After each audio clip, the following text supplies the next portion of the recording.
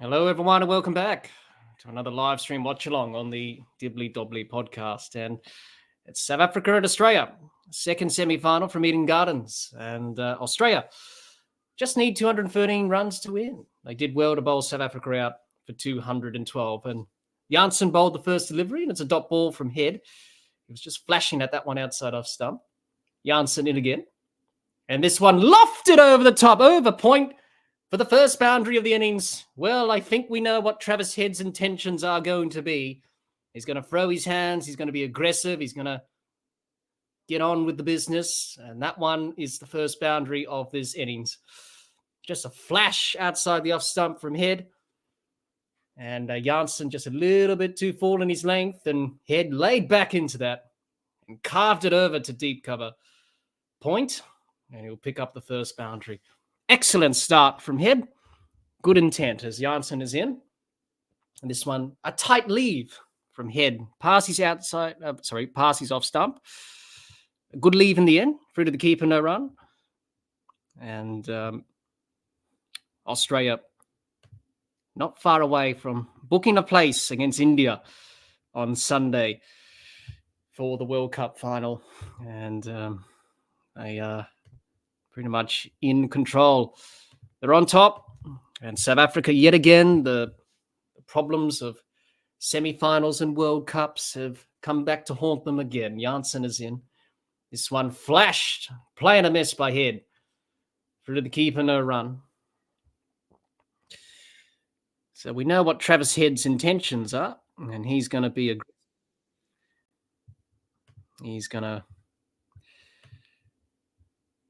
aggressive in the first 10 overs of this power play. Australia just need 213 to win. That's all they need. It's a similar score to 1999. This time, South Africa are not chasing. They're bowling.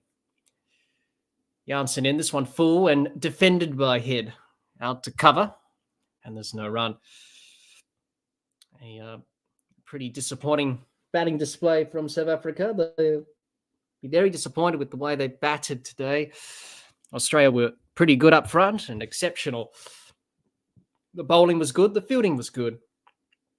And they were able to get the job done with the ball to bowl South Africa out for 212. So you would think it's a straightforward run chase. It's not much to play with for South Africa. Janssen in. This one down the leg side, and it's a wide.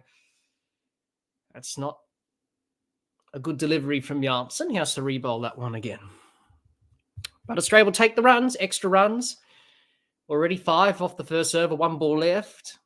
Boundary for Head and a wide, so it's a pretty good start for Australia. Extra runs and extra deliveries will help them. It certainly won't help South Africa in this match. They've only got 213 to play with, so it's not much. Here's Janssen, he's in.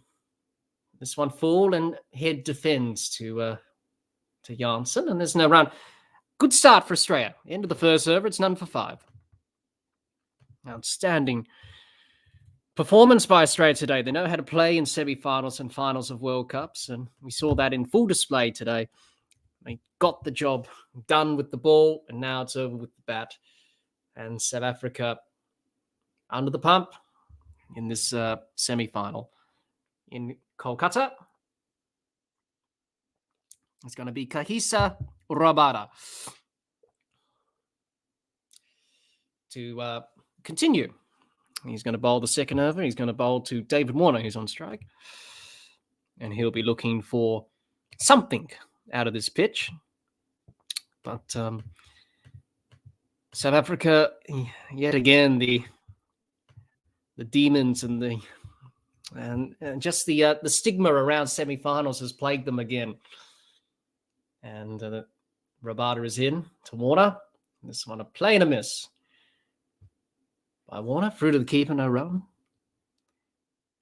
Not a bad start from Rabada.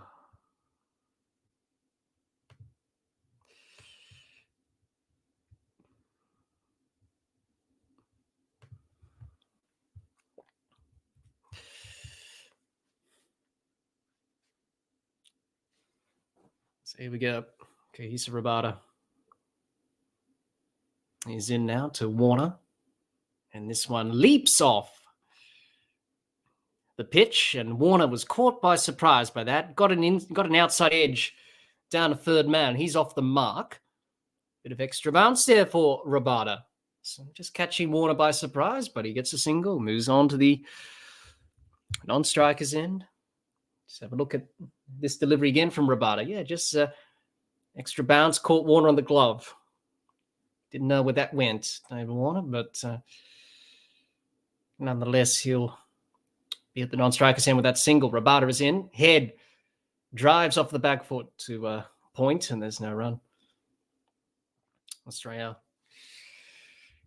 none for 6 in the start of their pursuit of 213. I think we pretty much know where this is going, and it's pretty much a foregone conclusion. You would think Australia just need to bat sensibly, really.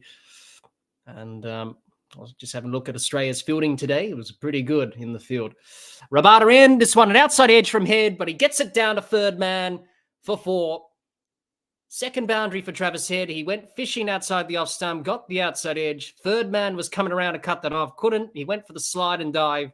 Couldn't save the boundary. 4 runs for Head. And Australia are rocketing at the start of this run chase. South Africa at this stage were barely in double figures. It was still in single figures and couldn't hit the ball off the square because Australia were bowling so well. But Australia off to a good start. Rabada in. And this one, playing a miss by Head, past his outside edge, through to the keeper, no run. I think we know the intentions from Travis Head today, and that is to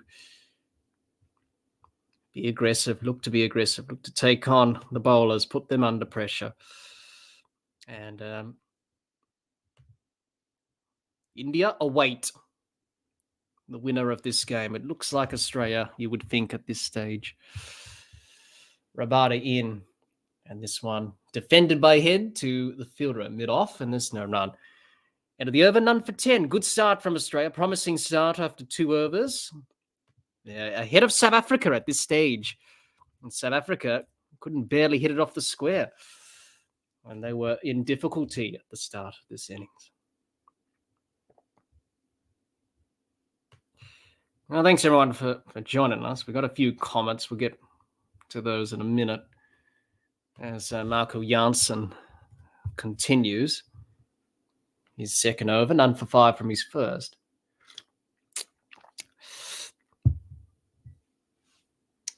And the good news from Kolkata is the rain is held. We had a bit of a delay early today. But apart from that, the weather has been pretty good. It's played ball. So I think we should be all right to get a result today. Probably don't need the reserve day. So Janssen is in to Warner, and Warner slashes this over point for a boundary down to deep backward point for 4. Wasn't convincing from Warner, didn't time it at all, but he picks up a boundary nonetheless. And Australia off to a very good start. Yeah, David Warner there just catching the toe end of the bat there. But he'll take it. 4 runs, he'll take that. Janssen not quite getting it right early on. Jihan, thanks for joining us. You say only need 18 overs to get a result.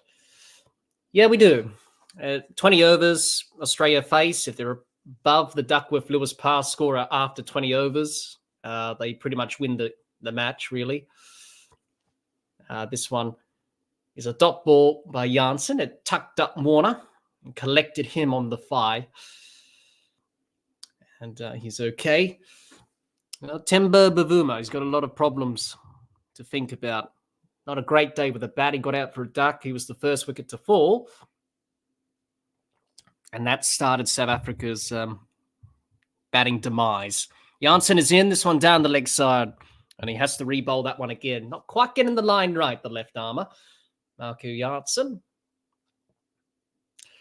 He went for some runs against India here in Eden Gardens in that game that South Africa played against India. And already none for 10. So he's proving to be a little bit of off his line in length. But Australia off to a good start. Janssen is in. This one, a play and a miss by Warner. Past his outside edge through to the keeper, no run. And Australia, they turned it on today. I think it was Australia's best performance in this World Cup thus far. They bowled really well up front. Their fielding was good. South Africa were under immense pressure, and they couldn't find a way to break the shackles early on. And Australia were able just to dominate, dictate terms. And pretty much the game sort of was in Australia's control. Janssen is in. This one again down the leg side. A brilliant take from de Kock, diving like a soccer goalkeeper to his right. He saves 4 byes, but in the end it's a wide, so it has to be rebowled by Janssen. Not quite getting it right. Struggling with that line to David Warner, as left armers tend to do. They do struggle with that line, bowling to left-handers, especially bowling left arm over the wicket.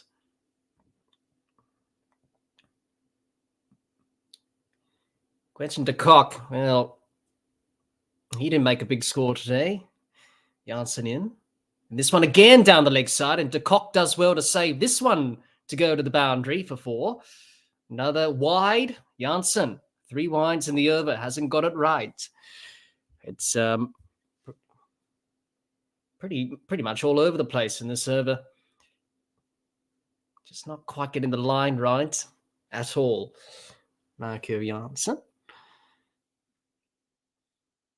Target 213 for Australia. South Africa bowled out for 212 from 49.4 overs. They didn't face the full 50. Janssen in. And this one jags back in. Beats Warner on the inside edge. Through to the keeper, no run. Looking to drive through the offside, Warner. In the end, that one came back in with the angle. And just beaten David Warner's inside edge. Now the curators, the ground staff, preparing, rolling the pitch and painting the lines and putting the bails on as we get underway in this second innings of this second semi-final. And Janssen in again. This one, full. Warner punches it to mid-off and there's no run. But all over the place, Janssen. 3 wide, so it's a pretty big over here. Went for 4, 3 wide, so 7 runs off it. So it's a long over. Probably not like Curtly Ambrose at the Wacker when he bowled those no balls back in the day.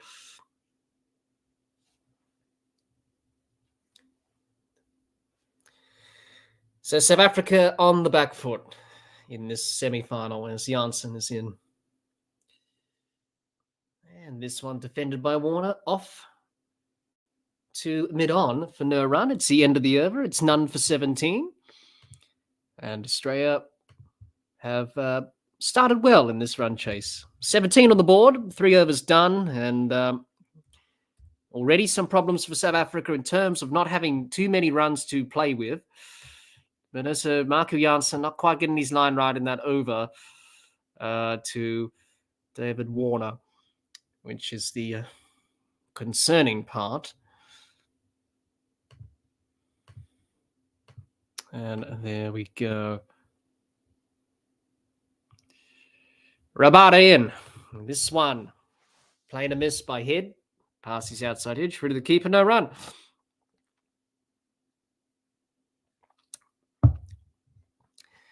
Well, David Warner. He's closing in on 7,000 ODI runs. He needs 99 runs for that. Wouldn't put it past him in this semi-final. And Rabada is in. And this one played by Head off the outside edge, down to third man for a single. He moves on to 9. And Warner will take strike. Jihan, your question. You say, do you think Australia let South Africa get away too much? They always have a problem against Klaasen and Miller. Other teams tend to keep them quiet. At the end of the day, Jihan, I think if you ask Pat Cummins, he said 212. You'd take that every day of the week, really. Yes, we can be critical.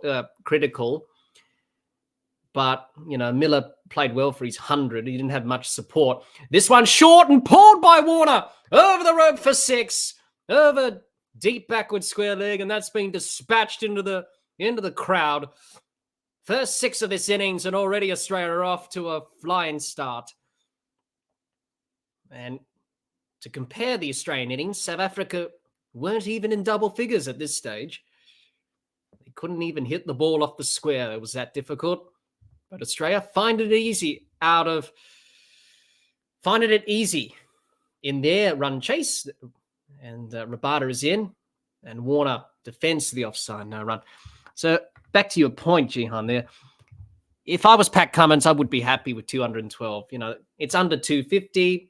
Yeah, could have bowled him out for, under 200. But in the end, 212, you take that every day of the week. It's not a big total, as we know. So I think Australia will be delighted with their work. Rabada in, and this one, Warner plays out to backward point for no run. And Jihan says, what a shot there from David Warner. It was a fantastic shot from Warner. Picked up the line quickly and was able to get into a good position to hook that. Obviously, Australian players are good hookers and pullers of the ball. And already South Africa under some sort of pressure early on in this run chase. Here's Rabada in. And Warner defends to the offside to point, and there's no run. It's the end of the over. It's none for 24. And Australia have started well in the run chase. 4 overs done, none for 24 after 4. 213 they need. And that is a coincidence, obviously. 1999, of course, South Africa needed 213 to win. We all know what happened there. So Australia are chasing 213. So a perfect symmetry to 1999. And for South Africa, the history of semi-finals, 1992, 1999, 2007, 2015, and now here.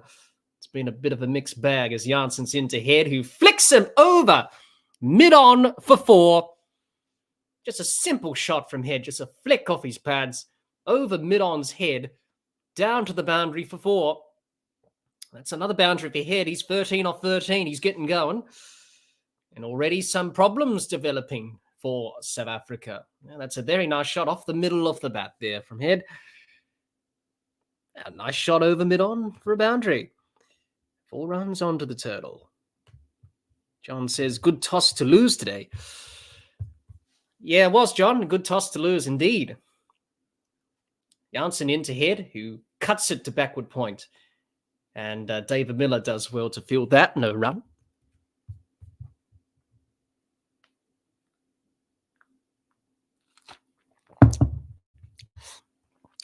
Well, John, back to your comment there. Pat Cummins would have had a bat first anyway. But Bavuma, really, South Africa were going to bat first anyway, even though there was weather around, because they don't chase well. So he's sort of had his hands tied behind his back, really. Jansen in, this one full and dispatched down the ground from head for 4 to the long on boundary. Already Australia are off to a rocketing start in this run chase. And already South Africa on the back foot, and it's not even the end of the 5th over. Marco Jansen went for runs against India here in Eden Gardens in that game where South Africa got bowled out for 80-odd, and now he's going for some runs here. Didn't play the last game against Afghanistan, Marco Jansen. He was rested. Maybe that was a little bit of a mistake for South Africa, just to make sure he's got his rhythm up. And he hasn't really started well, to be honest. All over the shop, down the leg side. He's got the line wrong, and the lane. Jansen is in. Head hacks this to mid-on. Bavuma does the fielding. There's no run. Travis Head gave that an almighty hack across the line. Jihan says, I know India have played well, but greatest team of all time, I think that's a huge exaggeration. That's what they were saying on the Great Cricketer. Well, it's certainly one of the great Indian teams that they've had in one-day cricket, for sure. I would say that. Of all time, that's a debate for people to have. Jansen in, and this one played off the outside edge by Head. He'll run it down to third man for an easy single. And he moves on to 18. Australia none for 33, chasing 213 already. This is the perfect start. South Africa on the back foot, as we've already said. I suppose people will have their own sort of view of this Indian team, but definitely one of the greatest Indian teams that they've had in a while. That's for sure. In one-day cricket, probably their best they've had in some time. Jansen in, this one flicked by Warner over the deep square leg boundary for 6. That's another 6 for David Warner. Pat Cummins applauds that from the dugout. He was happy with that. That's a brilliant way to end the 5th over. End of the over, it's none for 39 after 5. And David Warner starting to get going in this run chase. Another superb shot from Warner. Continues his fine tournament. He's been amongst the runs, David Warner. Well over 500 runs in this tournament. And he's not stopping. He wants a big score tonight. Get Australia over the line. Book a place in the final on Sunday, which it looks like more likely for Australia against India in Ahmedabad. And it should be a very cracking game. A repeat of the 2003 World Cup final. We all know what happened in 2003. Ponting made a big score. Damian Martin batted with a broken finger. Glenn McGrath got rid of Sachin Tendulkar. Went for a pull shot, top edge, and he was caught. And we all know what happened after that in that final at the Wanderers. So potentially a rematch in 2023, 20 years later. There'll be some rematch, that's for sure. As Rabada will continue. None for 12 from his 2. He's been put under some sort of pressure, Rabada, as well as Jansen. Good start by Australia. They're off to a rocketing start. And, South Africa, they weren't even in double figures at this stage. Rabada in. And this one on leg stump, and Head tucks it down to fine leg for an easy single. He moves on to 19. And David Warner will be on strike.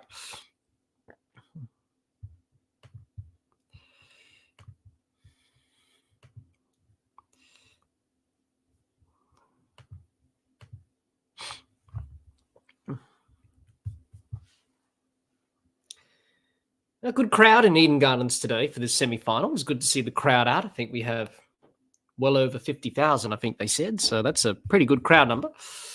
Seeing a good game of, you would say probably a one-sided sort of contest. Rabada in, and this one, Warner plays out to point, and there's no run. Well, Australia miles ahead of South Africa. At this stage of the innings, 5.2 overs, South Africa were 1 for 8. Australia are already none for 40. So it just tells you the difference in the South African innings.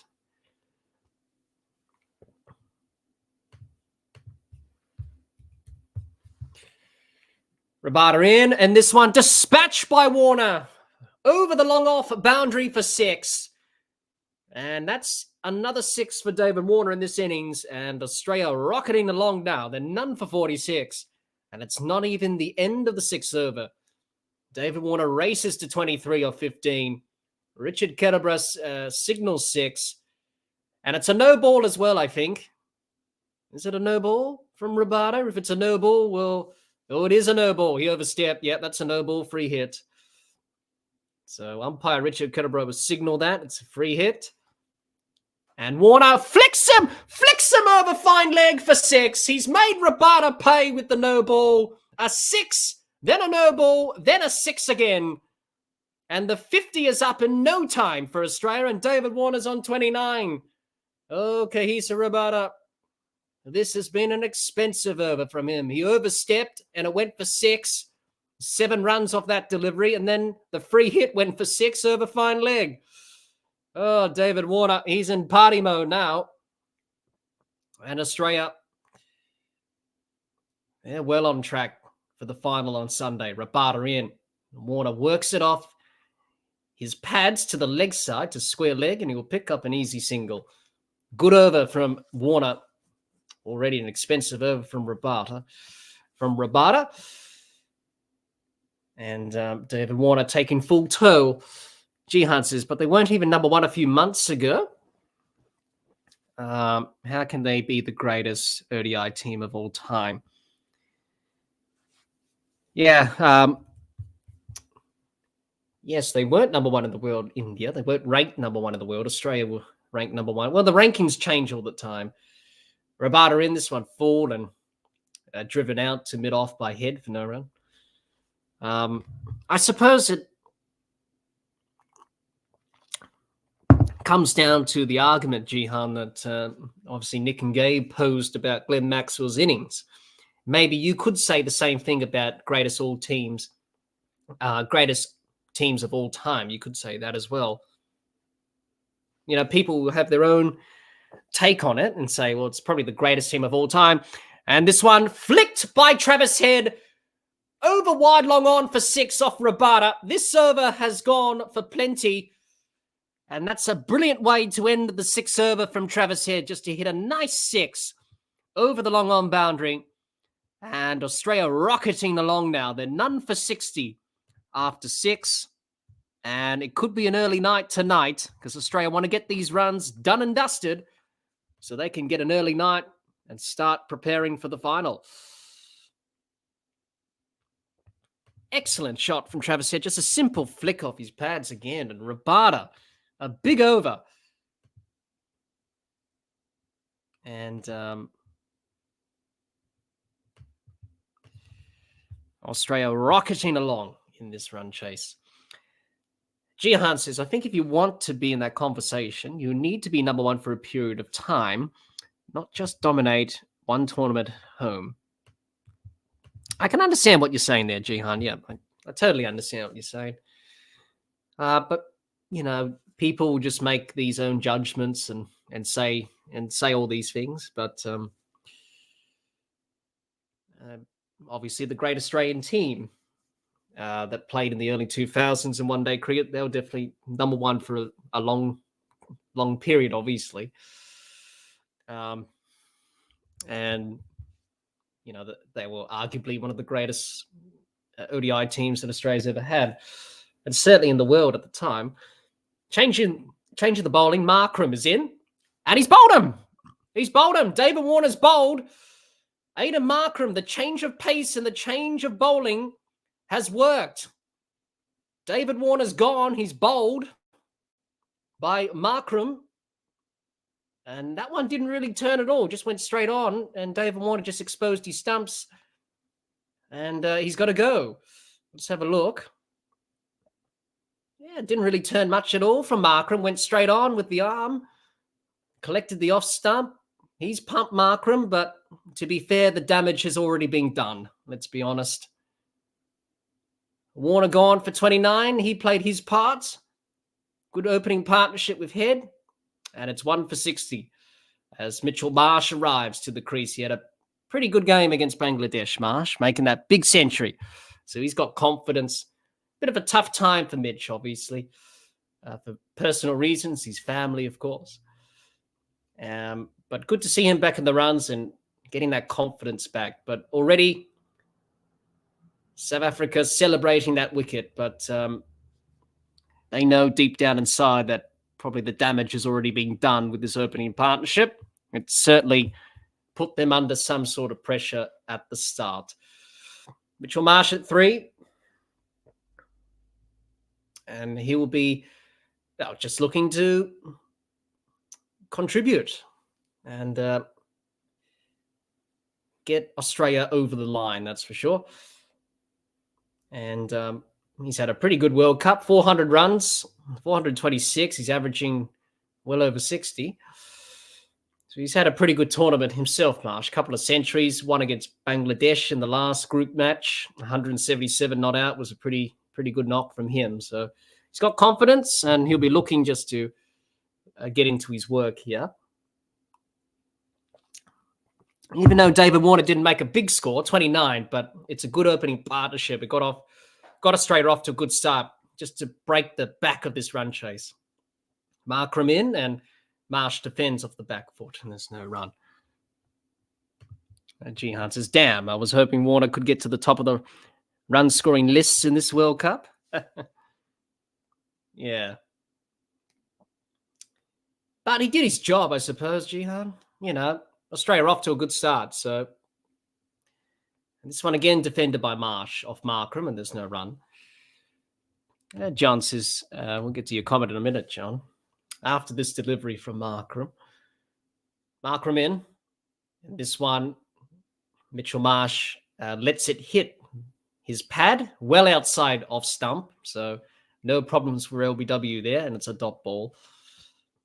So Mitchell Marsh he can take his time a bit, Marsh. There's no need to rush. Australia off to a good start already, 1 for 60. They've already put South Africa under pressure. Markram is in. And this one spins back sharply down the line. Wide outside off stump. Marsh lets it go to the keeper, no run. So a bit of turn there for Markram. We saw that from Maxwell and Travis Head, a bit of turn in the Australian bowling innings. But Mitchell Marsh watchful there. He's taken his time. Markram in. And this one, Marsh defends to the offside for no run. End of the over, it's 1 for 60. Aidan Markram got the breakthrough, but obviously South Africa know they're under the pump. 212 is not enough. And Australia are miles ahead in this run chase. And this could be over very early at the rate Australia is scoring. John says, debating the number ones of anything is just clickbait. Good for a round at the pub with working on your darts or pool. That's right, John. That's right. You know, you always have those conversations with your friends and mates. But, yeah. We always have those discussions in anything, really. Not just cricket, but other sports as well. He was the number one in the world. You know, was he better than this player? As Rabada continues to head. And this one worked to mid-wicket by Head, and there's no run. But with India, it's certainly one of the best teams that they've put out on the park in one-day cricket for a very long time. I think we can say that with absolute clarity. Good fielding from Markram at mid-wicket. He's up and about. He got a wicket of David Warner. But in all honesty, the damage has already been done because Australia are rocketing along 1 for 60 and they're miles ahead of South Africa by a long way. Rabada is in and Head pulls this back to Rabada, a flat-bedded pull shot. Didn't time it at all, and there's no run. That one from Markram to get rid of David Warner, it was just a straight ball. It didn't really turn at all, went on with the arm. And just David Warner just didn't play it all that well, that's all. Anyway, a good partnership with Travis Head, nonetheless, got Australia off to a rocketing start. Rabada is in, and Travis Head carves it to deep backward point. He'll only pick up a single. He moves on to 26. Australia 1 for 61 as Mitchell Marsh is on strike. Takes guard. Scratches his guard and Jihan says, is Markram going to do what Warne did in 99? I don't think so, Jihan. I don't think so. I don't think he's going to do a Shane Warne. Rabada in. And this one, taken! An absolute ripper of a catch from Rassie van der Dussen at cover. Mitchell Marsh laid back into that cover drive and he picked out Rassie van der Dussen, and Australia have lost the second wicket.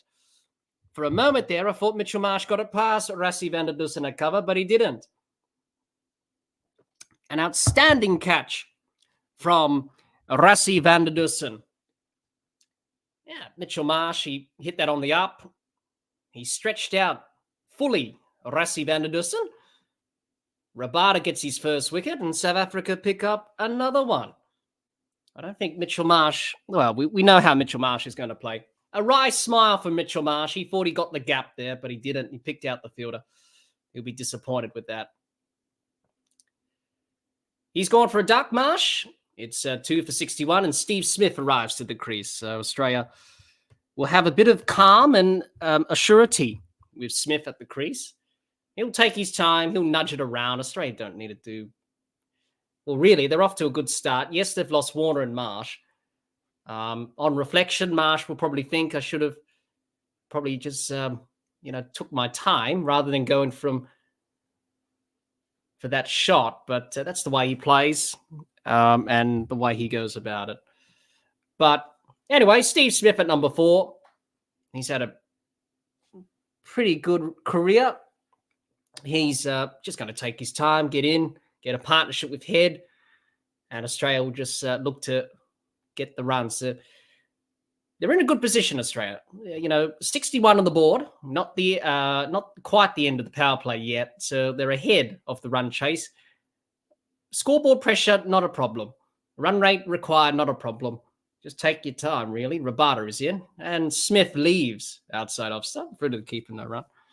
In his usual fashion, Smith, he leaves the ball in his usual way. Let's have a look at this from Marsh again. Yeah, just laid back into this shot, trying to carve that through the covers. He thought he got it past van der Dussen. It looked like he did for a moment, but van der Dussen was quick, moved well, took a very good catch there. Not easy to take when they're coming at that full speed. And Rabada is in, and Smith defends, and there's no run. That's the end of the over. It's 2 for 61 after 8. So really, for Australia, it's just take your time, really. South Africa are under pressure, so just take your time, nudge the ball in the gaps. That's all you need to do. What do they need required run rate-wise? It's not much. It's only... Well, they need 152 runs, Australia, off 42 overs. So I think that's a required run rate of 3 and over. So they're miles ahead at this stage. So no need to do anything rash. Markram in. And this one defended with a straight bat from him. There's no run.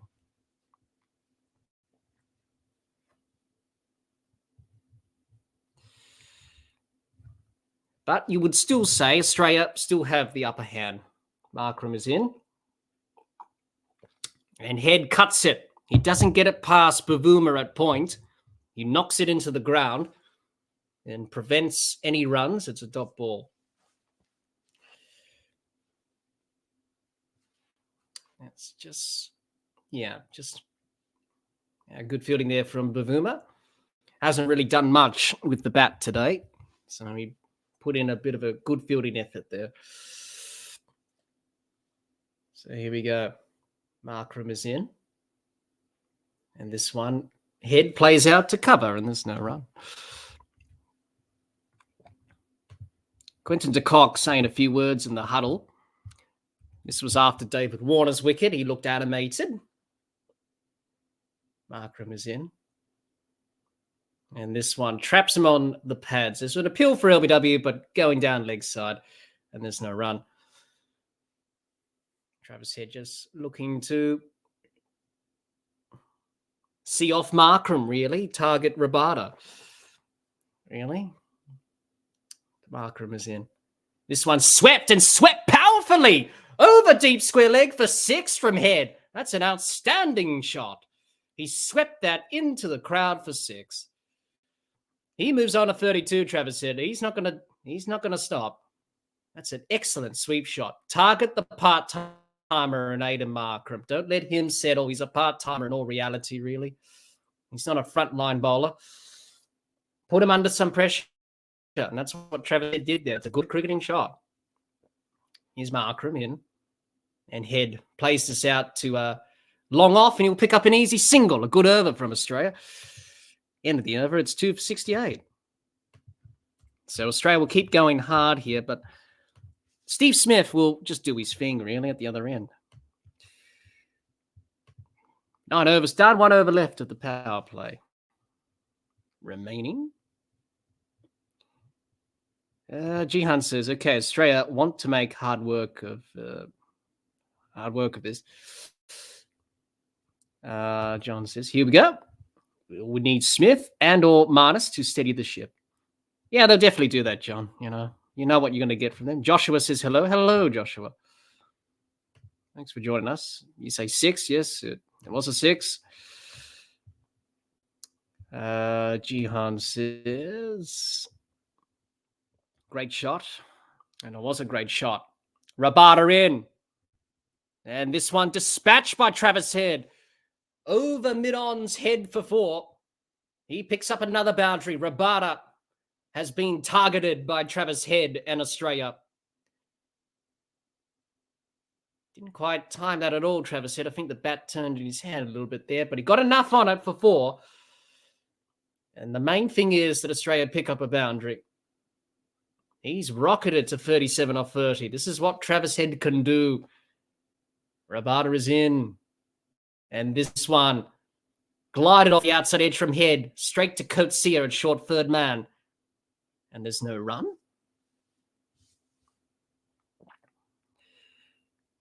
Jihan says great shot from Travis Head there. It was a great shot. Jihan says thought he was going to get caught, but there was no fielder there. No, there wasn't a fielder there. It sailed over the rope. John says nice.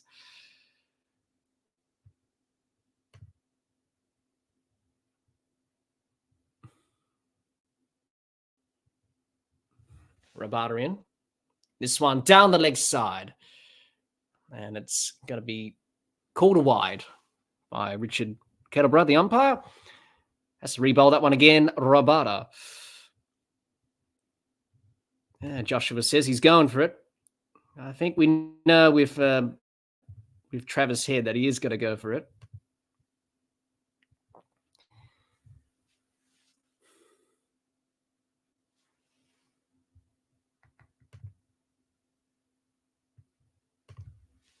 Rabada in, and Smith defends to cover, and there's no run.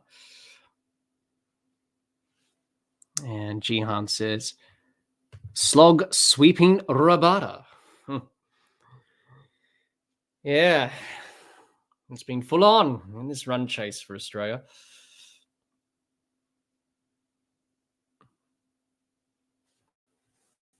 It's been full on indeed, that's for sure.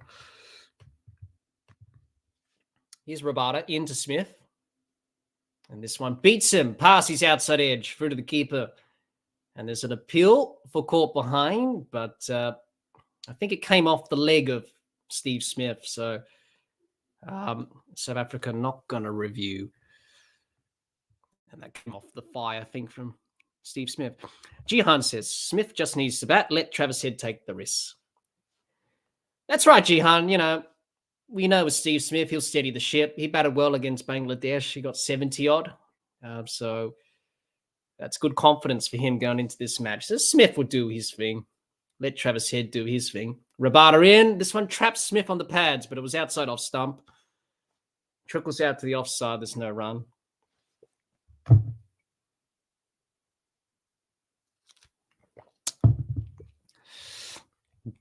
The South African fans, they're looking pretty dejected, pretty disappointed. And they pretty much know what this game is sort of going, really. Yet again, South Africa struggling in a semi-final. Rabada is in. And this one defended by Smith to mid-on, and there's no run. It's the end of the over. It's 2 for 74. That's the end of the first power play. And Australia miles ahead of South Africa after 10 overs. South Africa, I think they were 2 down for not many after 10. And Australia well in control. All they need to do is just score 3 and over, and they'll get there quite easily. Josh Hazelwood, he's having a chat to Andy Flower. He was an excellent player. Played for Zimbabwe as a wicketkeeper. Very good test record. Very good one-day player as well. He's a part of the Australian coaching staff as a consultant. Just having a chat with Josh there about tactics, about the game. Or just chatting about something else, I don't know. So, second power play has commenced and Markram will continue. He's got 1 for 7. He removed David Warner. Pat Cummins having some tucker. Been hungry after his bowling performance. Markram is in. This one defended by Head to the offside, and there's no run. Jihan says, if Miller had an attack samper and got that 100, South Africa would have lost already. And Jihan says, Andy Flower is in the Australian camp. Yeah, he is, Jihan. Markram in. This one defended by Head to backward point. There's no run. Yep, he is, Jihan. He was there for the Ashes as well as a consultant. And Australia carried him on into the World Cup after the Ashes. So it's good to have him on board. You know, he's a very intelligent person, as we know. A very good player, averaged well over 50, I think, in Test cricket. That one worked by Head down to long on for a single off Markram. John says, why didn't Josh bowl out his 10? Oh, I don't know, John. That's for Pat Cummins to talk about. Probably he thought, we don't need to bowl Josh out. He bowled really well. Maxwell and Head were bowling well in tandem, I suppose. Just the way he saw it at the time. But, Josh Hazlewood doesn't tend to bowl the last few overs anyway. So, that's something for Pat to answer. Markram in. And this one worked off the inside edge from Smith down to fine leg for an easy single. And he's off the mark. Jihan says, that looks like Indian food. I wonder what he's eating.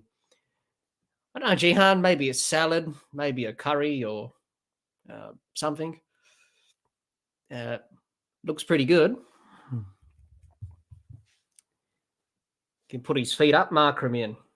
And this one played out by Head to mid-wicket. There's no run. Jihan says, I met Andy Flower once when I was at uni, when he was coaching England. Yeah, he was a pretty good player. Wicket keeper, good batter, reliable player. Markram in, and this one worked by Head down to long off for a single. It's the end of the over. It's 2 for 77.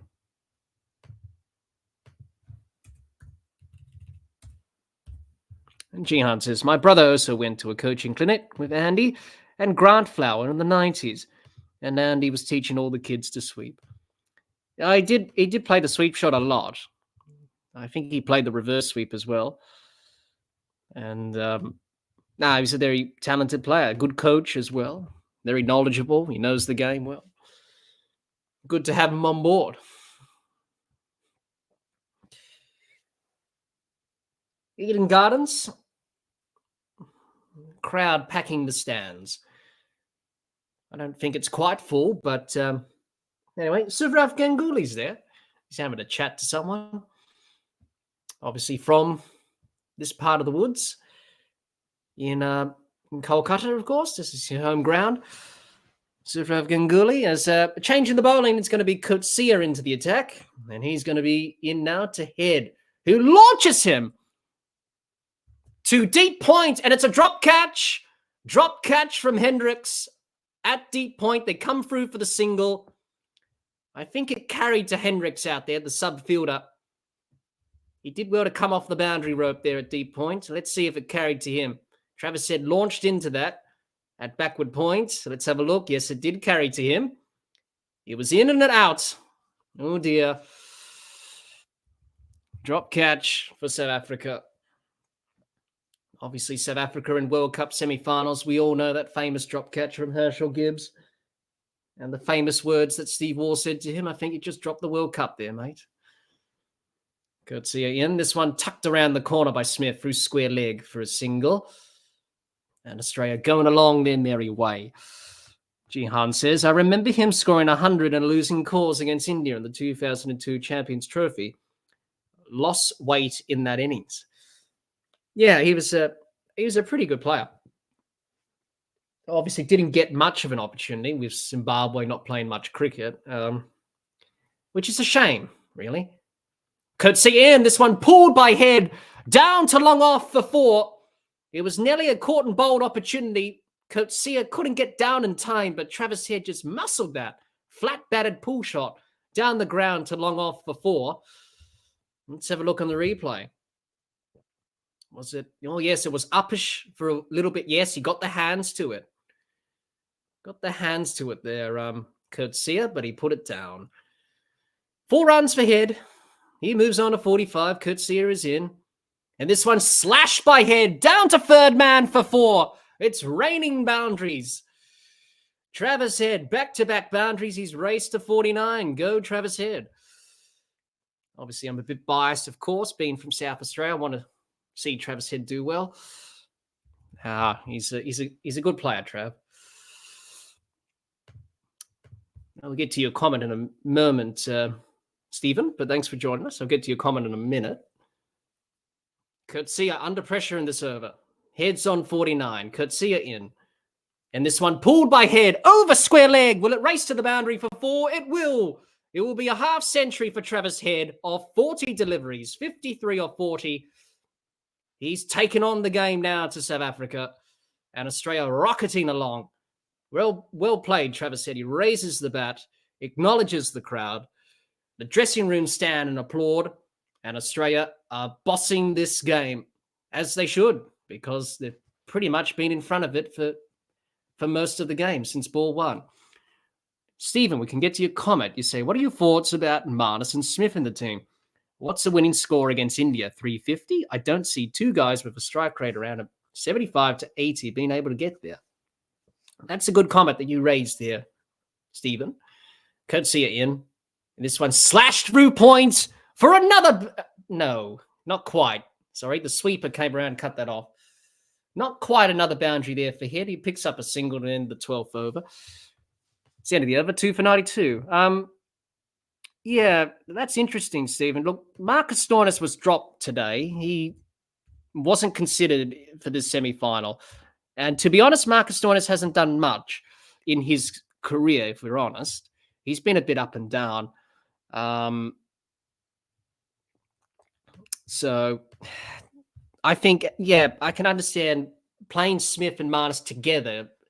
It does slow the strike rate a bit down there. But, Marnus, you can't fault his effort. He's really played well in this World Cup. He's fielded well. He's batted well. He's played some crucial innings at times. So I think Australia feel like that this is their best combination, as Jihan says. And I said to your last point there, Stephen, probably around about 350 for a good score against India. You need over 350 because they're just batting so well at the moment. Jihan says, I think if you could rely on Stoinis to bat more than 15 overs, you pick him ahead of Marnus. That was, yeah.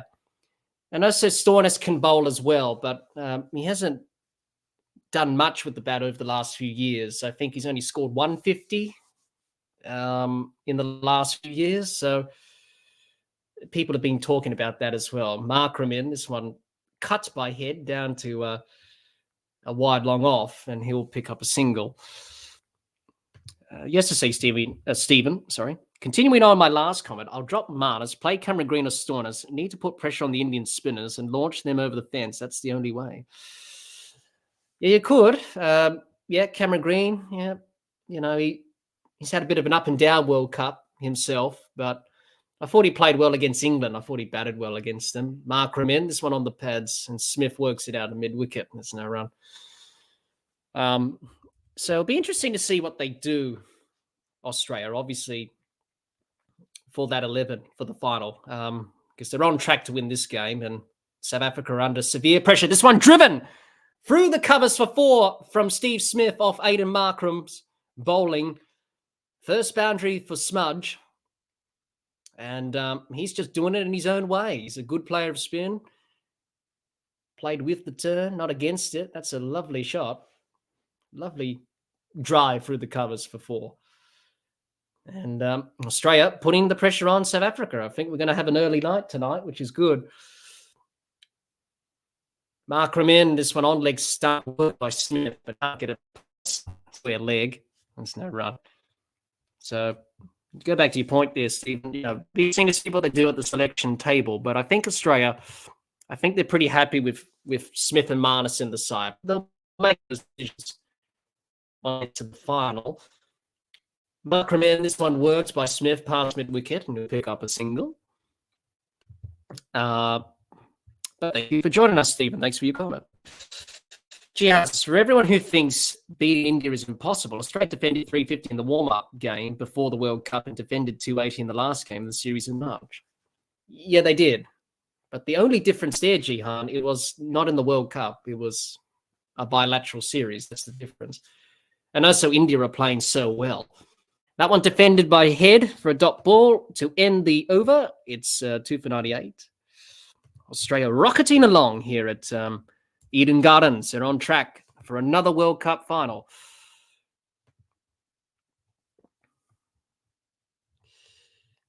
So, Jihan, you said, who's going to launch the Indian spinners, though? New Zealand did it well yesterday. Need to follow that mindset. Yeah, that's right. You just need to take a risk against them. Jadeja and Kuldeep, they got a little bit of they got a little bit of tap from Mitchell and New Zealand yesterday in that semi-final. Weren't really effective, really. I don't think they took a wicket, I don't think. I think between them, they didn't take a wicket. They went for some runs. So you can put them under pressure. You just have to take that risk. As a change of the bowling, it's going to be Tabriz Shamsi, who's going to bowl, the left-arm spinner. And he's going to bowl to Smith, who's on strike. Shamsi is in. And this one, a paddle sweep from Smith, just falling short of Bavuma at square leg, who's attempted to catch that ball, but it just bounced in front of him. And Smith gets a single, and he's off strike. Yeah, just a bit of a paddle there from Smith, just around the corner. And Bavuma there. That one just falling short as he was diving forward. Bavuma. So he's now put himself back at a 45 for that sweep shot from Smith. I don't think Travis Head's going to play a sweep shot. It's either going to be down the ground or that type of placement from Smith. Sorry, from Head. Here's Shamsi. He's in now to Head. And this one, Head works it out to deep point, and he'll pick up a single. You say, Stephen, Cameron Green can play well against the spinners and handle... is that meant to be burners or Bunsen burners there, Stephen?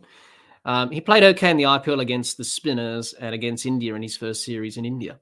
Yeah, he did okay against the spin cam. So yeah, he's a young player still. Drop that slip, and that will race away to the third man boundary for 4. Oh, South Africa, they haven't done themselves favors in the field. This one was cut by Head, too close to cut, and Heinrich Klaasen that slip. Got his hands to it, but it went past him quickly. I don't think he got a fingertip on it. So I don't think it was a chance. Very tough one. Down to the third man boundary for 4. Australia's 100 is up. Travis Head rocketing along. Shamsi is in. This one beats Travis Head past his outside edge. And there's no run. Stephen, you meant Bumrah. Yes. Yeah, he's played well against Bumrah. Obviously, teammates at Mumbai Indians. So he's probably faced him a lot in the nets. He's a good, exciting player, Cam. It was good to see him get some confidence in that game against England. He's had a bit of an up-and-down World Cup, but I really want to see Cameron Green succeed. Shamsi in this one worked down the ground by Head. He'll pick up an easy single to long off. JP Duminy. He's the coaching staff there. I think he's the batting coach for South Africa. Not a bad player himself, Duminy. Scored that 100 in Perth in that 2008-9 Test series against Australia where they chased 400 with that mammoth score that Australia posted. Shamsi in. Smith works it off his pads, but he can't beat the fielder at square leg. dot ball to finish. It's the end of the over. It's 2 for 106 after 14. Jihan, you say, remember that partnership between Kawata and Hanscom in 2019? They didn't let the spinners settle. No, they didn't, Jihan. No, it was a good partnership, and they were proactive. They used their feet. They were aggressive to the spin, and they did pretty well, and Australia went on to win that game. Jihan says South Africa are choking already. Well, South Africa struggling again. Jihan says Cam Green is the only player from WA that looks like he's had an issue against the short ball. It's all front dog, as the grade cricketer guys would say. Here's Maharaj changing the bowling. Maharaj is in and he's bowled him. This one spun back through the gate. Travis Head is bowled for 62. Maharaj comes in, picks up the first wicket in his spell. And South Africa finally get the first wicket after Travis Head had a few chances and now he's out bowled. That one turned sharply through the gate. Travis Head can't believe that bowled him, but the damage has been done. He made a good 62, but he's got to go. And Maharaj beats him on the inside edge. Well, that's the second time that South Africa have picked up a wicket with their first ball in the over. It was Markram, and now it's Maharaj.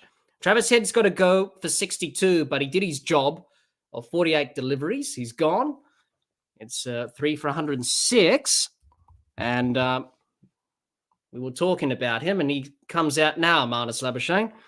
Perfect scenario for him and Smith, just to noodle the ball around in the gaps and get the runs for Australia. Obviously, chalk and cheese, these two.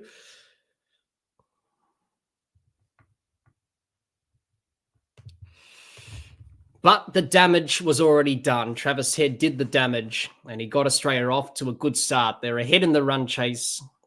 The run rate's not a problem. They just only need 3 and over, maybe 2 and over now. Let's see. What do they need? Just under 3 and over, which is not much. Maharaj is in this one, a full toss, and Labuschagne flicks it off his pads to deep square leg for a single. And he's off the mark. And Smith will be on strike. Stephen says the problem with Smith and Marnus, they put pressure on the batter on the other end. Yeah, they get 40 and 60, but at a strike rate of 75. Yes. Yeah, that's been the point that many people have talked about. I think sometimes we can get carried away with strike rates because of T20 cricket. Maharaj in, this one a full toss. And Smith works it out to mid-wicket, missed out there. And there's no run. Should have probably dispatched that to the boundary. Wasn't a good delivery from Maharaj. Anyway, nonetheless, top ball. Here we go. Here's Maharaj. He's in. And Smith drives through the covers to deep cover, and he'll pick up a single. That's all Australia will do. Smith and Labuschagne will just do that, just work it in the gaps, pick up the 1s and 2s. Travis Head, played inside the line of that. Just turned back enough. And Maharaj picks up a wicket. But for South Africa, they're under the pump. Maharaj in. And this one defended comfortably by Labuschagne on the front foot. There's no run. Marnus, he's a good character, isn't he? Reminds me of the Energizer Bunny, Marnus. He has a lot of energy. That's good to see. Maharaj in. And Labuschagne works it out to deep cover for a single. End of the over, 3 for 109.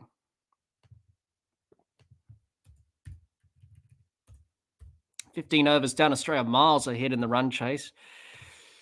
And this game is pretty much theirs. Jihan says, Michael Atherton is excited in the comm box. He would be Athers. He wasn't really excited about England because he had to do the post-match presentation with Josh Butler, which wasn't very happy to do because England were losing. Jihan says, I was about to say Travis Head has improved against spin, then he does that. Well, he already did his job, Travis Head. He got off to a good start, and he got the team off to a good start. The opening partnership between him and Warner was good, 60-odd, and he made 60-odd in a run chase of 213. So he's got Australia ahead of the curve, and Australia just knock it around, you get the runs. Shamsi is in. This one down the leg side. It's going to be called wide. Has to re-bowl that one again. Tabri Shamsi. 3 for 110 for Australia, chasing 213. John says, just knock it around, no rush. That's right, John. Knock it around in the gaps, no rush at all. Shamsi is in. And this one played out to mid-wicket by Labuschagne. There's no run. Jihan says, they can't just put the opposition away, can they? Always need to let them have a chance. Well, Jihan, at the end of the day, that's just the game of cricket. So you can't dominate all the time. There's always going to be counter punches and counter blows. What's the point if you're just going to play and just dominate all the time? It's not really going to make it fun, isn't it? You want to see a contest, that's all. This one defended by Labuschagne, no run. Shamsi is in again. This one reverse swept by Labuschagne, gets it past de Kock, and it's racing down to the boundary. It'll be cut off by Marco Janssen. He had to come around from long leg to cut that off for 2. A couple of runs. Stephen says, what's the rain situation? All gone or still lurking? I think it's pretty much all good, Stephen. We had a bit of a rain delay early on in the day, but apart from that, I don't think it's rained since that delay. So no doubt we will get a full game tonight, that's for sure. So good that the weather is hold and we can get a full game, which we wanted to see, obviously, because we didn't want to see the game get washed out. Shamsi in. This one traps Labuschagne under the pads. He's appealing, Shamsi. He over-appealed there. They've gone upstairs for the review, South Africa. This one trapped Labuschagne, but I think he was outside the line of off stump. And Shamsi was excited. As Jihan says, we need 5 more overs to get a result. Yes, we do. We need 20 overs to constitute a match. So we're miles ahead of that now. Okay, this is the review. Oh, that hit him outside the line. Why are you reviewing that, South Africa? That hit him outside the line by miles, I think. He was on the back foot, Labuschagne, but he moved across to the off stump and outside the line of off stump. I think that's probably going to be not out. It did turn from Shamsi, but I think it was outside the line. He was excited. Richard Kettleborough held his composure and he said not out. Very important umpiring technique there. It's not be influenced by the review. By the appeal of the bowler. Don't get caught up in that emotion. I think this is outside the line. Yeah, it's umpire's call for impact. Shamsi is not happy, but it was marginal. It's umpire's call, so Labuschagne survives. After all that, Richard Kettleborough will stay with his decision of not out. Yeah, umpire's call for the impact. Marginal. Shamsi was not happy. He's up and about. He's pumped. As we had a look in the replay, Shamsi said, you got to be kidding me. That looked pretty good, but it was umpire's call. And I think Marnus Labuschagne, he knew straight away that he was outside the line. It was marginal in the end, 50-50. Shamsi is in. And this one beats Labuschagne. Try to work to the leg side, but through to the keeper, no run. And it's a dot ball. Jihan says, well, it's a reward for the new ball bowling if they chase well. Yes, that's right. Well, Australia are ahead in this run chase. They're certainly in control. No pressure from the required run rate. They just need a tick under 3 and over, really. So here's Shamsi in. And this one down the leg side. It's going to be called a wide. Has to re-bowl that one again.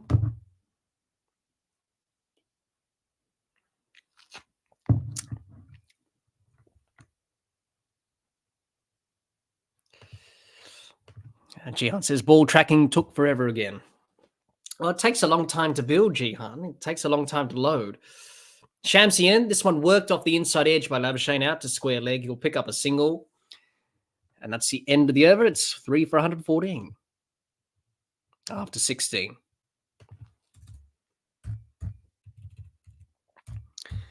Eden Gardens. And this venue has, that's going to be drinks as well. So Australia drinks 3 for 114 after 16 overs. As I was saying, Eden Gardens is a iconic venue, of course, in cricket. So it's an iconic venue in Cricket World Cup history as well. Obviously, Australia, this is where they won the 1987 Cricket World Cup when they defeated England in that final. And they won their first title. And obviously, for Eden Gardens, it's the first time since 1996 that it's hosting a semi-final of a World Cup. A bit of a trivia question for those who are listening. Who played in that semi-final here at Eden Gardens in 1996? Quite a memorable match. So a bit of a trivia question there as we have the drinks break. Who played in that 1996 Cricket World Cup final here at Eden Gardens? The last time that it hosted a semi-final of a World Cup. So a bit of a trivia question for those who are listening or watching us. Gian says, I think when you dominate a team for the first 25 overs, you don't want to be giving them any sniff whatsoever unless they play amazingly well to turn it around. Yep, that's right. That's just the way sport goes, really. The ebbs and flows. And you get that in cricket as well. So the players are having a good drink just to replenish the fluids, I should say, as we get started after this drinks break. With Australia in control. Jihan says, that's why I get frustrated when this Australian side, with this Australian side, when you have to keep them down, keep them down.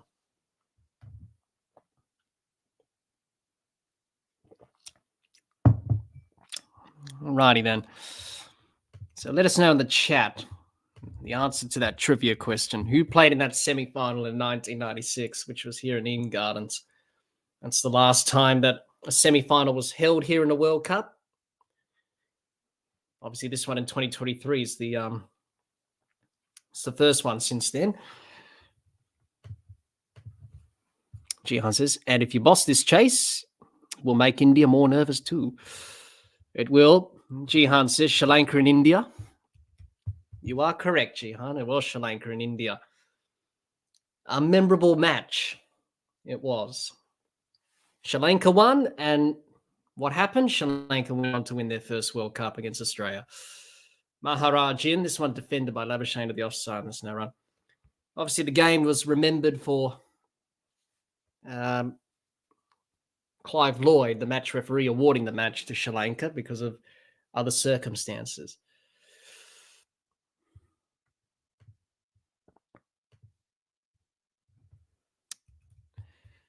This one defended by Labuschagne. There's no run.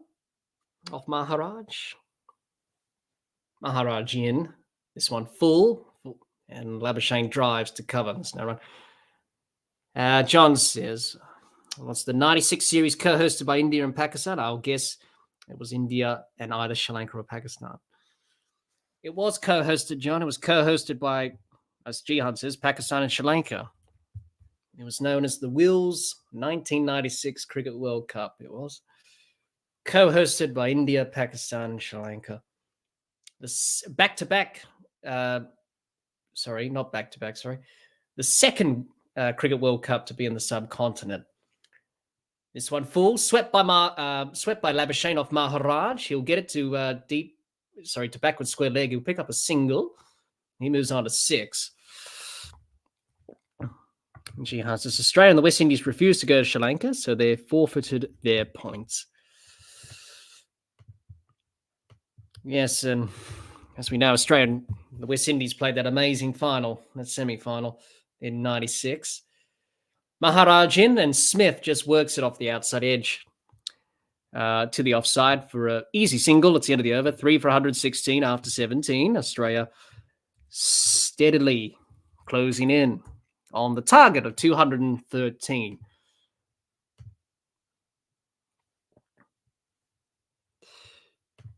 John says, so all three sides. Yep, it was, John.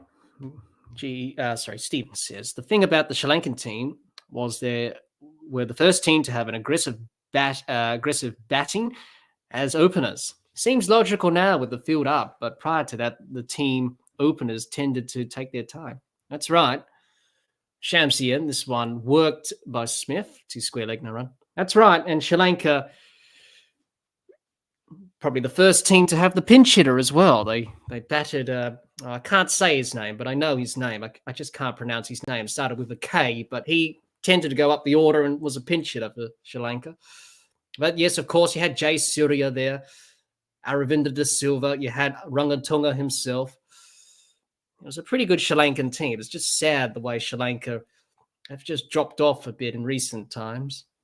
A small cricketing nation, but they play the game with a big heart.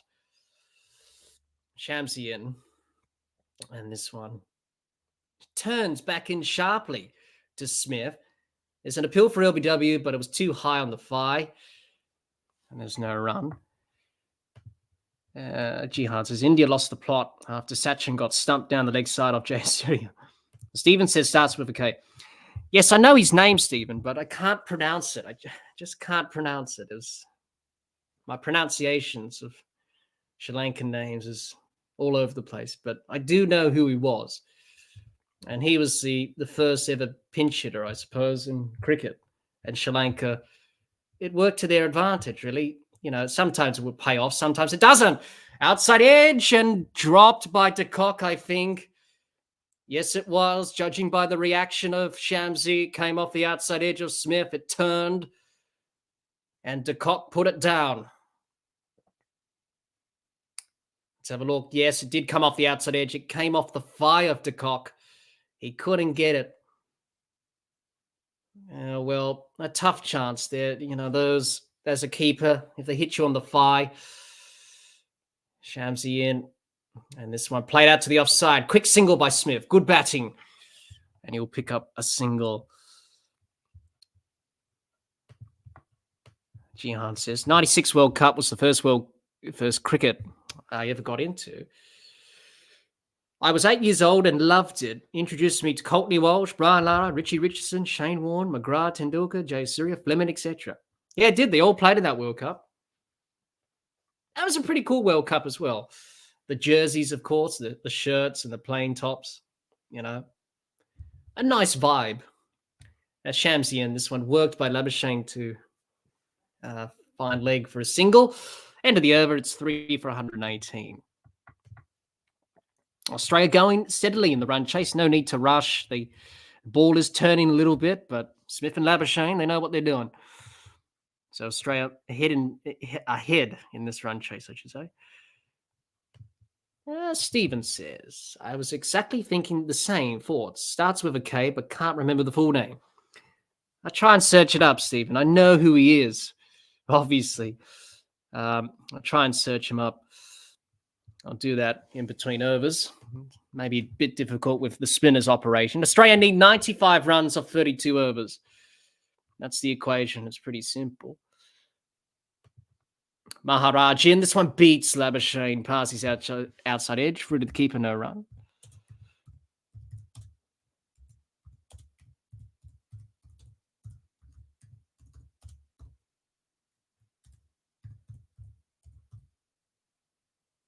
Maharajin, this one beats Labuschagne, passes outside edge, through to the keeper, no run.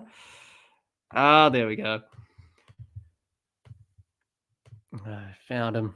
There we go. There we go. So here's Maharaj. He's in now. This one tossed up. Labuschagne defends the offside. That's all right. There we go. If you're still listening, Stephen, I'll copy and paste his name into the chat. But there you go. It was Ramesh Kawifarana. That was his name. Pinch hitter from Sri Lanka, wicketkeeper. Played in that 96 World Cup. This one defended by Labuschagne again. No run.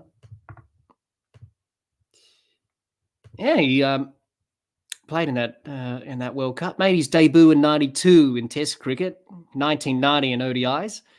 He played up until 2004.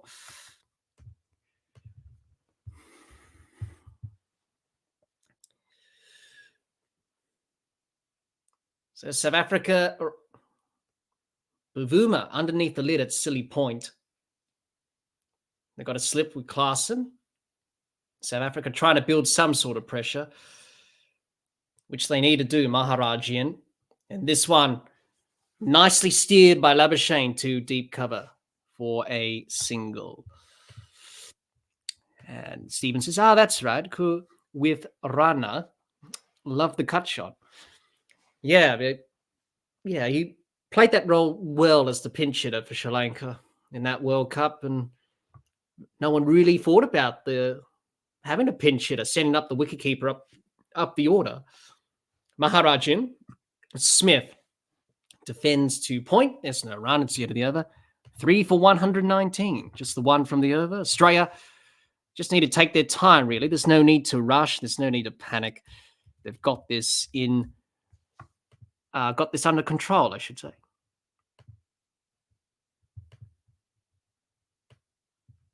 Yes, there has been many great players in World Cups, obviously. We've seen over the years.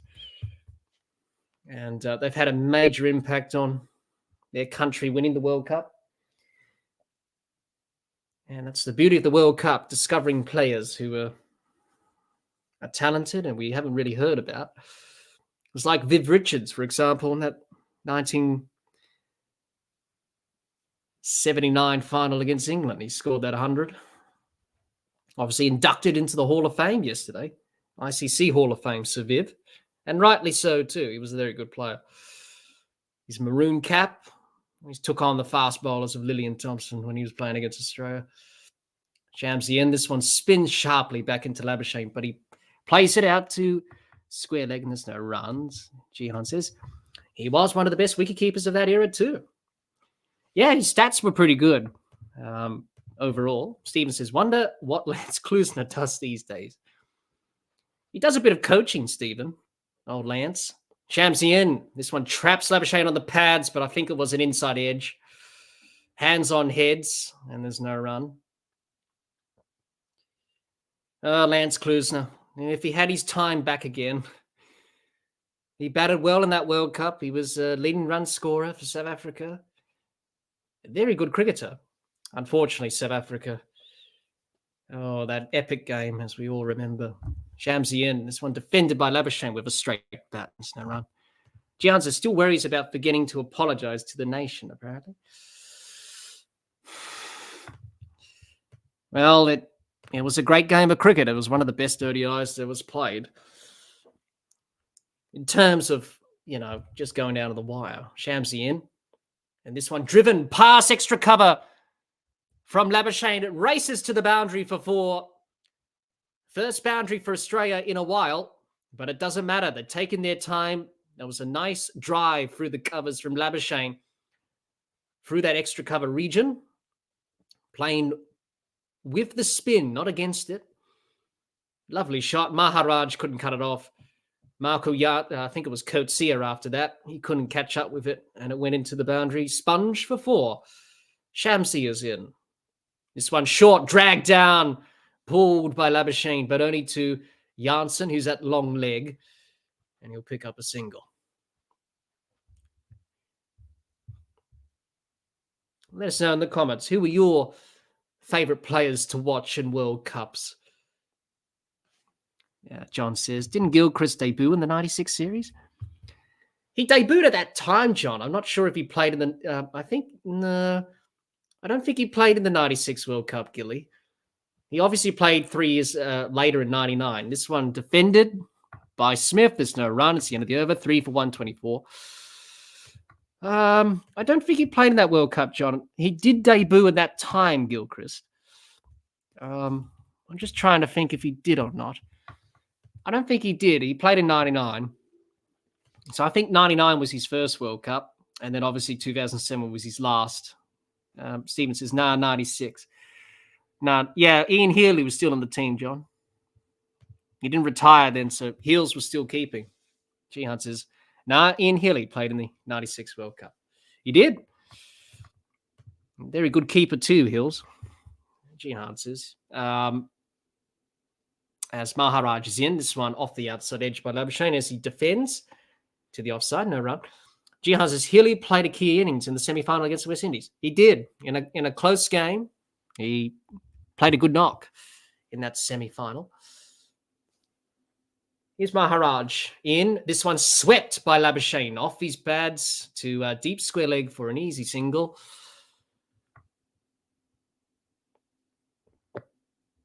Australia just need 88 runs to win. 29 overs. Still a lot of time to get the runs. They're really bossing this game, really. South Africa under pressure. Maharaj in. Smith advances down the wicket. And he'll get a single to long off, wide long off. He'll pick up one. Australia 3 for 126. And John says, said, okay, thought Gilly replaced Healy due to injury. No, he didn't. Obviously, Gilly debuted in that time. He debuted in the 90s, around about that time, but wasn't a part of that 96 World Cup. Maharaj in. This one defended by Labuschagne. No run. Well, Australia clear favourites. They're 90% on the win predictor. That's about right. South Africa 10%. So that's not good for them. Maharaj is in. Labuschagne defends to Bavuma at silly point. And there's no run. G-Hunt says, Klusner said that recently, that it's taken him 20 years to realise he should have apologised to the nation. They really took that to heart. Can't let it go. Maharaj in. This one swept in front of square on the leg side by Labuschagne for a boundary. 4 runs to end the over from Labuschagne. An excellent sweep shot. Swept nicely through square leg for 4. In front of square, and he will pick up a boundary. End of the over, 3 for 130. Stephen says, apart from Michael Bevan, there wasn't much difference between the test team and the one-day team. No, there wasn't. Not at that time. It was pretty similar. And Australia had pretty good strength in those days. G-Hunt says, yeah, that's so true. And Bevan played in the 97 Ashes, but got confused by the short ball. Yeah. Well, he took 5 wickets at a test once, Michael Bevan. With his spin, Shamsi in. This one spins back in sharply to Smith, but he plays it with a straight bat, defends comfortably, and there's no run.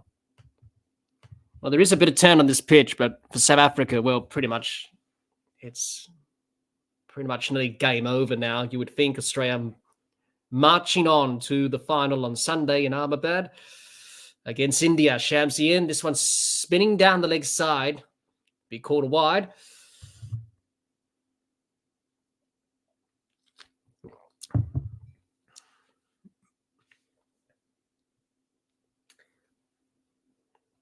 Shamsi's in. And this one, Smith plays back to Shamsi. There's no run. So there is a bit of grip and purchase for Maharaj, left arm spinner, and also Shamsi, the leg spinner as well, the left arm leg spinner. But for South Africa, the problem is the runs. They haven't got many runs to play with. It's only 82 for Australia required. Shamsi is in. And Smith works it to mid-wicket. There's no run. Comfortably in the end. G-Hunt says, I think Gilly debuted around 97, 98 apparently. One day Steve Orr said, do you feel like opening today? He did. And he said, you're going to open. Gilly said, all right. And he never looked back, really, in one-day cricket. Smith works it through the leg side for an easy single. And Australia just picking off the runs here now. No need to take any risks. They've got this game where they want it. They've played well today. They've outplayed South Africa, really. Oh, South Africa have just had their problems today. Not really batting well. They bowled okay, but the pressure. Shamsi in. This one, an attempted sweep from Labuschagne, but it's down the leg side to be called a wide. Has to re-bowl that one again. Shamsi, 2 wides in the over. Just straying with his line here, Tabriz Shamsi, as leg spinners tend to do. You wouldn't see that too often from Shane Warne, obviously. Shamsi in. This one, reverse swept and given. He's been given Labuschagne. He's been given out LBW. He's reviewed it, I think. Stephen says it was out, but he's reviewed it. He's gone upstairs. So Labuschagne went for the reverse sweep. He did trap him in front. Smith saying probably hit you outside the line, maybe. Go upstairs, review it just to be sure. And Shamsi. Let's have a look. This one pitched straight on. It's given out by Richard Kettleborough. So no doubt about it. Pitched in line. Hit him on the knee roll. So nowhere near the bat. So Shamsi could be in business here. Looks good. Looks in line. Everything looks good there. Whether or not it was going to hit the stumps is another question. Given out by umpire Kettleborough. Let's have a look. Ultra edge. There's ball. Clear gap between the bat and the ball. And Chris Gaffney is the third umpire from New Zealand. So he'll just be going through the process as ball tracking's loading. Let's have a look. Pitching in outside off. Impact is in line. Wickets is umpire's call. Just clipping the leg stump. It's good enough for South Africa. And Richard Kettleborough will stay with his decision. That's the end of Labuschagne. He's gone for 18. It's 4 for 133. Australia just need 80 runs to win. So not a problem with the runs here. Labuschagne, he'll be disappointed, as always, when he gets out. But he's got to go for 18. 4 for 133 for Australia. And that will bring... Is it going to be... Excuse me. Is it going to be... Josh Inglis or Glenn Maxwell coming out next? It's Glenn Maxwell. He's coming out. Why not? He's on cloud 9. Glenn Maxwell. It was a superb innings he played against Afghanistan. That 201 not out was some of the best hitting I've ever seen in one-day cricket. Couldn't believe that he actually did what he did.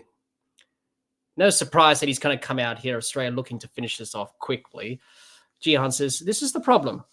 They're going to bat like this limply against India spinners, it will be game over. Glenn Maxwell in at number 6. So obviously Josh Inglis has been demoted down the order. Stephen says it's got to be Cam Green against India spinners. The runs just dry up. John says, just Googled it. Gilly debuted in 96 against South Africa as Healy was injured. Thus my confusion. He did open for Australia in 98. Thanks for that, John. Yeah, that sounds right. Well, Bavuma and de Kock having a long discussion. South Africa now have it. Oh, Bavuma's had a leg slip with the helmet on. He's up close catching on the leg side behind square. Glenn Maxwell, good player of spin. We saw that against Afghanistan. Here we go. Shamsi in. This one beats Glenn Maxwell, past his outside edge. There was an appeal for caught behind. Shamsi was jumping up and down. But umpire Kettleborough says not out. It's the end of the over. It's 4 for 133. Well, a constellation prize, I suppose, for South Africa with these 4 wickets. They've been under the pump at the start of this match. And Australia just taking pretty much taking their time. They just need 2 runs and over. They need 80 off 28 overs. So it's no problem for time. They've got plenty of time.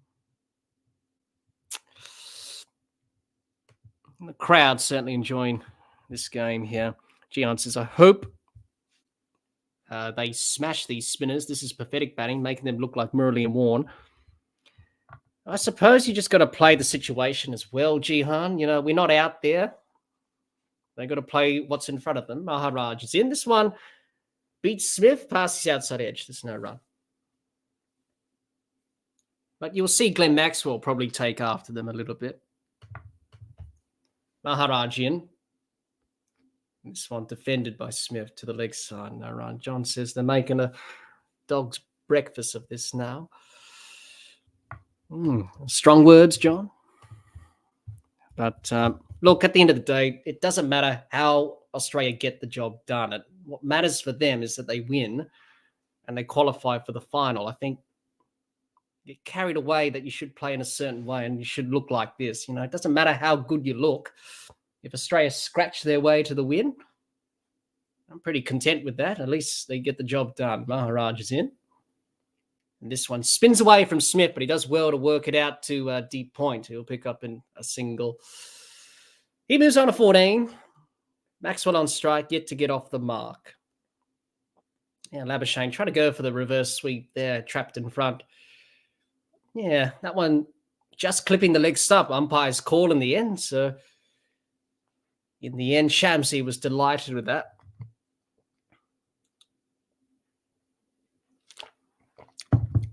Something for South Africa to smile about, but Australia, they're on track. They just need 79 more runs. Maharaj is in. Reverse sweep from Maxwell.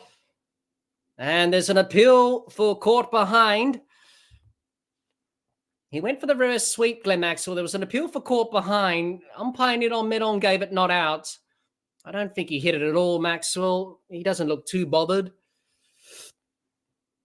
Jihan says if Maxwell hits a quick 550 here, he will shut everyone out. Athers is starting to get annoying. Stevens says out. Let's have a look. Going for the reverse sweep here, Maxwell. I don't think it hit the glove. I think there's a gap between the ball and the glove on that replay.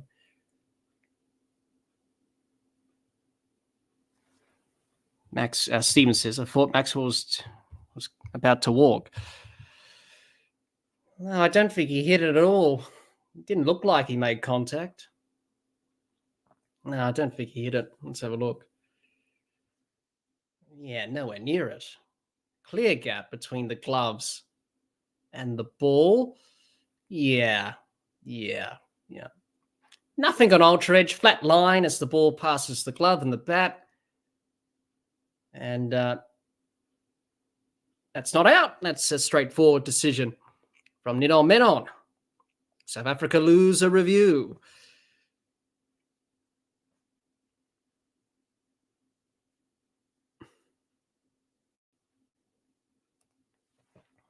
Just on a motion there. Maharaj in. This one on leg start. Maxwell defends to mid-wicket. There's no one marker and does the fielding. Jihan says maybe he was trying to get them to waste a review. Yes, that's the end of the over. It's 4 for 134. Australia just needs 79 more runs to win from 27 overs, chasing 213 to win, to advance to the final on Sunday in Ahmedabad against India. And they're on track to do so on this semi-final here in Kolkata. It's going to be Shamsi to continue. He got the wicket of Labuschagne. Australia just need an under 3 runs required. That's pretty manageable. Shamsi is in. Smith plays it out to the offside for a quick single. And he'll make it home. Moves on to 15. Australia just no need to rush. Take your time. Ball is turning and gripping a little bit. It's not easy just to go from ball one. It's just about just making sure that you are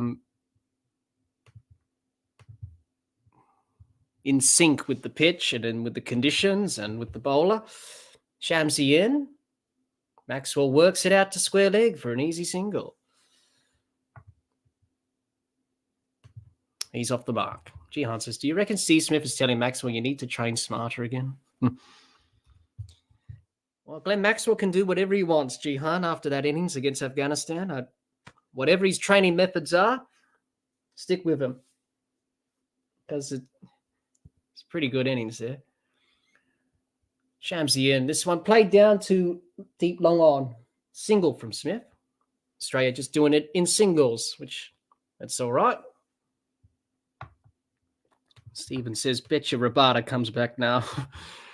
Well, I think if Rabada comes back, I think he's going to go for some tap, especially off Glenn Maxwell. Shamsi is in. And this one bowled him. Maxwell is bowled. He went to pull. And that is the end of Maxwell. He is gone for one. Australia 5 for 137. Shamsi is celebrating. He's carrying on a little bit, to be honest, really. Yeah, okay, you got the wicket. No need to carry on. He's walking off Glenn Maxwell, so... South Africa cheer. 5 for 137. Maxwell going for one, bowled by Shamsi. It's 5 for 137. That one didn't really turn at all, really. Just went straight on, and Maxwell went to try and pull and didn't quite connect. Jihan says, when you have a team by the metatarsals, this is the worst thing to do. Maxwell gone for one. It's 5 for 137. Australia just need to play it out, really. That's what they need to do. Mitchell Stark's padded up. I don't like that. Josh Inglis. Australia just needs 76 off 26. They've got Steve Smith out there, which is the important thing. Tabriz Shamsi celebrating. So South Africa, people are saying, well, this could be the game on. Well, Stephen says, I got a bad feeling. Australia should do it, really. 5 for 137, not ideal. They would have liked a few wickets in the shed. But look, they just need to see off Shamsi and Maharaj. Go back to Rabada. Let Rabada bowl and Janssen and Coetzee. They're definitely easy to hit, obviously, because they're not spinners.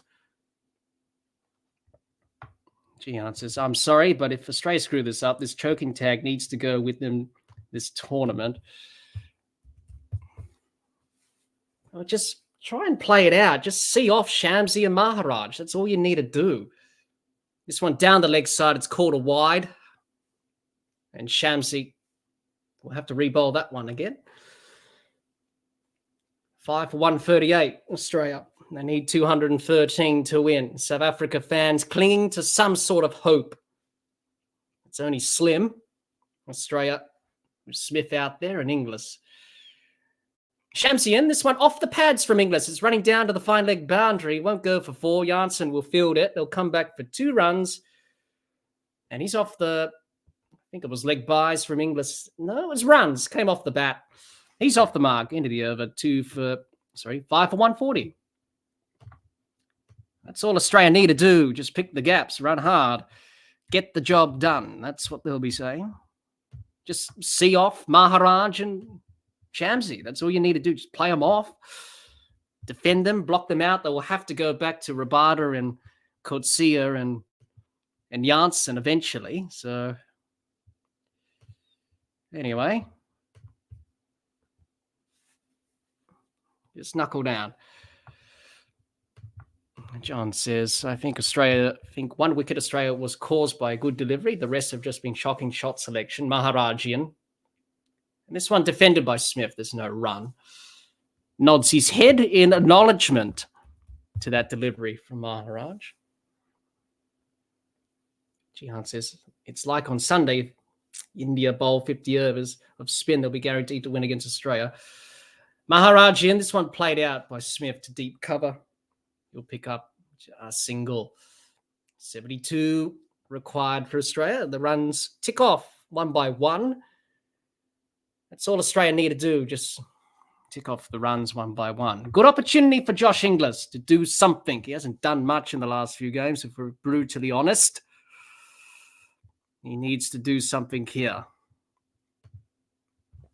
I'll just bat with Smith. That's all you need to do, Maharajian. And this one, Inglis works it out to cover. There's no run. That'll be the plan, I think, just to pick the gaps. If you can, rotate strike, do the basics. Here's Maharaj, he's in. And this one defended on the back foot by Inglis. There's no run. Well, South Africa, they're fighting on, but really the damage was done in their batting. Maharaj in. This one defended on the front foot by Inglis. There's no run. On ball left of his over. So Maharaj is only... So you would think Maharaj and Shamsi will bowl out here. Obviously, that's the obvious thing that Bavuma would do. Shamsi in. This one defended by Inglis. There's no run. It's the end of the over. 5 for 141.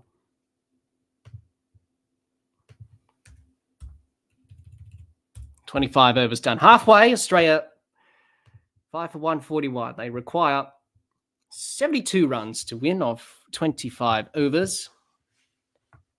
So the overs, plenty of time. Required run rate's not a problem. That's just only 2 runs and over. Run rate at the moment is 5 and over.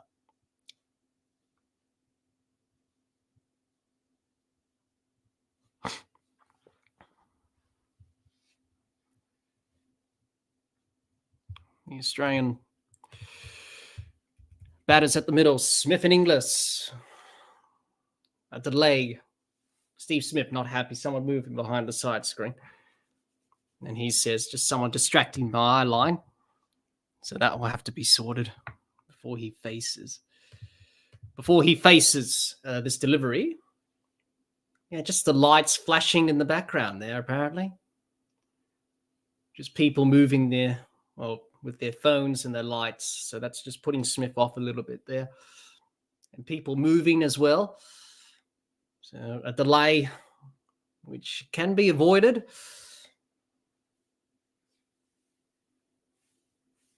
Shamsi, 2 for 29 from his 6. The plan will be just to see off him and Maharaj. They're going to bowl out here. Just see them off, really. And score off the quicks. Shamsi in. And this one, Smith works it off his pads down a fine leg. He'll pick up a single. And that's all that he needs to do. Stephen says, these spinners are bowling nice loopy stuff because they know that we ain't got the confidence to take a step and pump it down the ground for 6. Jihan says they need to change the momentum here. Well, they don't need to take any risks, Australia. They just work it in the gaps. The run rate's not a problem.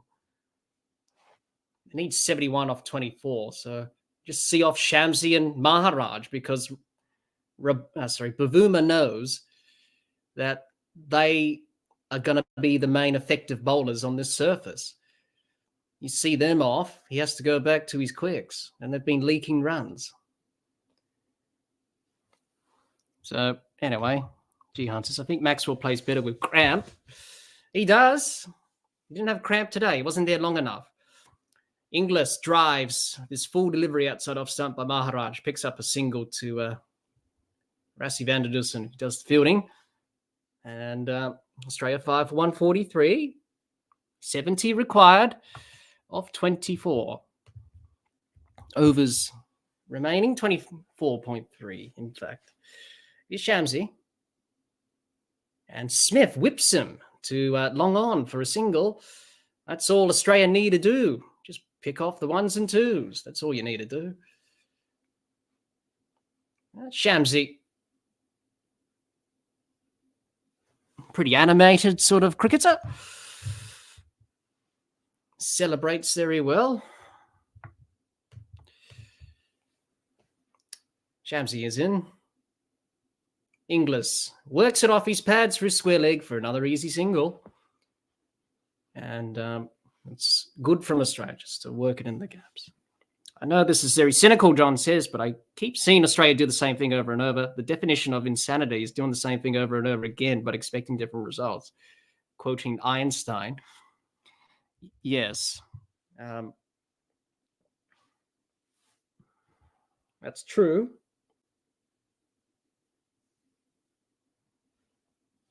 Shamsi in. This one worked through square leg for a single. Smith moves on to 19.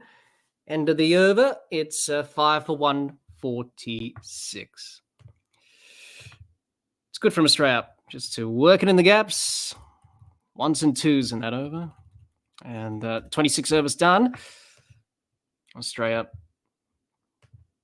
creeping along. Jihan says, yeah, they like dominating and then falling asleep for a while, then to turn it into a challenge ongoing pattern. Well, Jihan, from your comment there, I think you're very hard to please. Look, what do you expect from them? It's the game of cricket. You're going to have ebbs and flows. You're going to have teams fighting back. I think, to be honest, I think people wanted a contest because we knew at the halfway point that this wasn't going to be a contest. It's a semi-final, so you want a tight game or a close game, but this one defended by defended by Smith off Maharaj, and there's no run. Maharaj is in, and Smith just works it to long off for another single. He moves on to 20.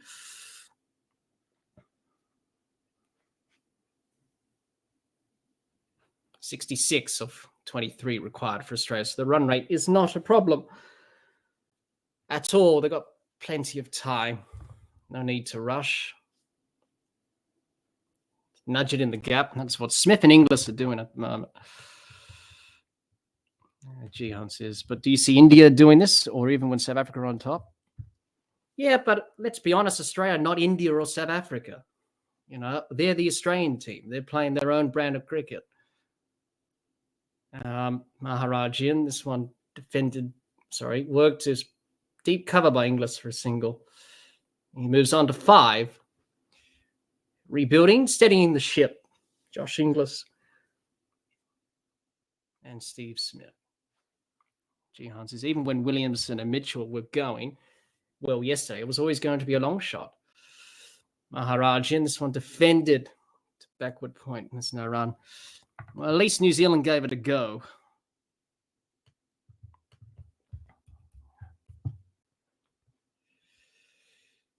Maharaj in.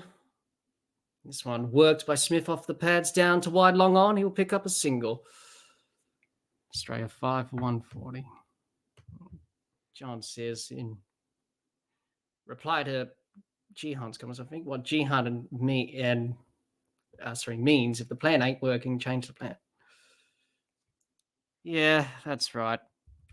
Well, why don't you just go write them a letter and an email and send it to them? Do that. So it worked to long on. Single from Inglis, bring up the 150 for Australia for 5 at the end of the 27th over. Australia slowly but truly getting there. I think Australia don't care how pretty it looks. At least they get the job done.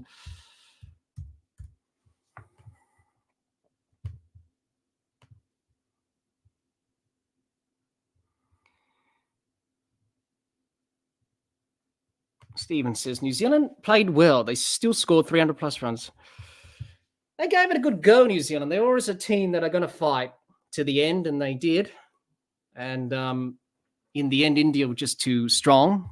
But I thought Daryl Mitchell played well, gave it his best. It just wasn't to be, really, for New Zealand. But a proud achievement, playing 3 semi-finals on the trot is a good achievement. Jihan says, but at least they're not giving it away at the moment. Not sure the reverse sweep was needed from Marnus, though. Shamsi in. This one worked by Inglis to the deep cover boundary for 4. A boundary. First boundary in a while. Good shot from Inglis. Guided that nicely through the covers for a boundary. Australia just need 59 more runs now. And this one outside off stump, spinning back. Inglis did well to rock back. Worked that through the covers for a boundary. The sweeper out there couldn't cut it off. Van der Dussen, he was quite square and couldn't cut it off. Shamsi is in. This one defended by Inglis. There's no run. Jihan says, wasn't the game against Sri Lanka similar to this one? Sri Lanka made 209, I think. Yeah, 209 or something like that. Shamsi in. This one defended by Inglis. There's no run. Jihan says, they probably think if they get within 30, they can hit out. Yeah, they just need 59. Look, they got plenty of 22 overs is still a long time. Just play smart. That's all. Don't do anything stupid. No need to. Work it in the gaps, and that's what Inglis and Smith are doing. Just see off Shamsi and Maharaj. They're not going to bowl forever. This one worked through square leg by Inglis off the pads, and he'll pick up a single. Stephen says, if we win today, I think our best shot is winning the toss and batting and set and an optimistic 300 and hope to hold on and India choke in the chase. I think that will be the plan. Stephen, I think it will be. But India look pretty strong. I just don't see any weaknesses from them. The only team who will beat themselves is India. They're the only team that will beat themselves. I think that's the only way they're going to lose. If they have battles with the mind, I think. Defended by Smith to the leg side. It's no run. Jihan says, that's why I can see them beating India, but if it's a good pitch, they will need a 350. Yeah, we'll have to wait and see in Ahmedabad on Sunday. Shamsi in, Smith defends to the offside, and there's no run. End of the over, 5 for 155. Good over from Australia. The boundary in the over from Inglis, and Australia cruising and ticking along to this target of 213, which is not really an opposing total from South Africa. They found it difficult with the bat today, and I think everyone will talk about their semi-final woes and dealing with the pressure. So Maharaj has got 3 overs left. He's got 2 after this. Maharaj in. This one defended by Inglis, and there's no run. Jihan says, Australia got the new ball bowling right today for the first time. They did. It was pretty good. It was a good bowling performance. Really set the game up, really. Maharaj in. Inglis works it out to cover. Halfway down the pitch. He's been sent back by Smith. All good. Gives the thumbs up. There was nearly confusion there in the running, but all good in the end. Inglis wanted the quick single. He was halfway down the pitch. Smith said no immediately. Inglis made it home. He went for the dive, and he was safe. And all is well.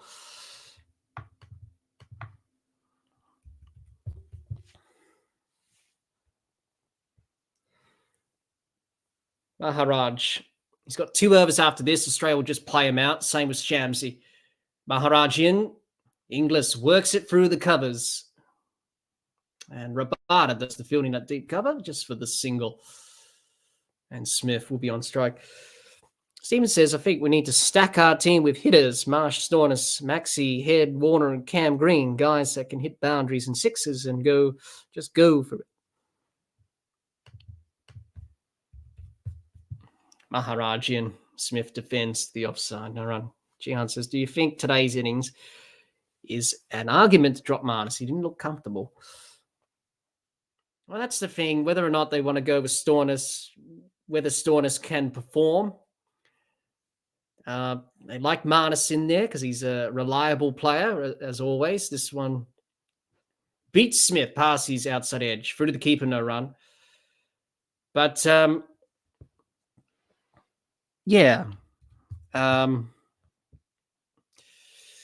that's up for the selection committee to decide.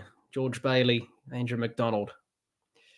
But we can't really control that, really. We can talk about it. End of the over, it's 5 for 156. 29 overs done. 5 for 156. So Australia just playing out Maharaj and Shamsi. It's a good tactic. Look to score off them if you can. You'll have to go back to Rabada, Bavuma and Janssen and Coetzee that have gone for some runs. He may go to Markram. Just see him off as well. John says, "Dear Mr. Hockley, I have a cunning plan." I see what you've done there, John. Baldrick from Blackadder, etc. Yours sincerely, JW. I'll flesh it out later. Jihan says, "Yeah, I agree. All good picking Marnus, but if he's just going to get bogged down and then get out, what's the point?" Well, I think they just like someone who's reliable, someone like a Smith, but you've already got Steve Smith who can do that role. Right, Coetzee is back. This is where Australia can put pressure back on South Africa. It's now pace. Coetzee in for his second over to Inglis. Works it to point and there's no run. So he's gone back to Jihan says, "We need a Sheresaya type player." And he's pretty good. He batted well yesterday with that 100. Back-to-back for him against the Netherlands and against New Zealand. But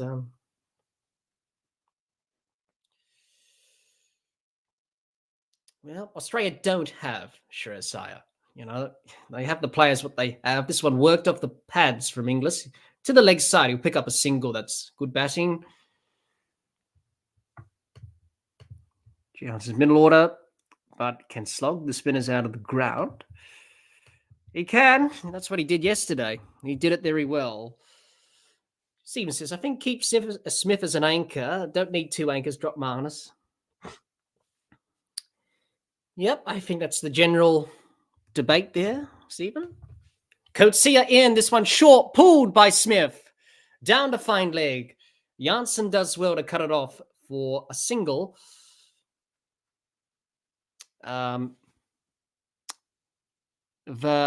Bahav. Excuse my pronunciation, but hello. Thanks for joining us. I do apologize for my pronunciation of your name. But nonetheless, hello, welcome. Thanks for joining us. Coetzee in. And this one defended by Inglis, and there's no run. Vahai says, "Why don't you guys leave the World Cup final alone? You've won a lot of them." Yep, Australia won 5. Well, Australia just know how to win finals, World Cups. Just dominant for a very long time, I suppose. They just know how to win. So yeah, that's they're just ingrained in the Australian team. They just know how to do well. Inglis glides it off the face of his bat down to third man for 4. And he's picked up his second boundary. He races to 16. It's 5 for 162. Australia just need 51. Excellent from Inglis. Good shot. Just over first slip. Down to third man. He just uppercut that a little bit. And third man was a little bit wide there. He wasn't fine. So 4 runs. Easy 4. 4 runs. Coetzee was about to bowl, but he aborted his run-up. There was a change in the field at the last minute. Australia 5 for 162, closing in on the total of 213. Coetzee in. This one full and straight, and fielded by Coetzee prevents the single, and there's a dot ball for Inglis. Gian says, "But Australia have been average in ODI cricket since 2015. Stop taking it seriously. Need to regain that crown." End of the over, 5 for 162.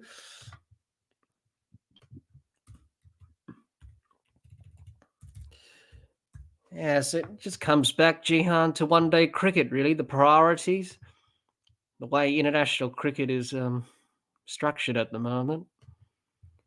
It's like with England, you can't put all your eggs in one basket, and that doesn't really work out. Stephen says, "Winning a World Cup in India would be the icing on the cake." It would be, Stephen, for this Australian team. It would be their crowning legacy.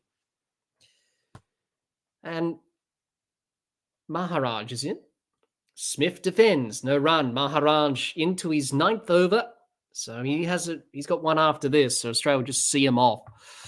That's all they need to do. Gian says, I saw Australia ODI cricket losing its aura from 2016 onwards. Maharajian. This one driven by Smith down to long off for an easy single. He moves on to 23. Vahav says, in 2015, Stark was the X factor. I don't think this team has that sort of X factor.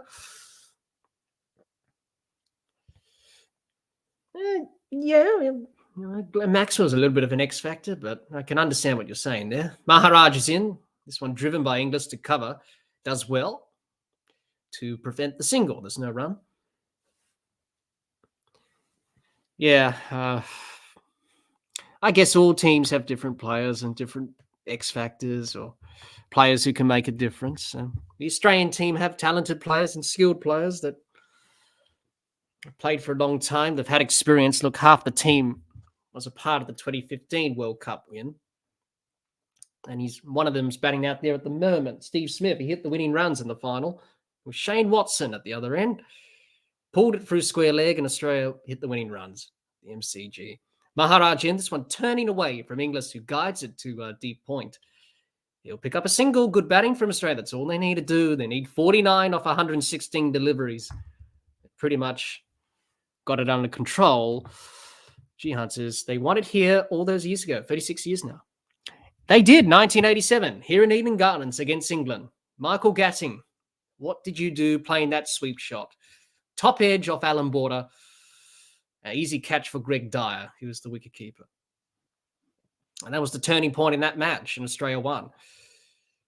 A very good team that they had in 1987. Single for Smith. Partnership races to 28 or 44, taking their time. No need to rush. Australia have it under control. Maharaj is in. This one tossed up, but Inglis defends comfortably on the front foot to end the over. End of the over, 5 for 165. 31 overs done. Yes, they did. 36 years ago, Australia won the World Cup here in Eden Gardens. 1987 against England. A very good achievement from Australian cricket because the 80s wasn't really a good period. But under, constant change and improvements, the team got better and started on their dominant streak. And Australian cricket hasn't looked back since. Well, the equation is simple. Australia just need 2.5 runs an over. They need 48 off 19 overs. That's off 114 balls if we're going to convert 19 overs into balls. So pretty much in the bag. And Coetzee will continue. 2 overs, none for 20. David Warner looking comfortable in the dugout, having a few words, chatting. He's had a pretty good World Cup. Coetzee in. Smith defends. There's no run. He does it comfortably.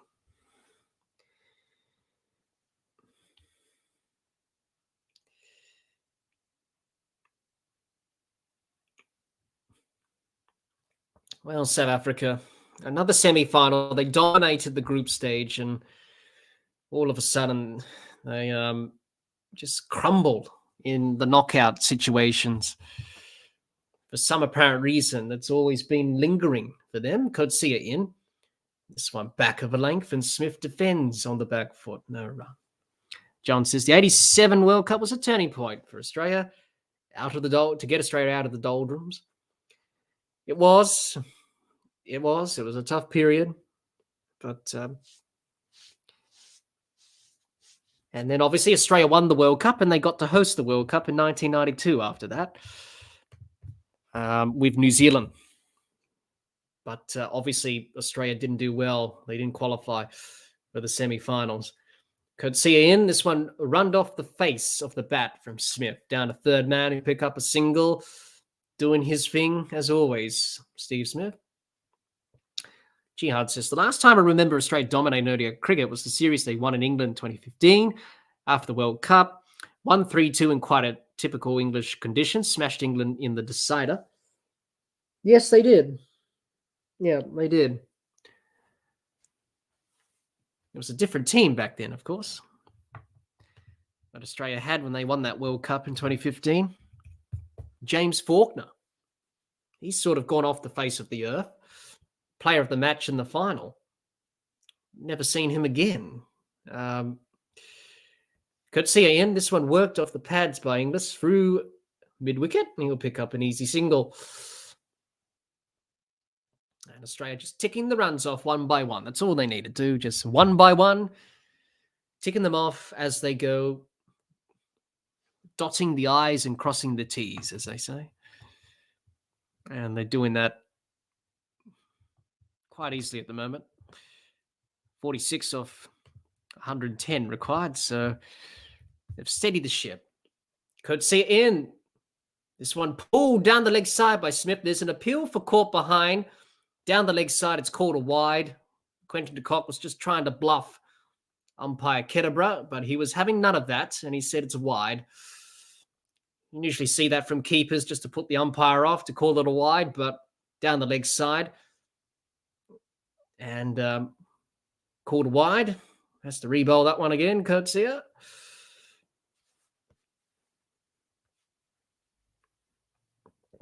Courtesy in. This one edged and racing away down to the third man boundary for 4.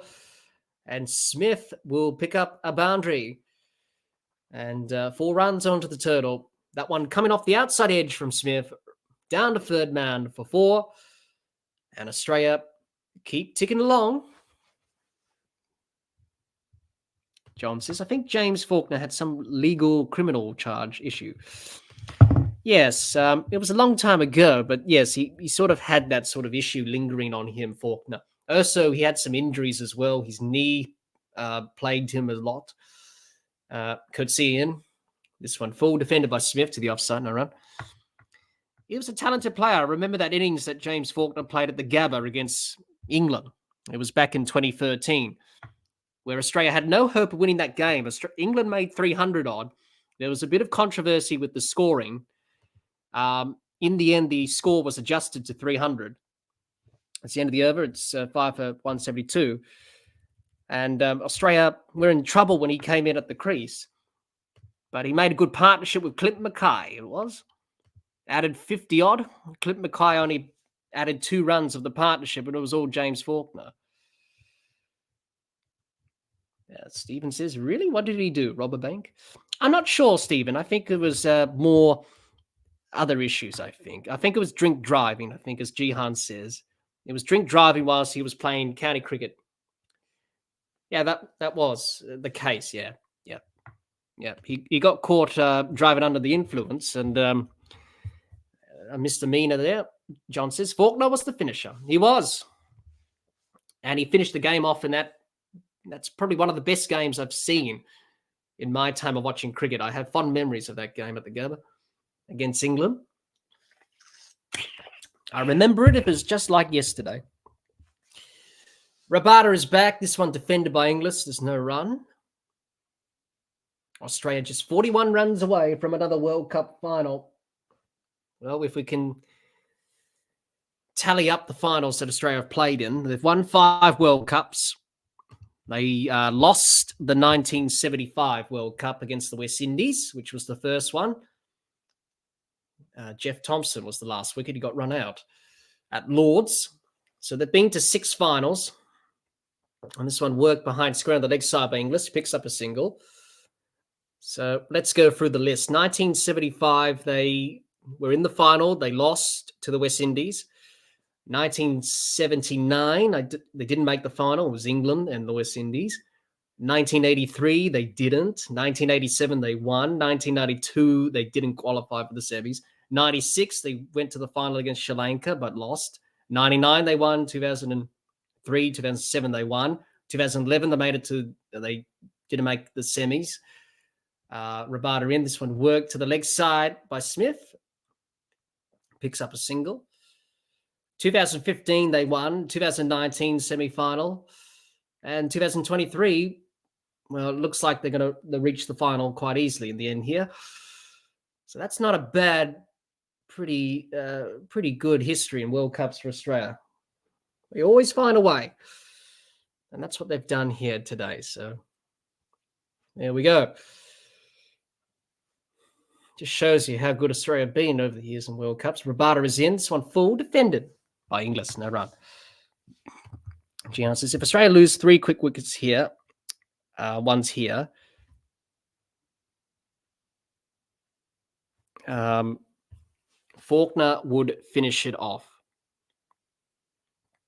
Yeah, he would. He had that ability. John says, okay, I thought it might have been something serious, more serious, not that DIY isn't serious enough. Rabada in. This one worked to the offside by Inglis, and there's no run. Gian says, wonder what all those people having a hissy fit over dropping Carey are saying now. Well, he's doing a good job here, Inglis.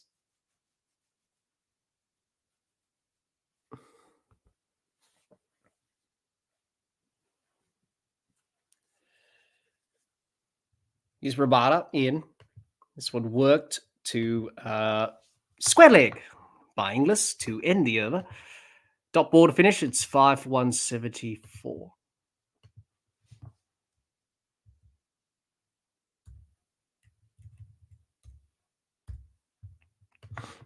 For 174, Australia are on track to book a place in the final on Sunday. Gian says, is Inglis good enough for Test cricket? People have talked about that. Let's see his record. Let's have a look at his record in first-class cricket. I think it's similar to Carey's. This partnership 37 between Smith and Inglis. It's been a good partnership. Let's have a look. Josh Inglis, his record in first-class cricket with the bat, he's averaging 32. He's scored 4 centuries, a best of 153 not out. He's played 52 matches, 2,466 runs for WA. So that's not a bad record from a wicketkeeper.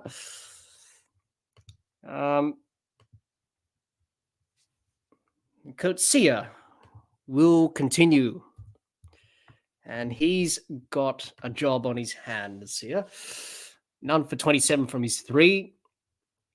Australia pretty much on track. 39 off 102 required.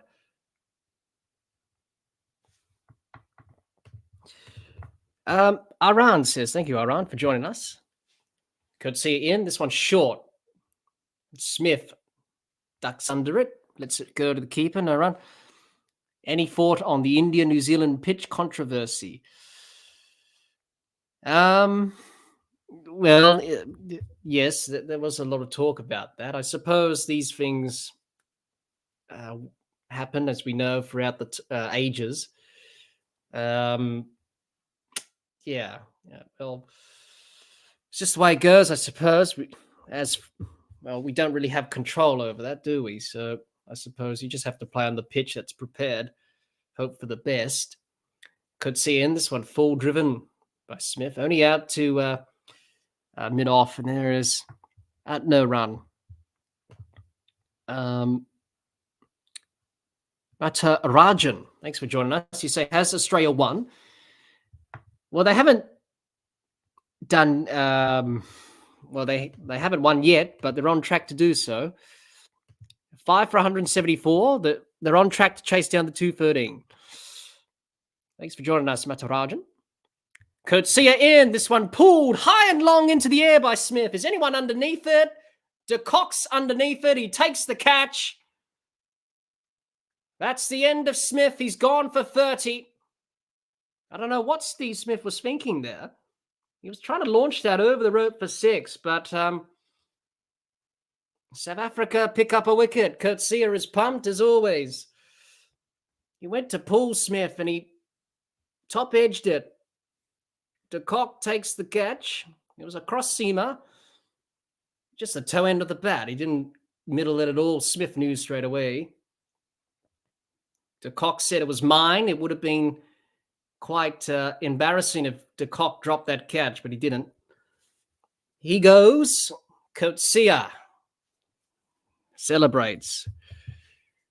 But is it little too late for South Africa? It probably is. Australia just need 39 off 99. Smith gone for 30 off 62. It's 6 for 174.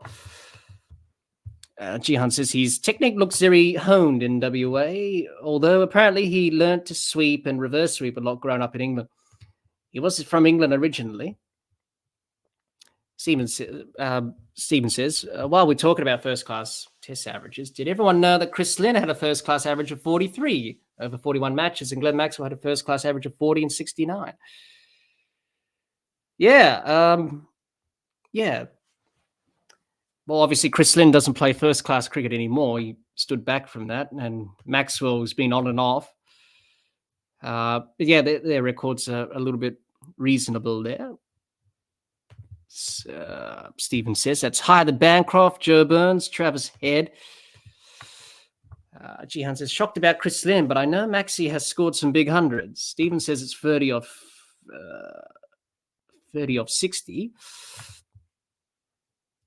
Oh, sorry. Android says, I thought they would have gone with the same pitch. New Zealand would be out for 200 like South Africa and Sri Lanka. The current pitch was good equalizer.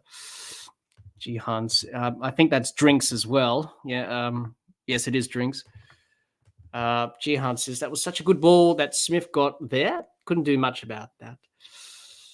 No, not really. But look, he's built a good partnership with Inglis. Australia just need 39 now, so they'll just limp their way to the total. That's all they need to do. No need to take any silly risk. John says, thinks Smith just bored himself out there. Android says, that was the same comment there as the last one. Matarajan says, South Africa need a hat-trick miracle. I don't think that's going to happen. If we're honest, not going to happen, you would think. Mitchell Starc would join Josh Inglis at the crease because Smith was the wicket to fall there. He would have been disappointed, Smith. Look, he didn't need to do that really, but Australia just chasing 213. That's the target South Africa set. Jihan says, I think he tried to hit that back to Australia. Well, he can hit some sixes, Smith. We've seen that in the Big Bash when he's played for the Sixers last summer. He just didn't connect with it at all, really. Toe end of the bat, and he's disappointed.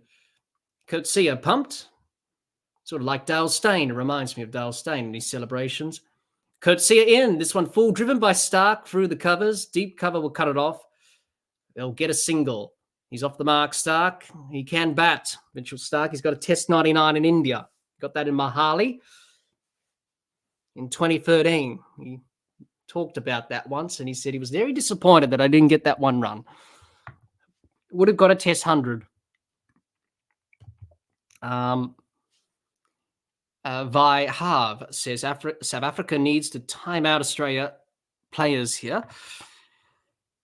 Well, I don't think they'll be doing that. Jihan says, to be honest, I can't see them beating India if they play like this. Well, Jihan, to be honest, everyone is saying the same thing. India look unstoppable. They just look good. There's no weaknesses.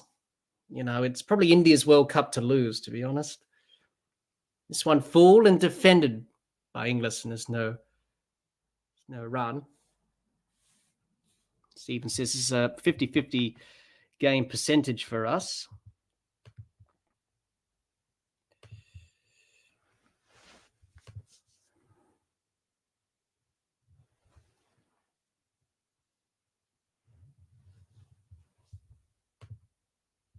Coetzee in. This one ducked under by Inglis, a short ball. Through to the keeper, no run. Matarajan says, or a tie, the Crick Buzz commentator wishes for that. End of the over, 6 for 175. A tie, well, we will be going back to 1999 for that. I don't think we will see a tie here. I think Australia will just win this quite easily. Get over the line.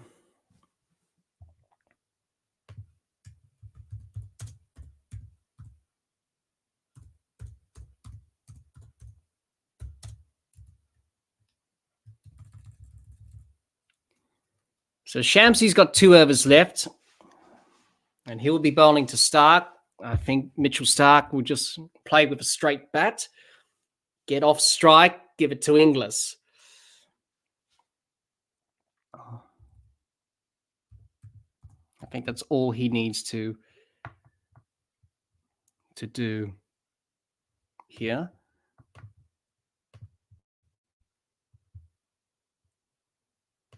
Australia just need 38 off 96. South African fans cheering together. Baba Havren, you say you are an umpire? Yes, I am. Yes, I do a bit of umpiring in my time. So to answer your question, yes, I am an umpire. Whenever I'm not playing, I do tend to umpire some games of cricket. Shamsi is in. And Stark plays it out to point. There's no run. Australia have all the time in the world. Run rate's not a problem. It's 38 off 95. Jihan says Australia need a good start from Marsh, Warner and Head. Smith and Inglis to take it deep, and Maxwell and Stoinis to finish it off. It's not that hard, but they just can't seem to pull off the whole formula together. In principle, it's not that hard, Jihan, but it's cricket. You plan things and they don't quite go to plan. Shamsi in, this one spins away from Stark, but he lets it go to the keeper, no run. That's all. That Stark and Android says, isn't umpire need to be old? No, there's a lot of young people doing it. Yes, umpires tend to be older people, but young people do it as well. People in their 30s and 40s, even people in their 20s like myself do it. There's nothing wrong with that. There's no age limit. Even the international panel of umpires, some of them are 40, late 40s, early 50s, so anyone can umpire. Doesn't matter how old you are, especially at club level. Shamsi and this one worked out to square leg by Stark for an easy single. That's all he needs to do. Jihan says, I'm 50. Yeah, not quite there yet. Still got a few runs left in me, if I can say that. We've only just started the innings. John says, a lot of young people play lawn balls too. That's right, John, they do too. So you don't have to be old to do something. You don't, young people can do it too. Shamsi in. This one spins back in sharply to Inglis, but he works it through point for another single. And that's all Australia would do. Shamsi's got 1 over after this. Just see him off and just pick up the singles here and there. That's all you need to do.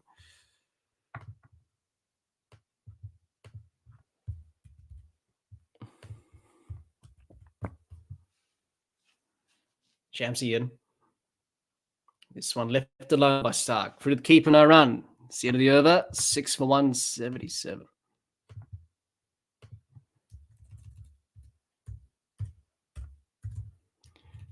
$35 overs done. Australia closing in on the 213 target set by South Africa.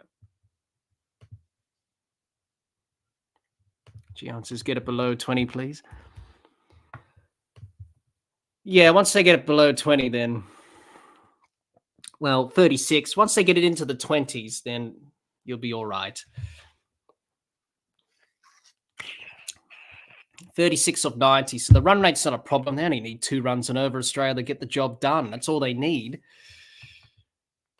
Coetzee is in. And this one, play and a miss by Inglis through to the keeper, no run. Jihan says, see, I wonder if they're missing Hanscom or Khawaja in the middle order. Yeah.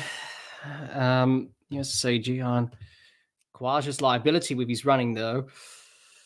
Yeah, well, maybe Khawaja probably said, I'm probably done in one-day cricket now. Probably just focus on the test side for a bit. I think he's realistic. He's pretty honest with that. This one, full and driven through the covers for 4 from Inglis off Coetzee.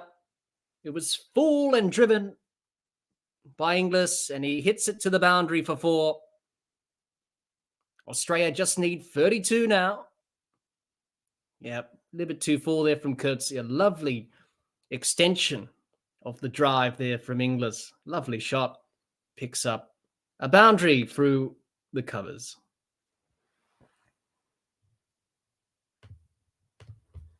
Courtesy in.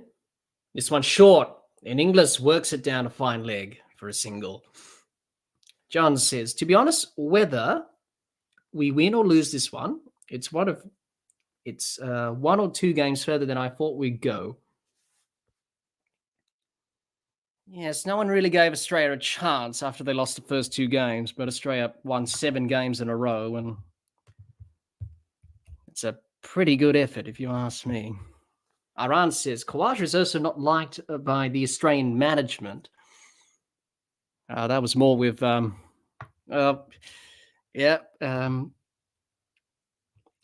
says, who's ahead on Duckworth-Lewis? I'm not sure, Jihan. I can't really tell that. I'll find that out. Coetzee in. This one short, defended by Stark, and there's no run. Australia just need 31 required off 86. Duckworth-Lewis. Let's have a look. I'm not sure. Well, it doesn't really matter, Jihan. I think the rain's not going to come anyway, so we're going to get a result. I'm not sure. Could see in this one left by Stark. Well wide of off stump. Through to the keeper, no run.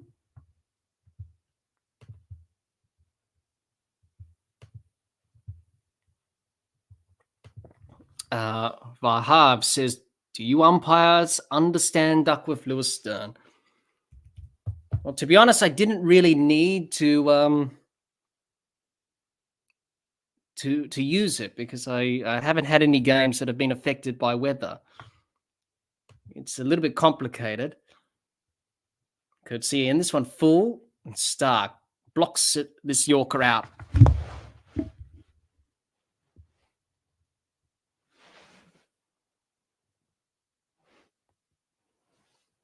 And there's no run. It's the end of the over. 5 for 182. Sorry, 6 for 182. After 36.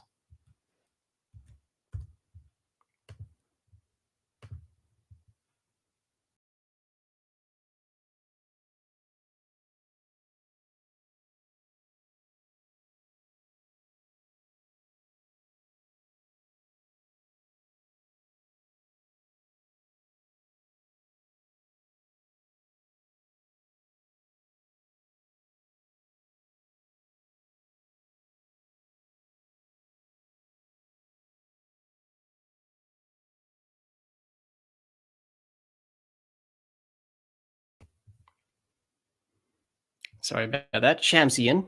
That one left alone in front of the keeper, no run. Gian says, praying for rain.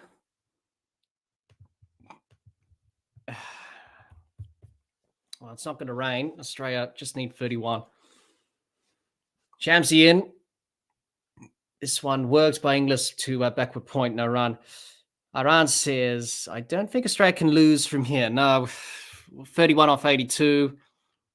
Get it under 20. Yeah, they're on track. Gian says, they were talking about the Watson-Wahab Riaz spell, and Watson said he did really win the battle because I was dropped, but I remain not out at the other end. And the female commentator said, that's what I call a moral victory. And Atherton said, Jihan says, Atherton laughed and said, yeah, we all know about those.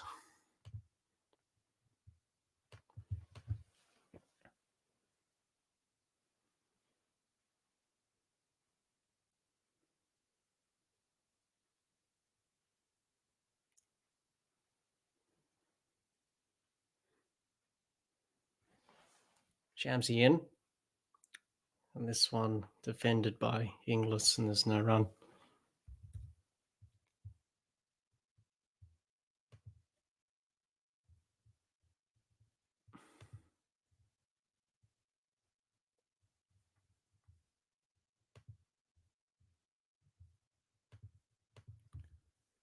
Shamsi in. This one defended again by Inglis for no run. Jihan says England love their moral victories. Yes, we've heard that mentioned quite a few times in the last few months, actually.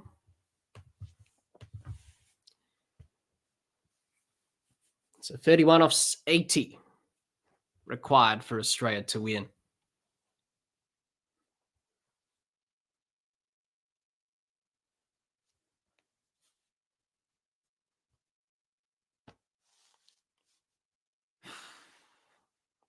So Shamsi, 2 balls left of his 10 overs. Australia will just see him off. So Shamsi in, runs past the umpire like Murali needs to do. And this one defended by Inglis for no run. That's good from Inglis. Just play out Shamsi. See off the fret from Tabriz Shamsi. See him off.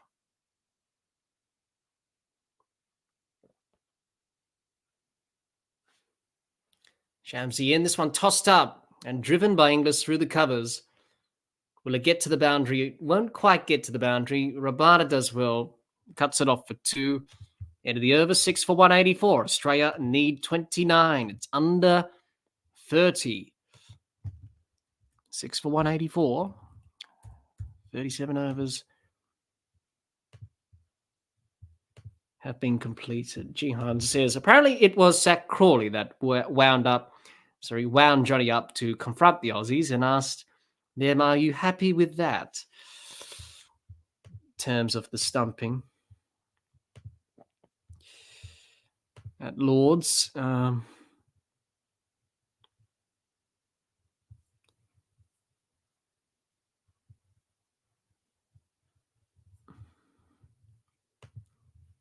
Well, Australia and South Africa, the semi-final, has had its ups and downs, its ebbs and flows.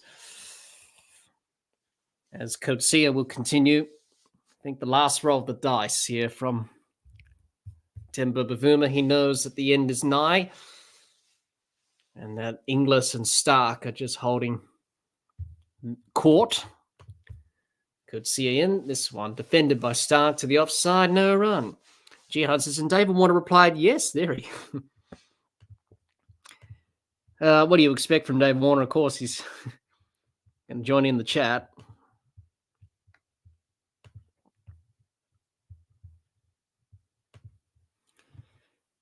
So we're getting towards the end of this semi-final between Australia and South Africa. Coetzee in. This one finds the outside edge off Stark's bat. It will race away to the third man boundary for 4. And Australia are inching closer and closer to the target of 213. They just need 25 now. Boundary from Stark. He'll take that off the outside edge. No slip. The third man couldn't cut it off. And South Africa know that it's probably going to end up an Australian victory. Coetzee in. This one defended comfortably by Stark. And there's no run.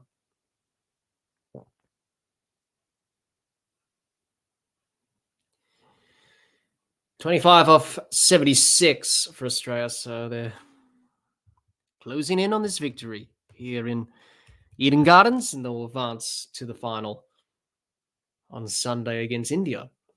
Jihan says, the funny thing is there were teammates for ages at Sunrisers, Hyderabad, but he was quite happy to wind him up.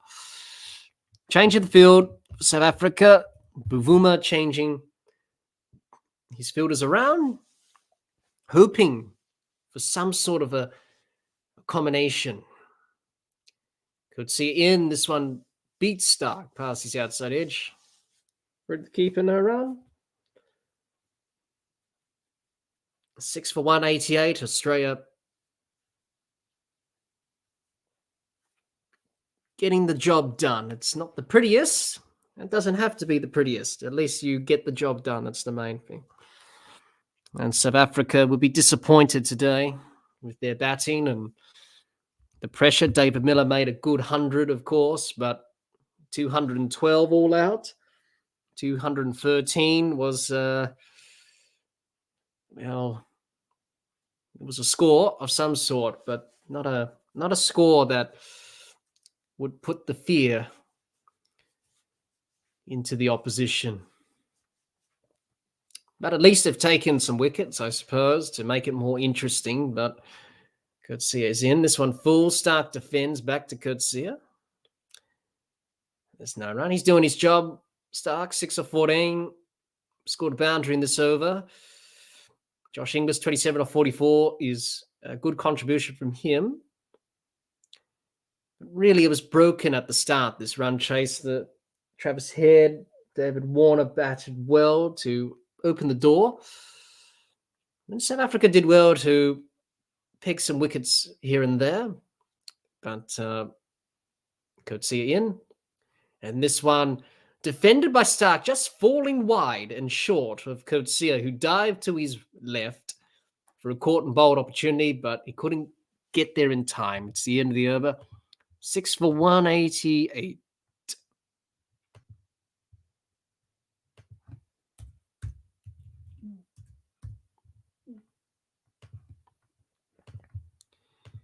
Jihan says, great new bowling today from Australia that set up the win, assuming they win. But other than that, it hasn't been convincing at all.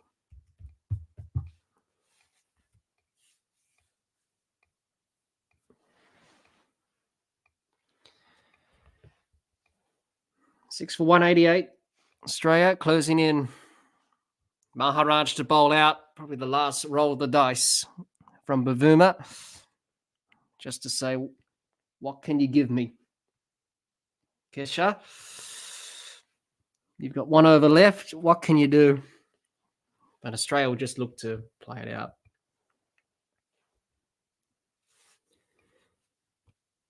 So Australia on track for another World Cup final. And it looks like they will play India in Ahmedabad on Sunday. Repeat of the 2003 final as Maharaj is in for his last over. This one defended by Inglis, and there's no run. Australia will just see him off. He's only got 1 over left, 5 balls remaining, so Australia will just see him off. And that will be the end of that. Maharaj is in. Inglis works it to point for a quick single, and Stark will make it home. And 24 now required for Australia. Doing it in singles. Jihan says, and it's mainly been hopelessness against spin. Yeah, well, at the end of the day, it doesn't really help. Sorry, let me try and say that again. I couldn't care less if Australia won this game in, swashbuckling style. They grinded it out to a win. So I'm pretty content with that. They're finding a way to get through it. As I mentioned before, cricket's a game where you plan something, but it doesn't quite go to plan. There's always ebbs and flows. The opposition always going to come back and give it a good fight. South Africa did that tonight, but it's not enough. It's easier for us to say that, Jihan, but we're not out there in the middle playing the game. If we were out there playing, we would have been looked like out of place out there. But, it's easy for us to say it from the sidelines. We're not out there in the middle playing, so it's a different environment, that's for sure. Here's Maharaj in. This one defended by Stark, gets an inside edge and triples out to mid-wicket. And there's no run. Jihan Inglis has looked most solid, ironically. He's done very well, Inglis. Maharaj in. Defended nicely by Stark. And there's no run. Australia just seen Maharaj off. It's his last over. Spin has been effective on the surface in Kolkata. The ball is gripped. Maharaj is in. This one, Stark does well just to work it to the leg side. No run. 1 ball left of Maharaj's spell of 10 overs. He's picked up a couple of... he's picked up one wicket. Maharaj is in. And Stark works it out to cover where he picks up an easy single. And it's the end of Maharaj's 10 overs. Australia are 6 for 190. They just need 23 more runs for victory and book a place in the final against India on Sunday from Ahmedabad. And definitely be a big crowd for that match, of course. In Ahmedabad for the final, India, the home side, up against Australia. And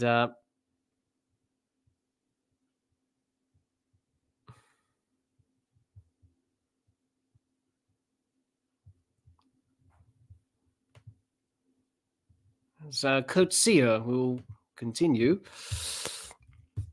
Last roll of the dice from South Africa. They've got nothing to lose now. It's ending up Australia to guide home to victory. 23 of 66 required. Bavuma, he'll be disappointed as captain today. Got out for a duck in the batting. And that really set the tone, really, for South Africa. They just couldn't support David Miller, who did well for his 100, but he probably won't be the man of the... he probably won't be the player of the match, you don't think? They usually don't award it to the opposition if they lost, even though he scored a very good 100 under pressure. Coetzee in. This one's short. Stark works it around through backward square leg, and he will pick up 2. G. Hunt says, come on, let's knock over the last few runs. Off. Yep, they just need 21.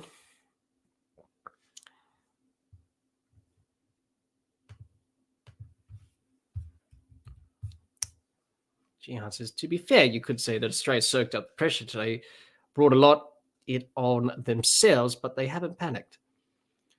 No, they haven't. Coetzee in.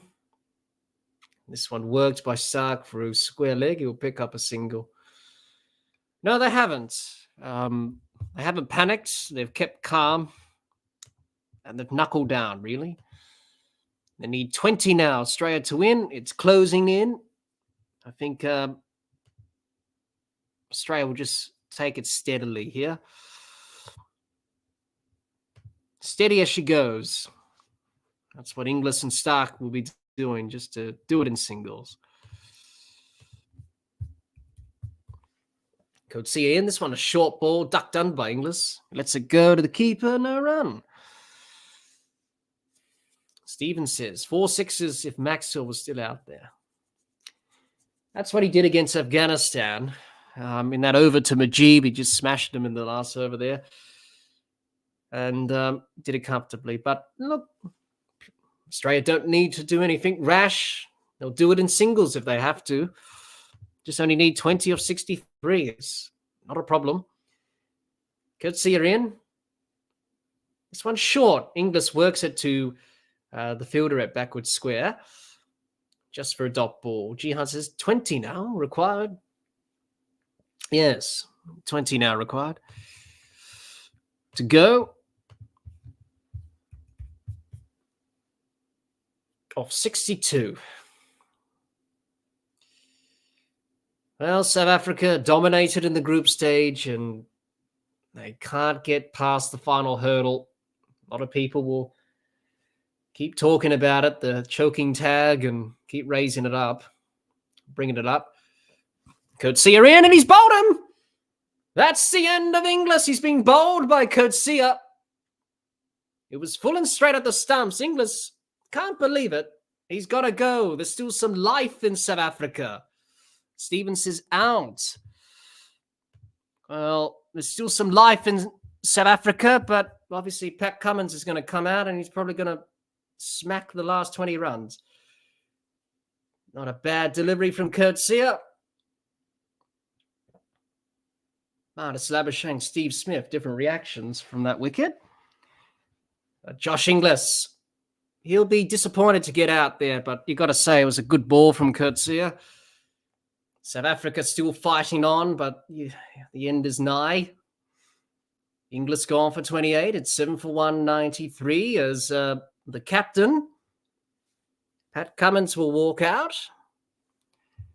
to the middle. Australia just need 20. They just need to do it in singles, Australia. Just 20.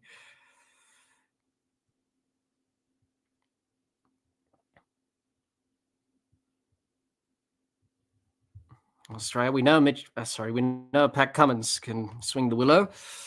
He's capable. Gian says, good ball. Yeah, it was a good ball. Nothing Inglis could have done there. Gian says, up to the captain, Pat, or game over now. Pat can get it done. He's done it before, as we know, in the Ashes. He's capable. He can swing the willow. Pat, he's worked on his batting over the years. Comes out. He says, leave it to me. He was out there with Glenn Maxwell in that partnership, so he knows how to get it done. Coetzee is in to Cummins, who defends to the offside. There's an appeal for LBW. Coetzee fought that collected the pad, but I think it was the bat, maybe bat involved. They're not going to review it. South Africa probably pitching outside leg. Maybe they're signaling probably outside leg. They've gone upstairs. It was given not out. Probably a review and hope, I think. They weren't convinced. They weren't convinced at all. Not Rabada. Bavuma not convinced. Coetzee thought, where's the line? Was it in line or did it pitch outside leg?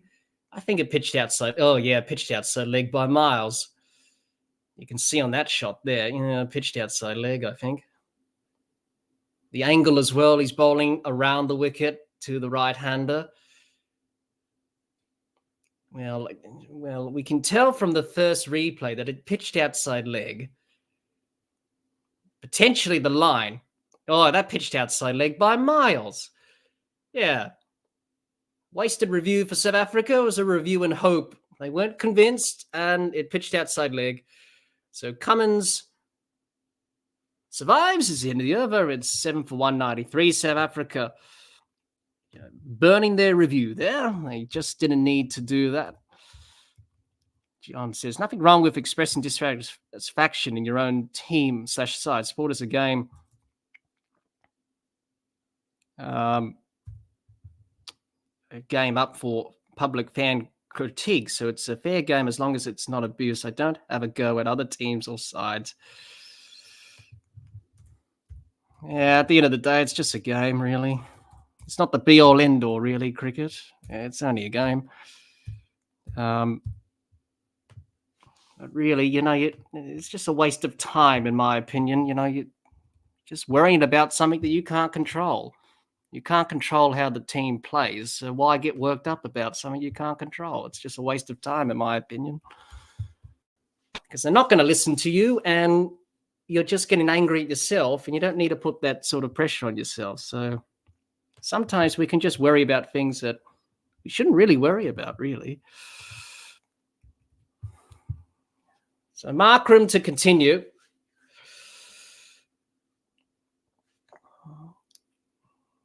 Steve Smith's got a serious look on his face. Well, he shouldn't have played that shot to get out. He would have been out there still. Markram in. This one down leg side, and Stark just whips it to deep square leg for an easy single. Australia just need 19 now of 59. Jihan says, it feels like Australia just got in with a couple of chess guys that dominate for 15 overs, and that ends up being enough to scrape through. Stephen says, a sigh of relief. Phew. Yeah. Pitched outside. Like I knew from the first replay, you don't have to be a genius to work it out. Coetzee was bowling around the wicket to the right-hander. It has to pitch in line. And you could tell straight away that it was outside leg. If you're, obviously, that's just what you look as an umpire, really. The angle and which side of the wicket he's bowling at. So it was fairly obvious. But it was a review and hope for South Africa, really. They weren't convinced. And Yeah, pitched outside leg by a while. Sorry, pitched outside leg by a while. Long way.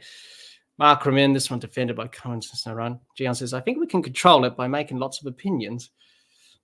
Yeah, I just think it's just tiresome. It's just a waste of time. You're worrying about something that you can't control.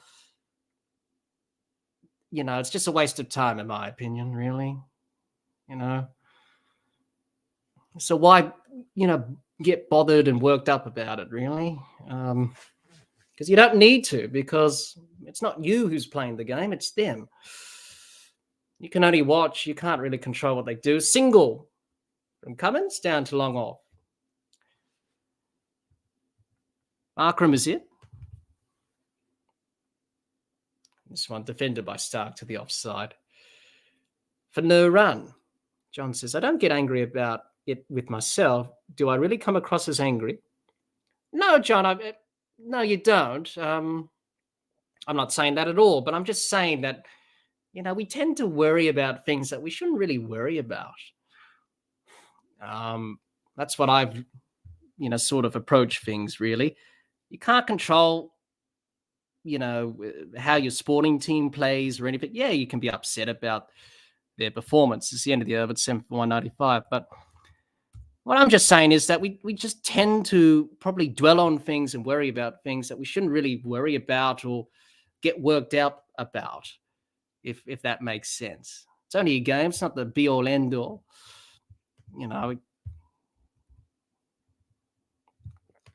That's just what I'm saying. Because we tend to worry about stuff that we shouldn't worry about. Yes, Australia haven't been convincing in this game. All right, we can't control that. Okay. They get over the line and win, so that's great.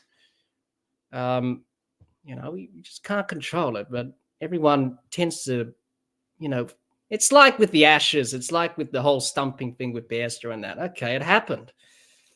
Right, okay. Do we need to keep worrying about something that we couldn't control? We weren't out there in the middle. We couldn't control what Carey was thinking or Bairstow. So why keep, worrying about something that you have no control over, and it's just a waste of time, really, in my opinion. You shouldn't really focus, worry about that, really. We all have our worries and insecurities and fears. So it's natural to worry about stuff, but, we tend to just, focus on things that you shouldn't really worry about, really. Jihan says, I get angry and moody like my life. Depends on Australia winning. Yeah. Jihan says, and then when Australia win, I get hyper excited and life's the best thing and I'm so happy. Probably something wrong with me. Yeah, well, speaking about that, Jihan, there's something wrong with Coetzee. He's having some treatment on his calf. It looks a little bit sore. The trainer's out there. The old physio will give it the old rub and the massage.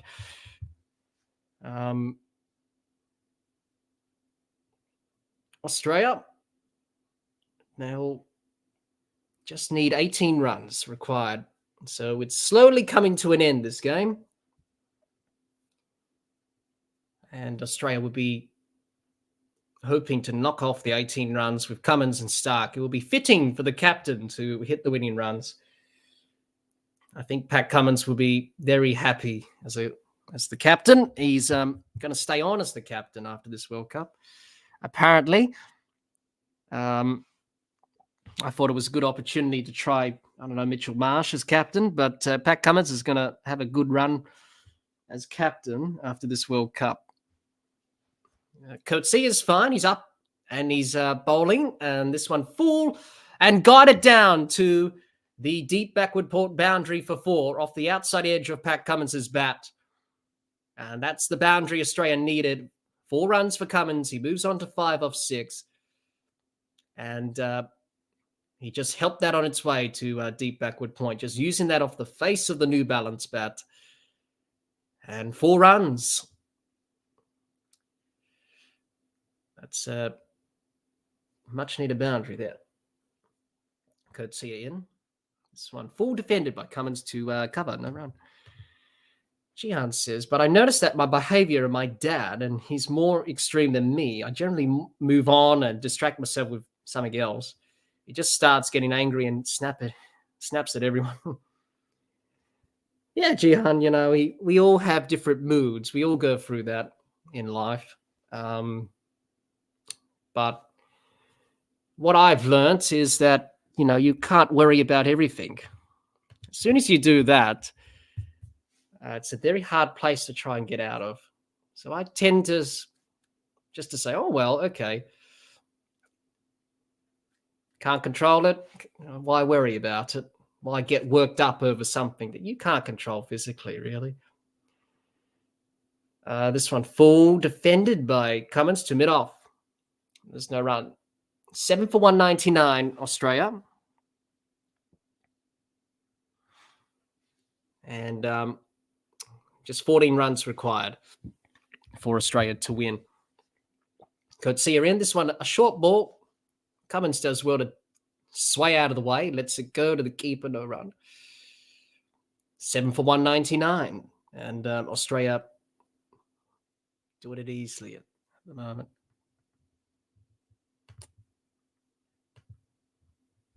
John says, my days of throwing the remote through the TV are well and truly over. Tomorrow, whatever happens, I'll wake to real life. Yet here I sit at 3:17 a.m. watching. What does that say about my mental health? A lot, John. But it's very important, mental health. Courtesy in this one, full, and it's a full toss in the end. Cummins does well to work it out to square leg. It's a no ball as well. Richard Kettleborough signaling no ball above the waist. It's a free hit. A bonus for Australia. So Mitchell Starc could launch it into the crowd. He's capable of doing it. Yeah, that one just above the waist, that one. Yep. It's tight, but I think the right call, above the waist. So free hit. Swing. Mitchell Starc, swing freely. Hit it over the rope for 6. Australia just need 12 runs. So he can do it in this over. Starc, he can launch it for a 6. Here we go. Courtesy in. And he's bowled. It doesn't matter because it was a free hit. He was bowled, Mitchell Starc, but it doesn't matter. It was a free hit. It doesn't matter. He swung, he missed, it bowled him, but it didn't matter. It was a free hit. It's the end of the over, 7 for 201. Australia closing in steadily. And they've got 8 overs to achieve the target. And you would think they won't need the full 8 overs, you would think. Jihan says. But this would be awesome if they can win this World Cup. I've always loved the Cricket World Cup. It's the first cricket that got me into the sport. Back then, you couldn't imagine the West Indies wouldn't even be playing. No, and they won the first 2 World Cups as well, 75, 79. And for them not to be here is a weird feeling. And obviously, Sir Viv Richards was at the ground. In 1KD yesterday, he got inducted into the ICC Hall of Fame. Obviously, very instrumental in West Indies cricket. Markram in. This one defended by Cummins, no run. John says, should have run the bye. You can run the bye, John. We saw that last year in the T20 World Cup. If it's a free hit, you get bowled. You can run byes off that. We saw that in that game against India and Pakistan. Obviously, that happened. That one's down the leg side by Markram. It's called a wide. So that helps Australia. 11 runs required now with that wide. Tick it off. 1 less run to get. Here's Markram in. Cummins plays it back to Markram. No run. Well, Australia on track to win. Look, it wasn't convincing by any means, but look, they're going to get the job done. That's the main thing. Doesn't matter how well you play. Got to play ugly sometimes. Markram in, this one falls short. It was chipped in the air by Cummins to mid-wicket, just falling short of the diving mid-wicket fielder. I think it was David Miller. It was. Falling short, just bounced, and there's no run. Jihan says, T20 has ruined the West Indies cricket, in my opinion. No batsman can bat more than 5 overs. It's just the way it is, Jihan, for them to try and earn money. They don't get paid enough in Test cricket, as we know, and that's why a lot of their players have gone down the T20 route. Markram's in, this one full, tossed up. Cummins defends back to Markram, no run.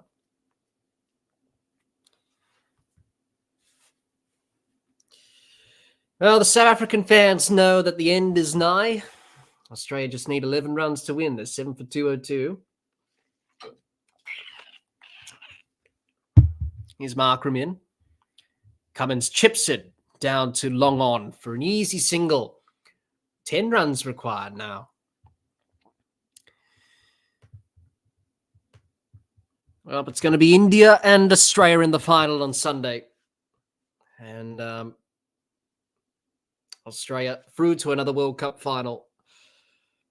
Just 10 runs to achieve that.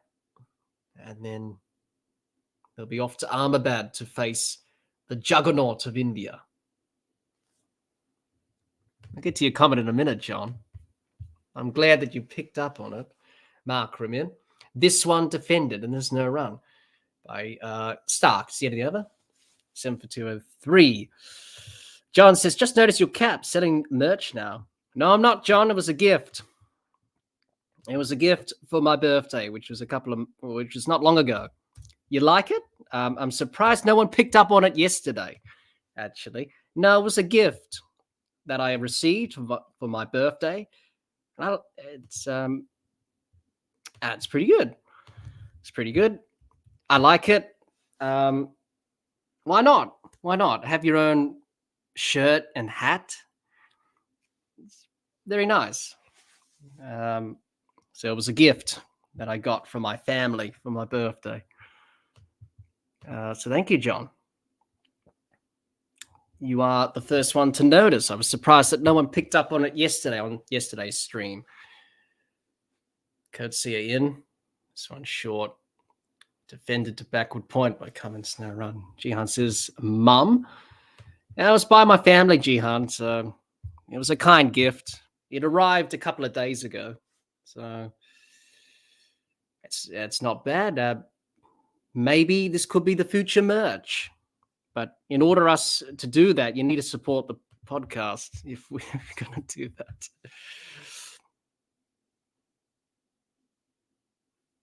Courtesy in. This one defended to point. There's no run. Yeah, I think, well, Gian, I don't want to reveal my age, but let's just say I'm in the 20s. So I'm in my mid-20s. Let's just say that, Jihan. So I'm still in the 20s. So I'm still batting on, scoring freely. Another year, another birthday, I suppose. Thank you, John. Very kind of you. Thank you. Yes, it was my birthday was last month, actually. Could see her in. This one defended by Cummins, no run. Yeah, another birthday, another year older. But it's quite nice. The cap looks like a cricket cap that you might get. So, yeah, it's not bad. Well, we could do some merch like this. But we need support to do that. We need membership. We need funding. We need all that stuff. So, could see in this one lofted by Cummins over cover point. Pick up a single. Australia just need 9 now. Jihan says, I noticed the hat. Didn't know what it was. Well, there you go, Jihan. Yeah, just up closer there. There we go. That's the hat. Not bad. Well, obviously, Nick and Gabe from Cricket for Americans have their own caps. So, might as well. You only live once, Let's just do it. Have a bit of fun. Could see in this one short. Pulled by Stark, but doesn't time it. Hits him on the body. It's no run.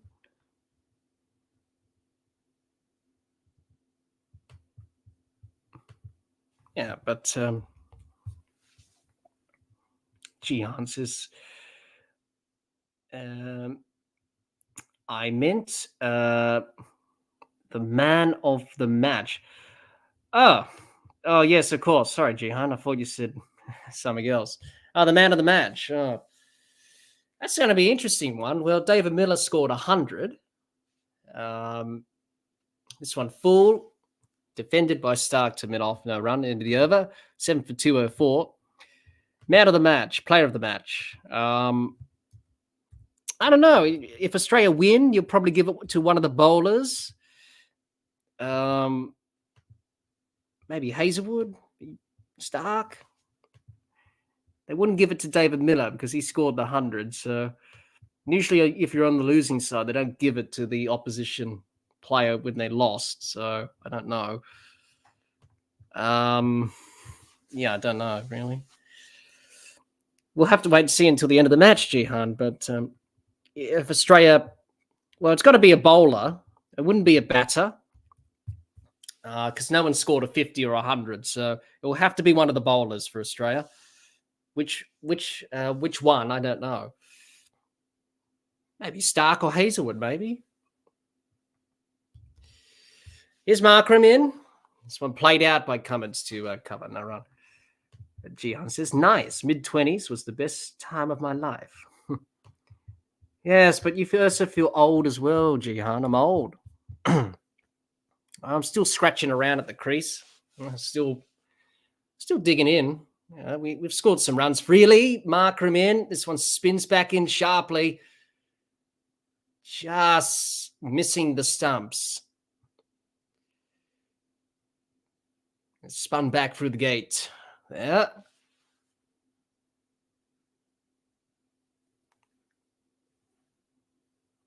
Oh, I don't know if that collected the inside edge of Cummins, but judging by Markram's reaction, it probably did. I'm not sure.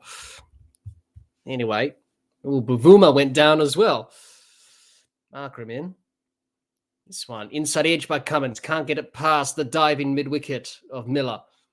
There's no run. John says, yep, mid to late 20s. I was at my prime. Yeah, they usually say your 20s are your best years. I wouldn't say that for myself, personally. That's another story. Markram in this one, full defended by Cummins to mid-off, no run. Gian says, yeah, it really is the best time. Hit 30, then it goes still downhill. Yeah, that's what they say. Markram in. This one is worked by Cummins to mid-on for a single. Australia just need 8 to win. It's 7 for 205. One ball left of the 45th. South Africa looking quite disappointed, and that's just only natural, really. They made it to another semi-final, and it's all gone the other way. John says, look, that would have been spelt mum otherwise. I didn't quite see the O there. I thought it was a U. Lack of sleep kicking in, I suppose. Markram in, this one full. Stark bunts it down to long off for an easy single. End of the over, 7 for 206. Australia just need 7 runs to win. 45 overs done. And Australia through to another World Cup final on Sunday. Should be an exciting game against the might of India. Jihan says, Mitchell Marsh, nice duck there. I think it would be Mitchell Marsh for player of the match. Jihan says, hitting 32, 33. That's when you start feeling really old. Well, I've got a few years left, Jihan, before I get to my 30s. But, it's just a number, isn't it? At the end of the day, it's just a number. But that's just the way it is. So there we go. Here we go. Marco Janssen is back into the attack. And he bowled 3 overs at the start, and he was taken off. and none for 27 from his 3. So he's going to finish off here, Janssen. You would think this probably could be the last over of the match. He's in now, Janssen. This one short, wide outside off stump. Stark lets it go to the keeper, no run.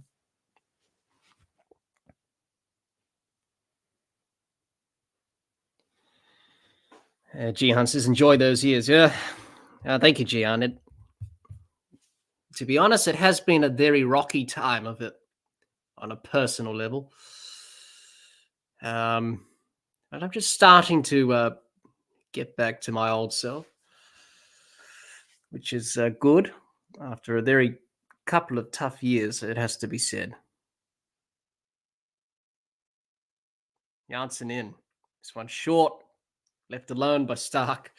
Through to the keeper, no run. John says, hit your 30s is when you start getting wise and work out how the world works. 50 is when bits start falling off. Yeah, I can imagine that, of course. Yeah. Thank you for that, John. So Janssen, can Mitchell Stark hit him over the rope for 6 so we can celebrate Australia's victory? Here's Janssen. He's into Stark. This one short again. Stark ducks underneath it. Through the keeper, no run. Gian says, I used to be asked if I had a girlfriend. And then a few years later, it was, are you married now? Now it's, how many kids do I have? Yeah.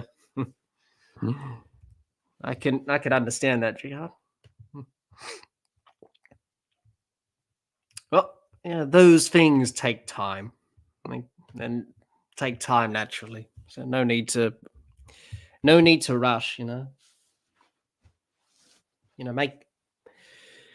make the a right choice and spend someone for the rest of your life. And this one, Janssen in, and Stark works it through mid-wicket for 4. And Australia just need 3 runs now. Stark picks up the boundary. That one on the pads from Janssen. It was just a little bit too straight. And just worked nicely through mid-wicket from Stark. And he will pick up 4 runs. Australia just need 3 to win, 2 to tie, 3 to win. Let's see. Can Mitchell Stark finish it off with another boundary? Here we go. Janssen is in. And this one worked by Stark, but he can't find the gap. Mid-wicket does well. Prevents some runs, and as a dot ball, Jihan says, that's so true about working out the world in your 30s. Cynicism creeps in, and you become a lot wiser. That's right, Jihan. That's right. Jihan says, Stark, what a shot. Yeah, it was a pretty good shot. He can bat, Mitchell Stark. He can bat. He's no mug. He's got a test 99 for crying out loud. Stark in. Sorry, Janssen in. This one full. And Stark digs it out. Plays it back to Janssen. No run. And end of the over, 7 for 210. 4 overs remain. Australia just need the 3 runs. It will probably be over in the next over. But Australia will be delighted. Wasn't convincing at times, but I think we can say, they've grinded it out and they've done well to get back on track. John says, I was a cynic when I was 18. Must be in the genes. Jihan says, is it me? But when Australia were losing wickets, did it seem like everyone were gunning for Australia to lose in the commentary box, Jihan says. Well, I don't know. I wasn't listening to the commentary, Jihan. Well, of course, everyone would support South Africa, I suppose, the history they've had in semi-finals. But the Australian fans are on the edge of their seats. I'm on the edge of my seat. I'm very tired, but I want to see Australia go through and win this game. Markram is in. This one full. And this one defended by Cummins. No run. Jihan says, as I say, Australia got the job done. That's right. They are going to get the job done. It doesn't matter how well you do it, how ugly it is, but if you get the job done, it's all that matters. Markram in. This one defended by Cummins again. No run. John says to Jihan, I mute the commentary and just listen to me. Oh, thank you, John. I appreciate that. Markram in. This one flicked by Cummins, and he hits it down to long on for a single. Australia just need two. Two to win, one to tie. Could it be a tie? Who knows? Like it was in 1999. I don't think it will happen today.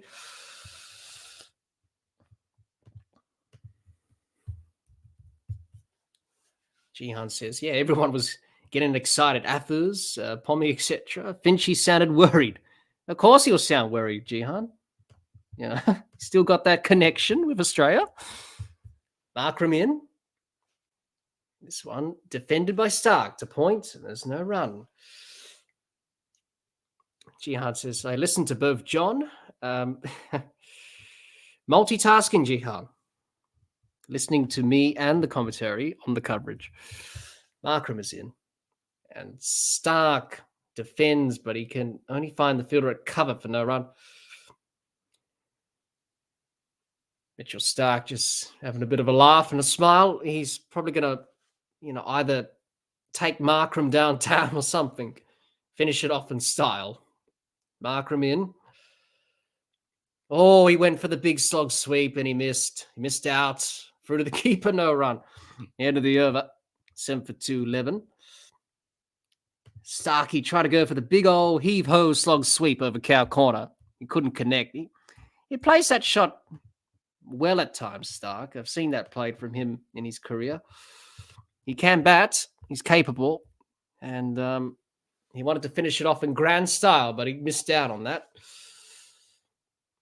Anyway, let's see what Pat Cummins can do in the last over. You would think it could be the last over of the match. Australia, 3 overs remaining. They just need 2 runs. 10 of 27 for Cummins. 16 of 38 for Stark. Janssen, not at his best today. 4 overs, none for 31. It had to be said. He's been a little bit scratchy. The crowd enjoying it. Good to see. Some Australian flags there. Good to see that as well.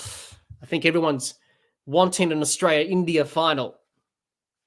Probably for India, they want the story to be changed than it was in 2003 after Australia won that game. Janssen in. This one defended by Cummins, and there's no run. Janssen says, I saw him doing that to New Zealand, the first day-night test. I was at Adelaide for that. Yeah, he can slog sweep the spin as well, Stark. Long levers.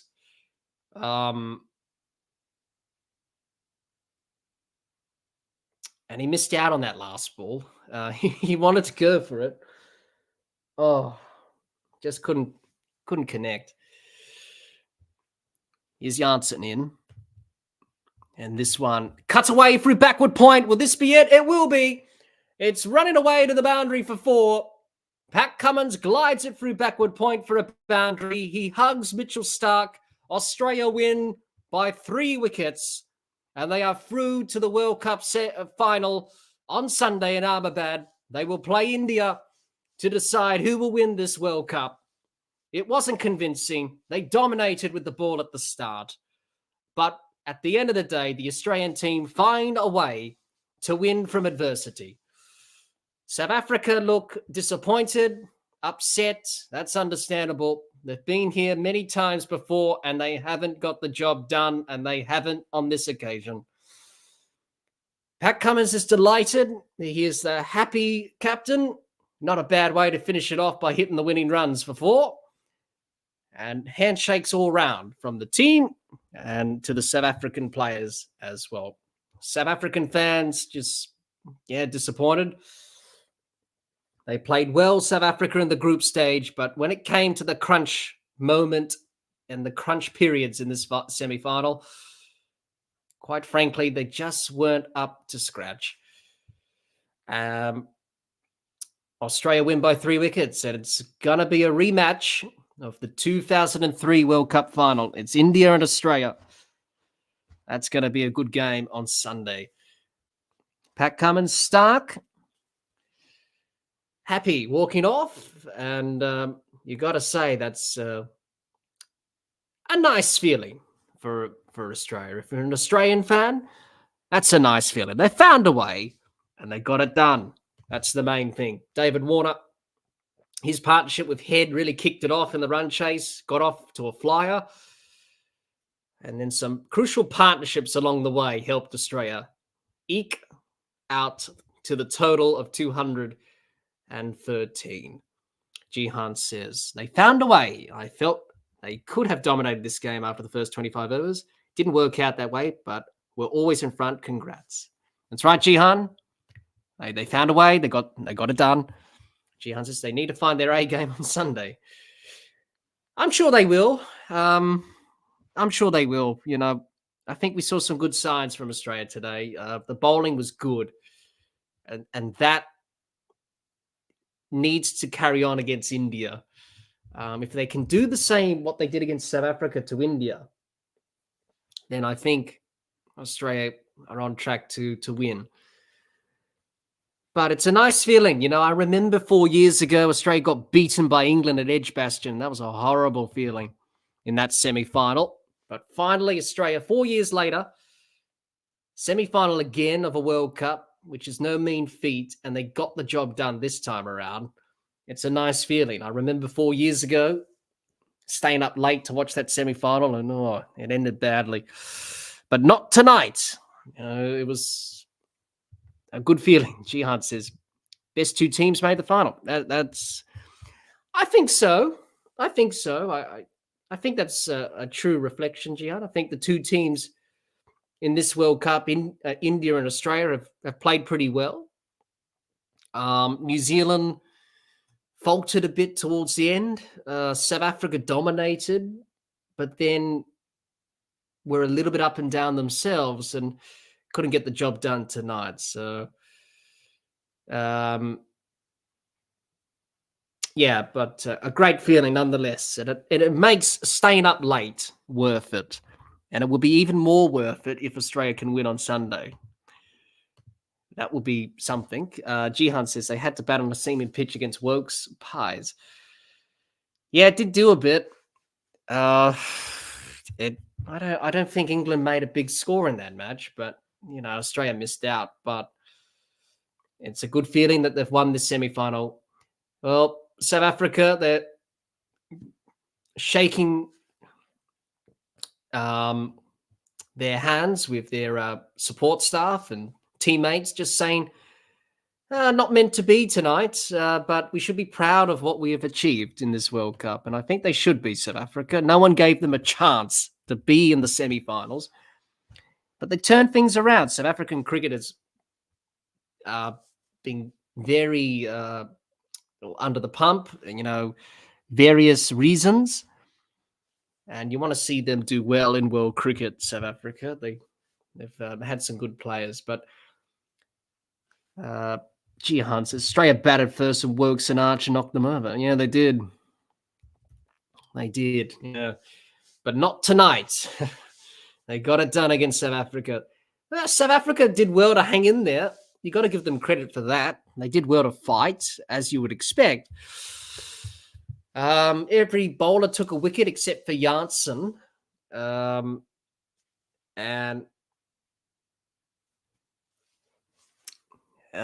South Africa just couldn't finish it off in the end. John says, if we find a way to jag a win in the final, Monday Ivo will grab a kilo of prawns, a few beers, and sit in the sun with a smug grit. And if they don't win, I'll do the same. Well, that sounds like a plan, John. Why not? Life's too short. Why not? Jihan says, great cricket guys will be making the final out to be like India against Outer Mongolia. That probably will. I can imagine that. Travis Head is the man of the match. Right. Well, yes, I forgot about Travis Head. Yes, of course, Travis Head. He is the player of the match. He's accepted his award. He will say a few words.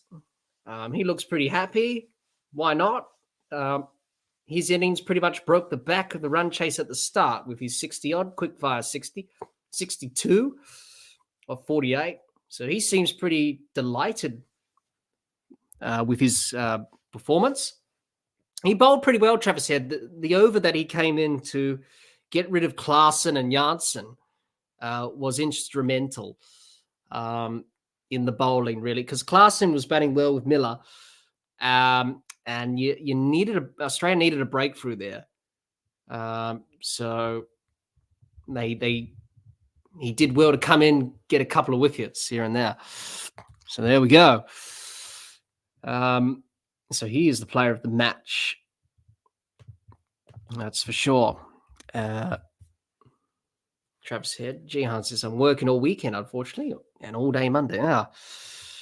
Bit of a bummer there, Jihan, but oh well. You got to do these things, Jihan says, but should be able to catch the end of the final. Yeah, it should be a good game, that's for sure, against India and Australia. But Australia win 8 games in a row now, 8 in a row. And through to the final. Another final for Australia. Pretty good win in the end. Got the job done. That's the main thing. And just have a bit of a recap of what happened. Really? So Travis Head, player of the match, rightly so. His innings did well. So we'll have a bit of a recap of what happened in this semi-final. Second semi-final, South Africa batted first. They got bowled out for 212 in 49.4 overs. David Miller batted well for a good 100. 101 he made, but no one else could support him. And it was Australia's bowlers who did the damage. Mitchell Starc took 3 wickets, along with Pat Cummins, 2 wickets for Hazelwood and Travis Head. No wickets for Zampa and Maxwell, but they did their role. Australia, 213 they needed, and they chased them down with 2 and a bit overs to spare. 7 for 215, chasing 213. Travis Head, player of the match, top scored with 62. Australia were a little bit shaky in the batting. They lost a few wickets. Taking turn, the pitch was. Shamsi and Maharaj got some perches. But apart from that, they were able to hold firm and get the job done. Pat Cummins, Mitchell Starc getting the job done in the end of their partnership. South Africa's bowlers, mixed results, but they did well to take wickets. No wickets for Janssen, a wicket for Rabada, Markram and Maharaj, 2 wickets for Coetzee and Shamsi. And Australia winning by 3 wickets with 16 balls to spare. They will go through to the final on Sunday and verse India at Ahmedabad. Should be a good game, and that's how this second semi-final panned out. But we'll talk more about it in the review in a couple of days' time. We'll talk about it in greater detail with the review there.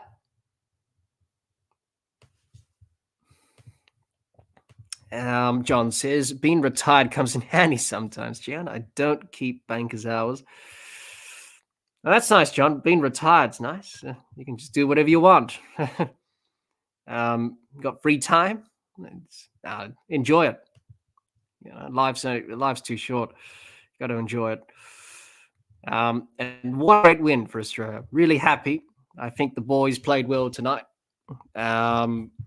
Just my thoughts on this match. I think Australia would be satisfied. Pat Cummins said we always want to play the perfect game. I think Australia didn't quite play the perfect game tonight. Actually, in reality, you're not going to play the perfect game. But the way they bowled up front, the intensity, the attitude was great. The batting was shaky, but they got the job done. They found a way. I don't think this is going to be easy for India. I think it's going to be a real test for them on Sunday. It's their World Cup to lose, essentially.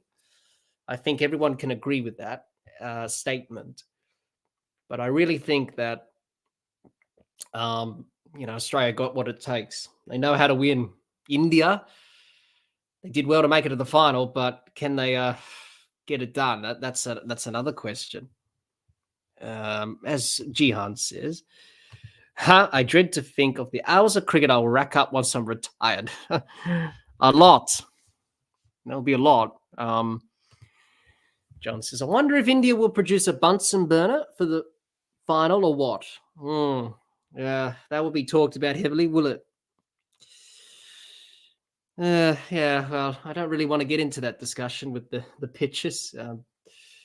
I don't know, John. We'll have to wait and see on Sunday. But whatever pitches, I suppose it will be the same for both sides. Jihan says, of course they will, John, especially the way Australia batted today. Well, let's see. Let's just hope for a good final, a good contest between bat and ball. That's what we all want to see, really, in cricket, just a good contest. I really hope Australia can deliver. Jihan said, toss will be important. It will be important. I think Australia need to win it. They need to win it. They need to bat first.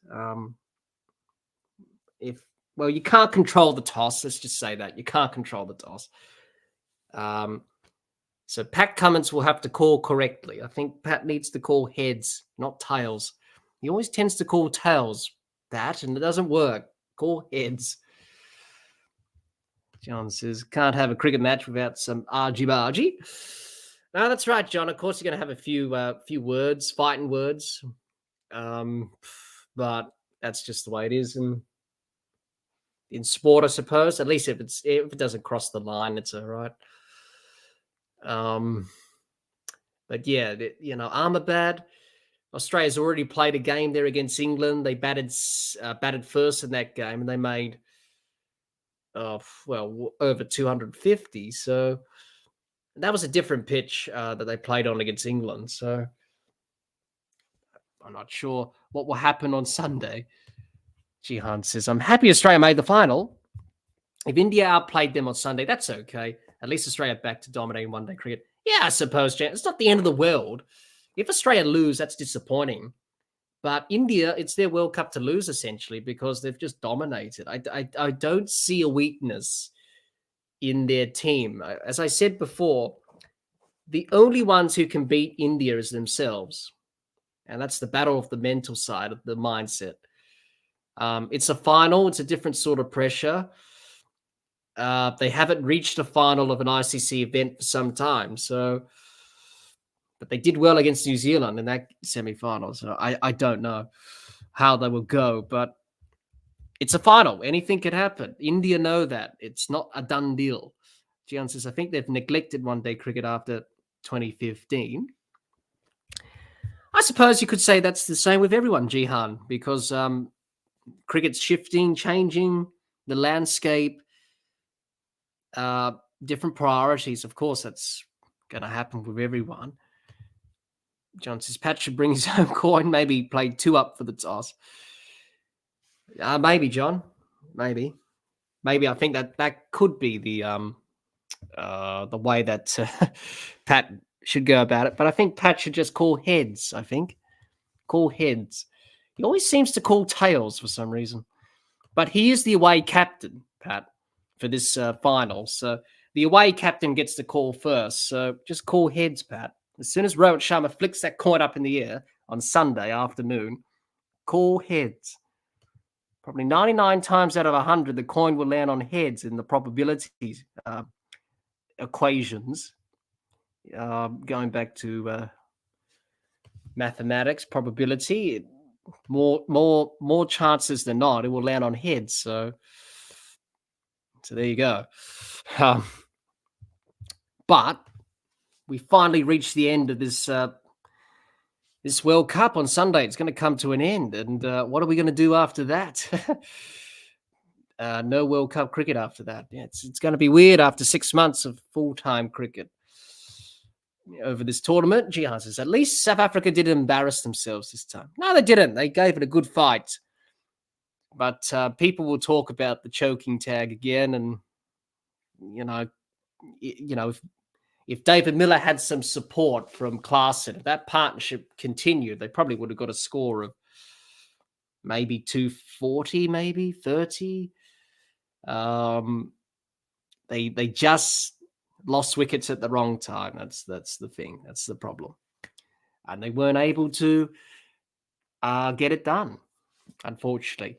Which another semi-final, another game where they didn't get the job done. So they'll be very disappointed, South Africa. Very disappointed indeed. But I think they should be proud of their efforts. They've achieved a lot in this World Cup. They've been very dominant. They've played a brand of cricket which has worked for them. And I think they could be a force to be reckoned with in the future. They've got some good players. It's just a matter of time before they win one. They have won an ICC event. People forget that. They have won a trophy before. And that was the Champions Trophy. Well, it was called the Knockout Trophy back in the 90s. They won the first one. So they have won an ICC event before, South Africa. But a World Cup they haven't obviously won. And that makes it another semi-final which they've lost to Australia. So that's 3 on the trot now that they've lost. So, well, at least Australia did well to hold their nerve in this game. It was a good performance by Australia, and I think they should be happy getting the job done. Jihan says, I want them to be a force in Test cricket too, but they don't have the Test batting. Well, yeah, really. Well, they should do well in the Test series this summer. Pakistan and West Indies, I think they should win all of them. Excuse me, I think they should go undefeated, I think, against Pakistan and the West Indies, and they've got New Zealand. So a lot of Test cricket ahead for Australia. Obviously, David Warner's retiring, so they've got to think about his replacement. John says, statistically, it shouldn't matter, but Heinsberg had something to say about it. Not sure who he is, John. I'm not sure who he is, Heinsberg, or that person that you speak of. Statistics, stats and stuff plays a big part in cricket. Jihan says, I was talking about it, South Africa. South Africa, yes. Yes, South Africa, yeah. Sorry, Jihan, I thought you were talking about Australia for a moment there. Yeah, South Africa, yeah. They've really struggled, South Africa, and in Test cricket over the years, but they've got good players. It's just the structure of cricket in South Africa is all over the place. They just need to sort that out. But it's South African. This World Cup performance will definitely boost their confidence going forward, and knowing that we can compete on the world stage. That's for sure. So, last summer when they came out here to Australia, they struggled. They didn't play well. So, Jihan says, Australia #1 world Test champions. Yes, they are. Yes, they are. Yeah, they are. That's for sure. But they haven't started well in this cycle, Australia. The Ashes was the start of the new cycle. So they'll be hoping to, as I mentioned before, they should do well this summer, Australia. They've got Pakistan. They've got a new captain. Shah Massoud's the captain of Pakistan now in Test. Babar Azam resigned. Not a surprise there that he resigned. Pressure, obviously, after Pakistan didn't perform well. And then you've got the West Indies. They should win that as well. John says, theoretical physicists. Thank you, John. Physics wasn't my strong suit at school, I can tell you. I did physics, and it was very hard. So thank you for that, John. You learn something new every day. But, I think everyone in Australia will be probably excited with Australia winning, but I think most of them will be in bed, given the time difference is very difficult. But I think when everyone wakes up, I think they'll be saying, Australia, another World Cup final, not a surprise. Hopefully they can do it, but it's going to be a big challenge. That's for sure. And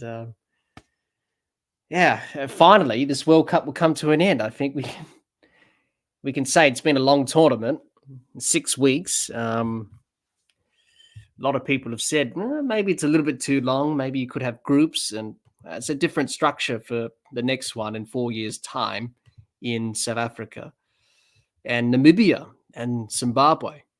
That's the next World Cup, and that's going to be a different structure. I think they're going to go back to playing Super 8s, I think, or that. They're going to have groups.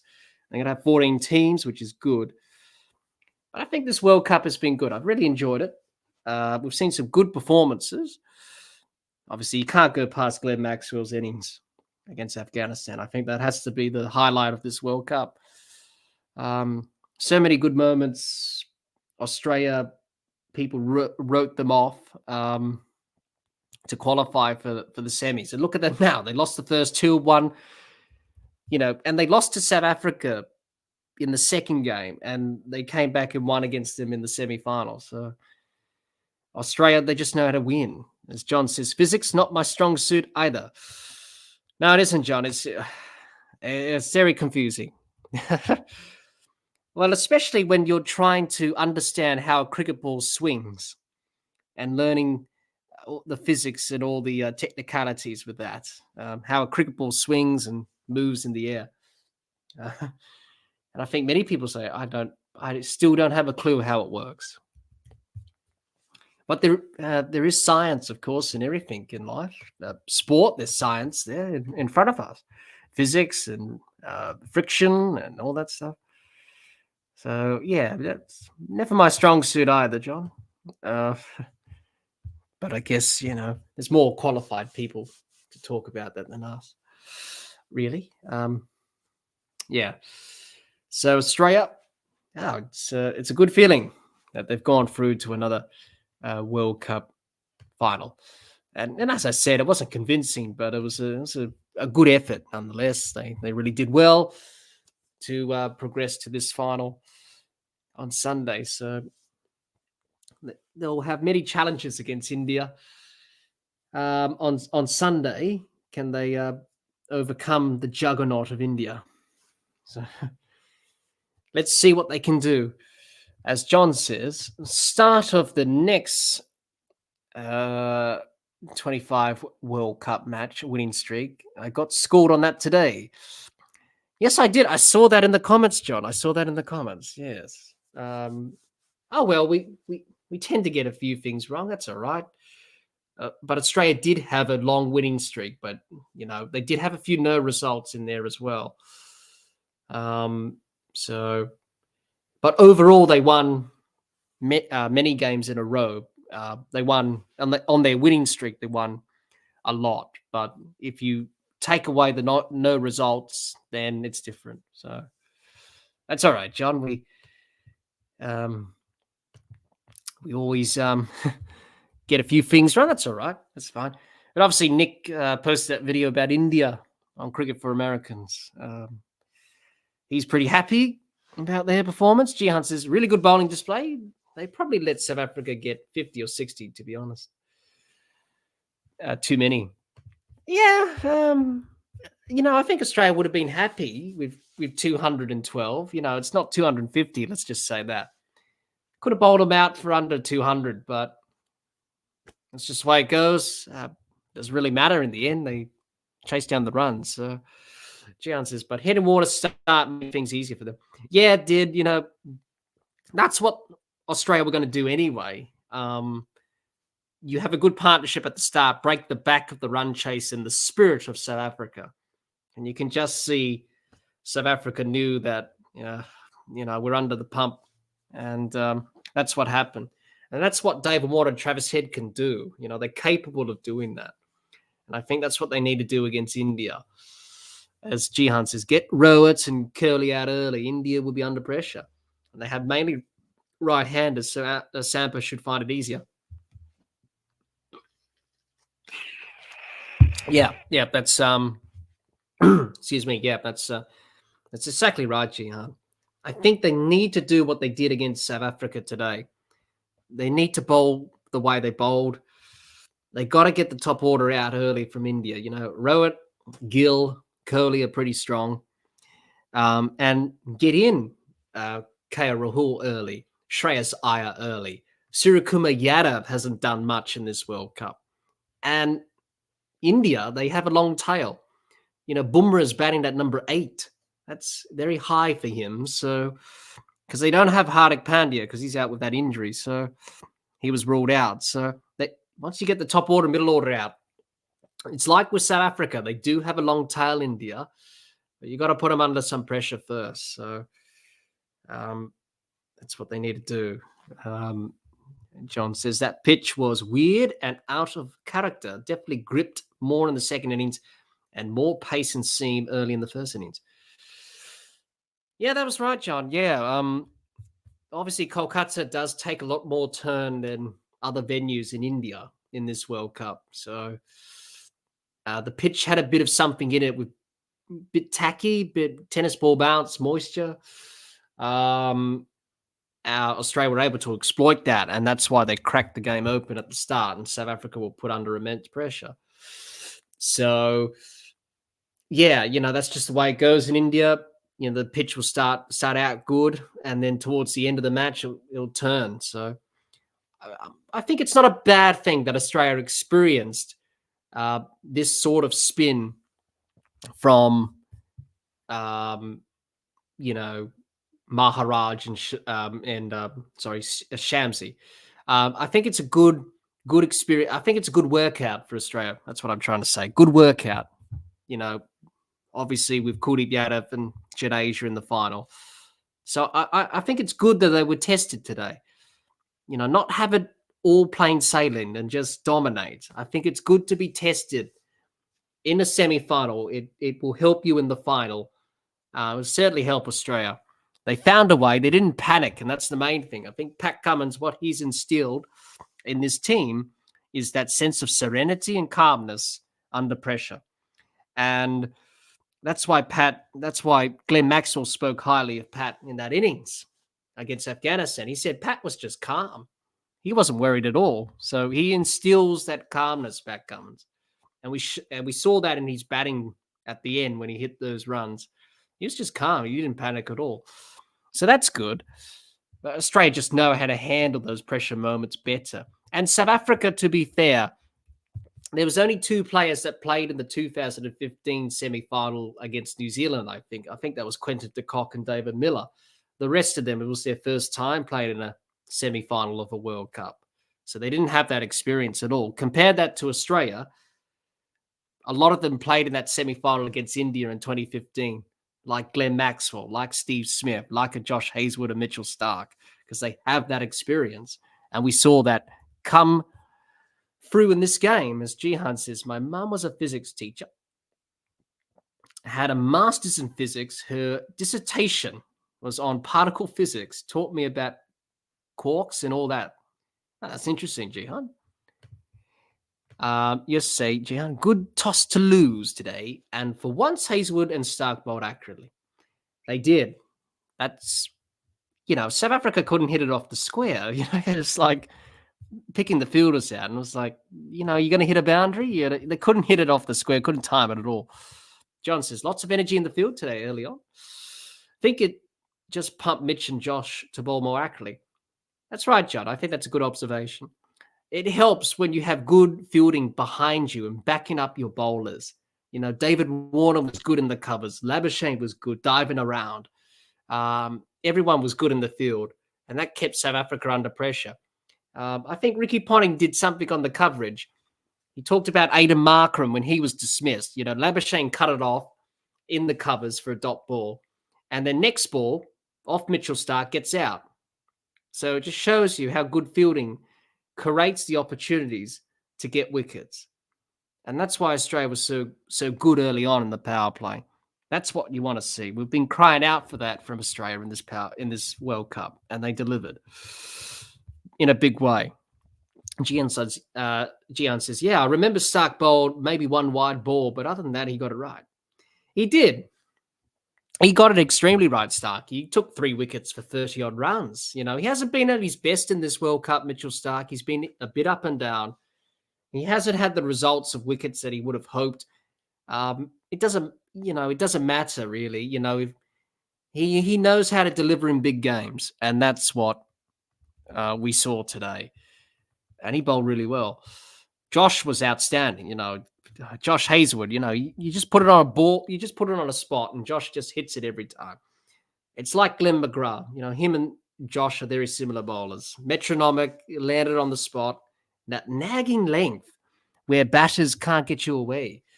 Josh Hazlewood was outstanding today. He bowled 8 overs, 2 for 12 or something. It's just crazy. He bowled really well. He didn't bowl out, Josh, but he did well. John says Marnus and Davey were outstanding. Yeah, they were. Australia were lacking that intensity early on in this tournament in the field. The catching was good. Pat Cummins took a very good catch, a long off de Kock. Running back with the flight, backpedaling's not easy. Took a very good catch and held on to it, which was fantastic. And de Kock, he was under pressure. He wanted to hit out because he wasn't getting on top of the bowlers. Played a big shot straight up in the air. He's out caught.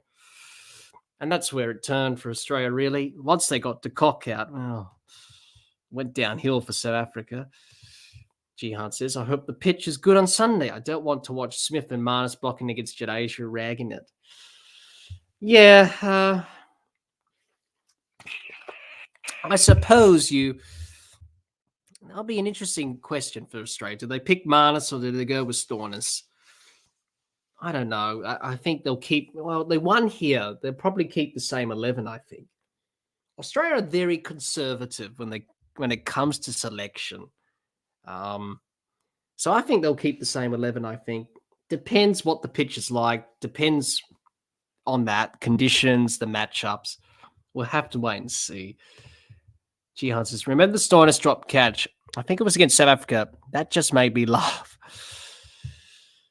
I'm just trying to remember, Jihan. It's early. It's been a month. May have to look at the highlights to remind myself of that. John says, we might have let South Africa score too many, but how many runs were saved in the field? 30 minimum. That's right, John. That was the difference. I think Marnus and David Warner probably saved 30 runs between them, maybe even more. Obviously, you've got a stat in cricket now with the fielding stats, how many runs you've saved, plus something or negative something, runs saved and conceded off your own fielding. Look, if I was Pat Cummins, I would have been happy to keep him under 250, to be honest. In the end, it wasn't enough. Australia just got over the line, obviously, but no, they did it. Excuse me, they did enough. Australia, they David Miller went off a bit, scored 100. No one really gave him support. I think the crucial time of that match was the partnership between Klaasen and Miller. Thank goodness Travis Head broke that partnership.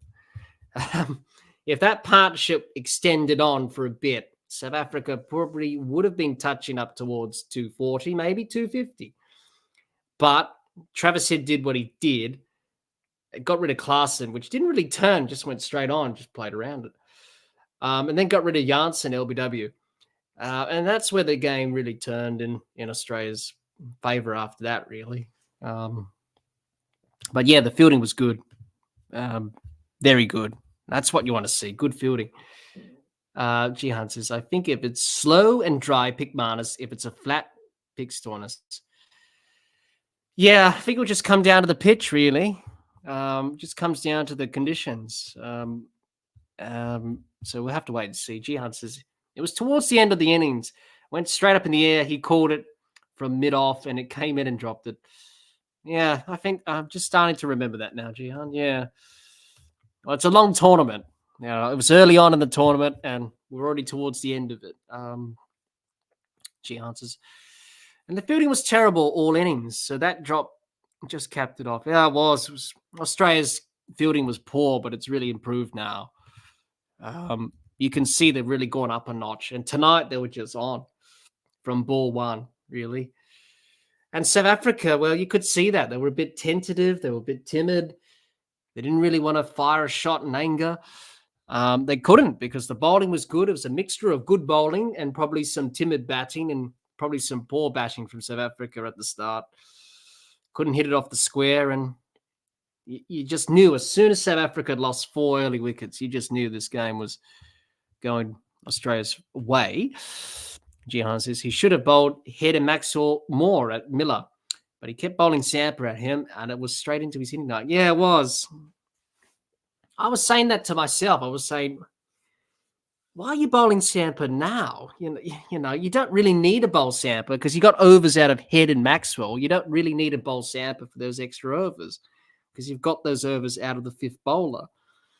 And Head and Maxwell were bowling well. You know, very economical between them. Head got 2 wickets. Maxwell didn't get a wicket, but he bowled pretty well, bowled pretty tidy. Well, you know, Pat makes these decisions. At the end of the day, Adam Zampa didn't have his best game tonight, but you know, he fronted up. He gave it a go. Yeah, didn't quite pan out the way he hoped in this game, but it's something with South Africa and Adam Zampa. For some reason, he always struggles against them.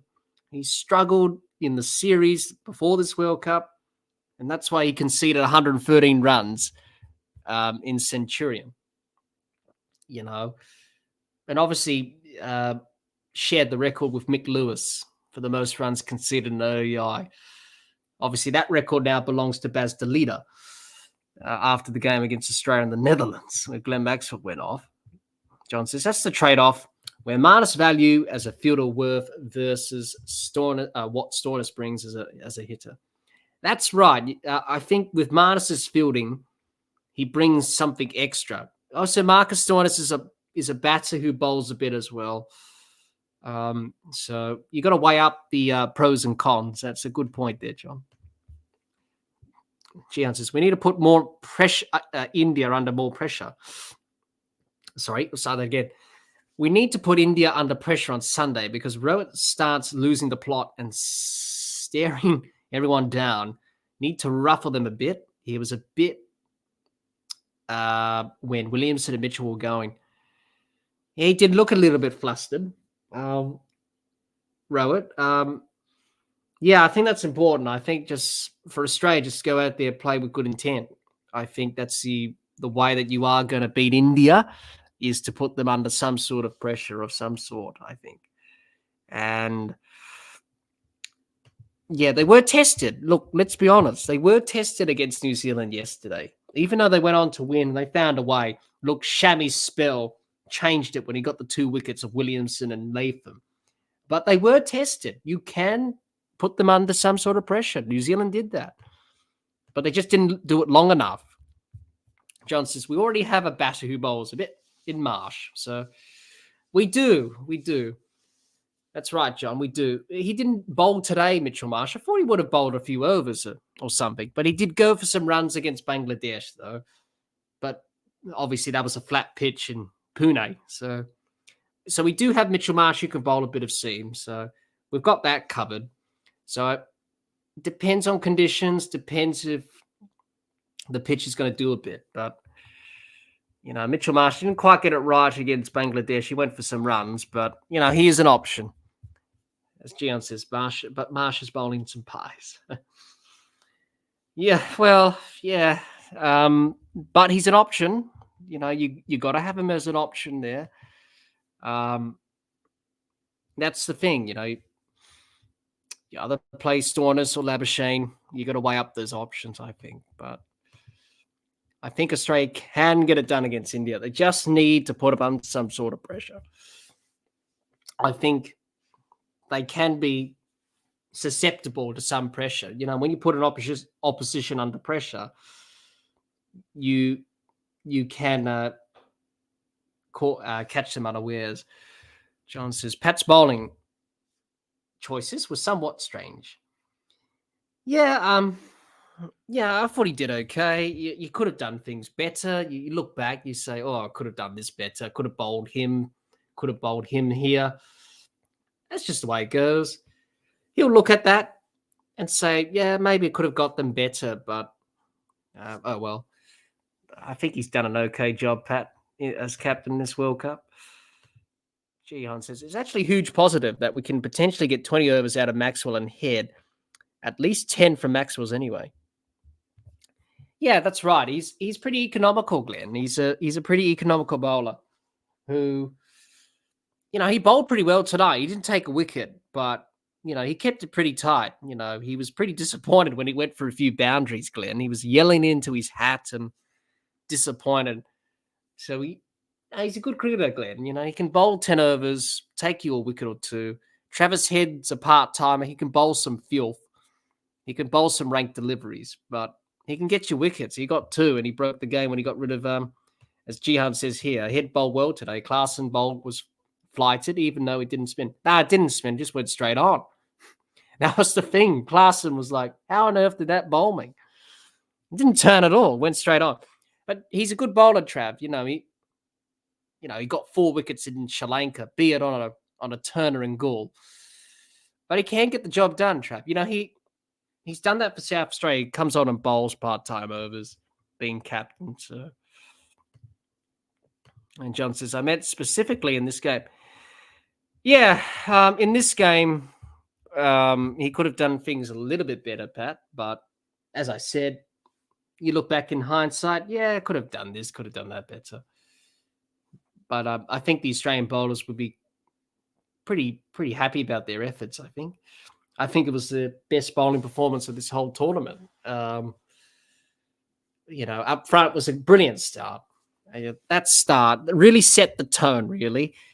And we saw that yesterday with India. As soon as Rohit Sharma went off, that set the tone. And today we saw that with Australia. The tone was set in the field and with the ball. And that's just the way the game was played. And that's how Australia just dominated in those initial stages of the match. So, yeah, body language, attitude is a big part in sport, but it's a big part in cricket. You've got to have the right attitude. And Australia had that today. John says, surprised if Trav doesn't get a fine for the little send-off. Yeah, he did give Klaasen a little bit of a send-off, I think. I think he'll be all right, John. I don't think that broke anything. I don't think that broke any code of conduct with the behavior there. I think it was just a flick of the hand. I think he just said, off you go, or something like that. As Gian says, yeah, I was wondering about that, but it was kind of subtle. Sorry. Was it really a send-off? I don't think it was. I think it was just, I don't think it was really a send-off. He didn't swear at him or anything like that.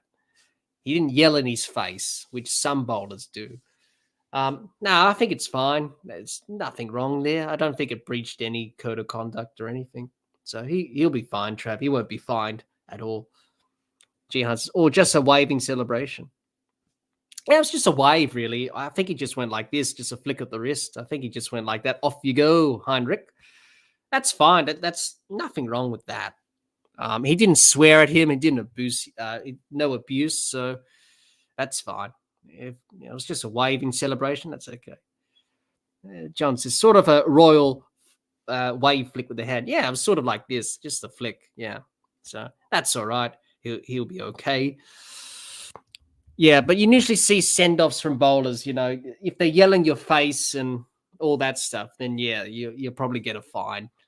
That's not really tolerated with the code of conduct, but it was okay. It was fine at the end. It was just a flick of the hand, so he's okay. He was pretty surprised about that wicket, Trav. He wasn't expecting to bowl Klaasen, but that was a key moment in this match. It was, because that partnership was 90-odd. It was nearly 100. As I said, if that continued on and Australia got, South Africa got, that partnership going, it could have been a lot different. Jihan says, not an Ollie Robinson classic send-off. No. Yeah, he's been fined for that a few times, Robinson, with those send-offs. But it's not a good look. Not a good look. Yes, celebrate, but don't go over the top. It's not going to set a good example for kids watching. Yeah, good celebration, but with the send-off. You can argue with that about the appealing as well, the excessive appealing. That's another thing. John says, can't even point the way to the dressing room even if you don't say anything. Yeah. Well, I think everyone knows where you need to go after you got out. straight to the dressing room. Well, we've seen players, get angry with getting out. I think Matthew Hayden once at the SCG punched his hand through the window of the door in the members stand, broke the glass after he got out. Nasser is saying, that's another good one. Punched his hand in the locker at the Wacker when he got out in the 2002-3 Ashes. I think he broke his finger, when he got out dismissed. So, everyone has a bit of a blow up and a bit of a frustration, that vent. We've all been there. We've all seen when your teammates get out, they just throw the bat in the coffin, in the kit bag, and vent, frustrate after getting out. That's a part of the game, I suppose. The highs and lows of cricket. Gihan says, commentary was annoying me because you could sense everyone was getting so excited at the prospect of Australia screwing it up. I suppose you got to keep the drama, Gihan. I think as a commentator on TV, you got to build the suspense and the drama. That's for sure. So I can understand why they were trying to, make it interesting. That's just the way you just go about it when you're commentating. Try and build up the suspense. John says, Hansi Cronje and the stump. I don't remember that one, John, about Hansi Cronje with the stump. We've seen a few players going venting their frustration on and off the field. Gihan says, Nasser is saying took it out on Chris Silverwood's crutches. Couldn't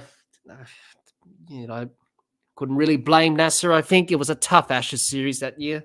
So nothing went right. So, of course, he was frustrated. Even though England won the last test, but 4-1, another series loss. Tough at the Gabba, winning the tosser. Well, we'll have a bowl first. And Australia just made one for 200 odd at the end of day one. So it wasn't it was a tough series for Nasser. A very good commentator, Nasser is saying. Always interesting to hear his thoughts on the game. But he was one of those players where he really put pressure on himself. He talked about that a little bit. High expectations. And that. John says, bet that wasn't happening, Gihan, when Finch and Punter were commentating. I don't think so too, John. Look, you're meant to be impartial as a commentator. Obviously, Finch and Punter, of course, they're not going to be impartial. They're always going to support Australia to the hilt. And Gihan says he threw a stump through the umpire's room. Oh, but Cronje. Oh, really? Oh, yeah. Oh, you wouldn't be doing that. Oh, no. The umpire's room is a sacred place. You don't want to be doing that. Oh, gee. Yeah. Hansi Cronje voicing his frustrations. Yeah, but we've seen funny things. I mentioned Matthew Hayden punching his hand through the window at the SCG. Many ridiculous ways of batters injuring themselves. Even Devon Conway, he punched his hand on his bat, his glove, and he broke his finger. That's what happened. When he got out. So batters have done silly things. John says, can't remember the exact details, but a stump went through the umpire's door. Gihan says, never understood why they made Hansi Cronje out to be a Christian saint. Yeah, well, we all know what happened with Hansi, of course. Terrible. Yeah. He wasn't a bad captain. Hansi. He wore an earpiece in 1999 in the World Cup. Wore an earpiece and got some information on the field as he was in that World Cup in 99. And everyone thought this was a bit weird, having an earpiece in your ear.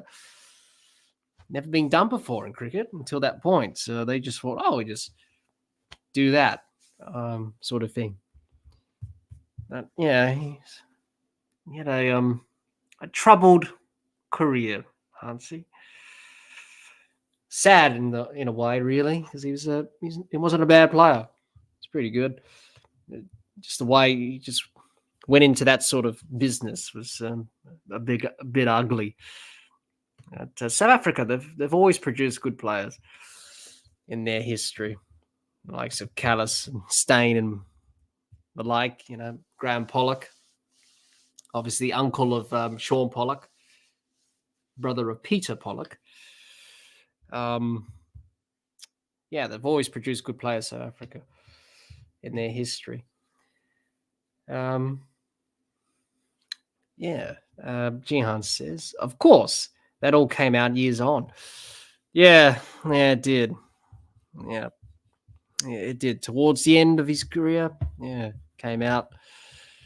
It's sad, but I suppose that's temptation, money, never a good thing, never a good mix. Jihan says, but there was an earpiece controversy and the stump before that. Yeah, just to get some information, really.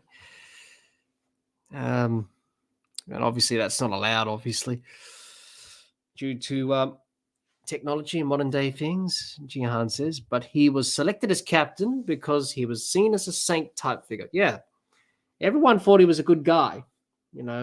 Everyone said he was a good teammate. Everyone said he was a good person. And then obviously the whole thing came out. And then everyone said, oh yeah, maybe that was just a facade that he put on. He was a good player. Very good player. Just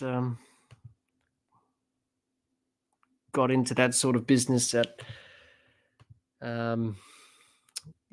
was just terrible. But South Africa, they've produced some good players, as I mentioned before, in their history, but unable to win a world event in ICC Cricket World Cups.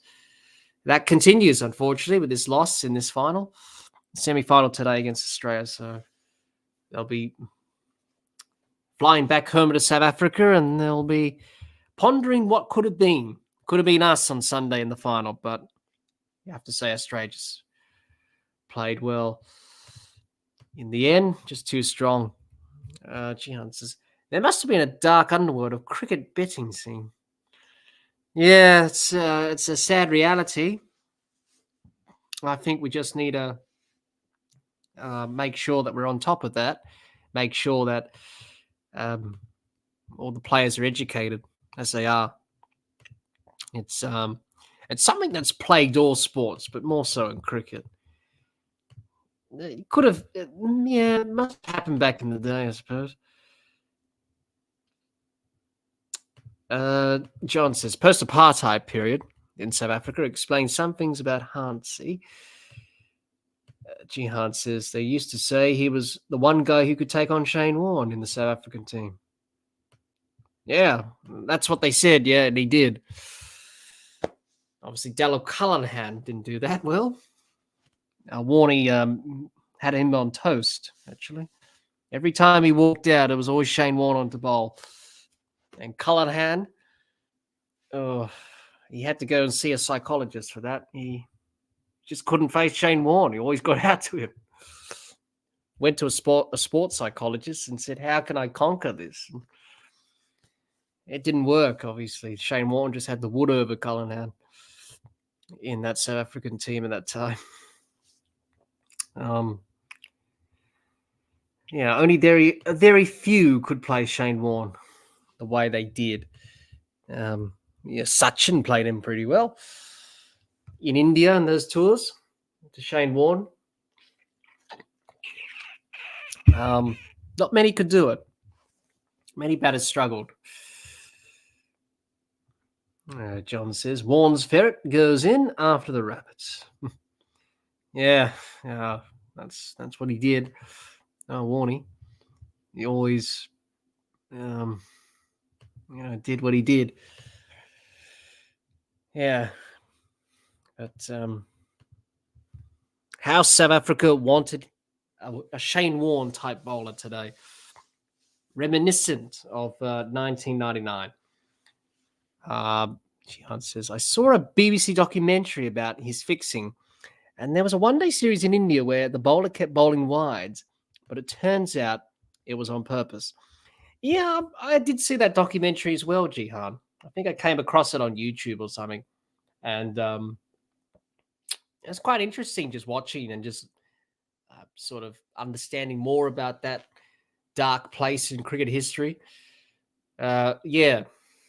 Spot fixing, all that stuff. It's just a horrible, horrible thing in the game, which we're trying to eradicate, which is good.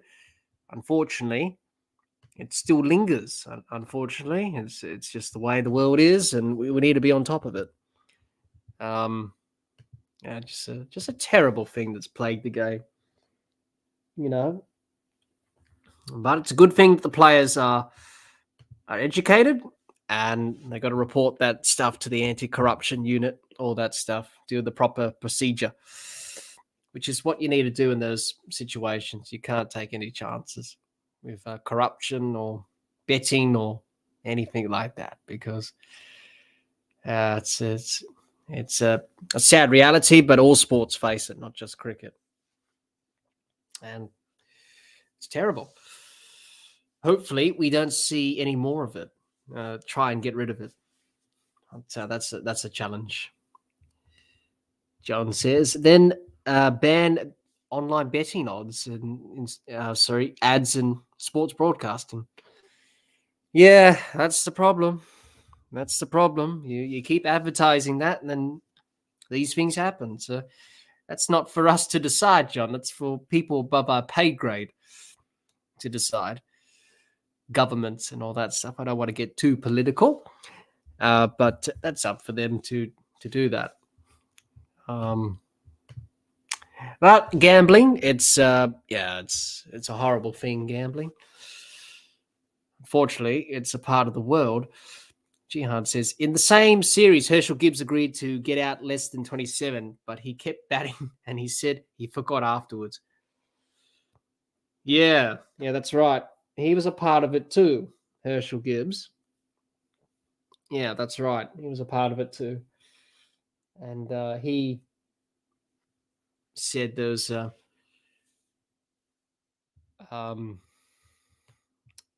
things in interviews since about that documentary. Sky Sports did a documentary on it too, about Hansi Cronje. John says the federal parliament is working on the legislation. Yeah, I heard that too, John. Yeah. It's you got to enforce these bans, I suppose. That's how it starts. Jihan says, but people like betting in Australia. Yeah, they do. I suppose it's the same in England. You just want to have a punt, I suppose, on sport or anything. Yeah, they do, Jihan. That's right. You see everyone have a bet on something, but gambling, you don't want to get involved with it too much. Otherwise, it sucks you in and you can't escape it, really. It becomes an addiction. So, yeah. So, it's just a terrible thing in society. And also, it doesn't help in sport either, where you're betting and all that stuff. That's how it leads into match fixing and spot fixing and the problems that we've had in recent history in the game. I'm not sure. Maybe it was a part of cricket back in the old days. I think it was betting. That was a big part in the old days. You used to put a bet on in the cricket back in the days, 1800s, I think. I read something or heard something. So it was a big part even back then. But it's just the way society is, and just need to make sure that people get help and control that, because otherwise it ruins your life in some cases. So need to help people out when it comes to that sort of addiction and gambling. Jihan says, yeah, I've put on a few bets in the past. Yeah, it's all right to see what you can do, Jihan, I suppose. But it's all right if you put a few bets on, but just do it responsibly. That's the key message. Do it responsibly. That's for sure. Do it responsibly. So yeah. Anyway, that's just the way it is in the world today, unfortunately. But yeah, it's sad. It's really sad. And then you see problems like that with players and cricket getting involved in this sort of thing, which is just horrible. We want a clean game, a clean sport in terms of no corruption and all that stuff. But that's probably going to be a reality, probably a dream, really, to achieve that. It's always going to linger around in the game, which is not good. Jihan says the problem is it's illegal in India, so there's no legislature. Yeah, it's often a big problem in India. It absolutely is. I couldn't agree more. But you need to do what you need to do to try and make sure that it's legislated. But that's for powers of be, above my pay grade to decide. And different countries have different laws. So yeah, but in India, yeah, it's definitely a big thing when it comes to cricket and IPL, of course, as you mentioned here, Jihan.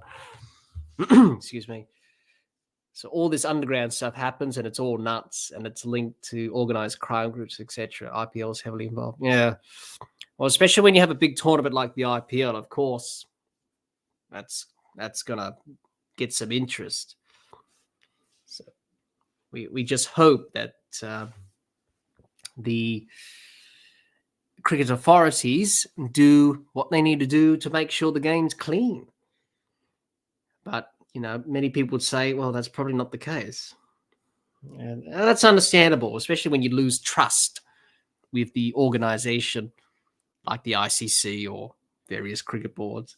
People tend to lose faith and trust. And once you lose the trust, very hard to get that back. And then people say, oh, is it really true? Is it clean? Is it not? Is it full of corruption? And Jihan says, and fake tournaments. Yeah, I did hear that story. Yeah. Well, that's just the way it is in cricket.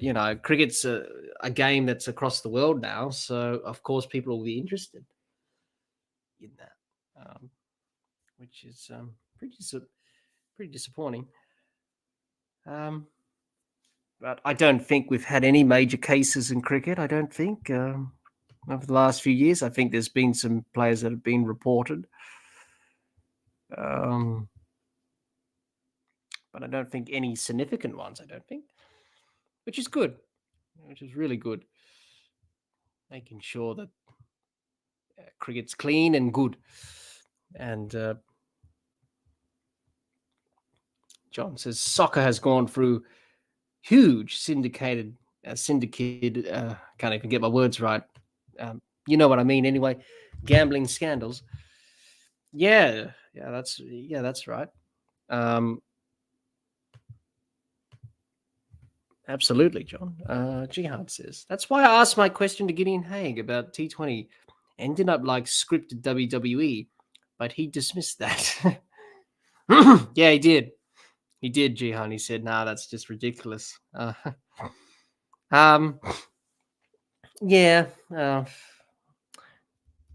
Yeah, you could say that, but nah, it's all right.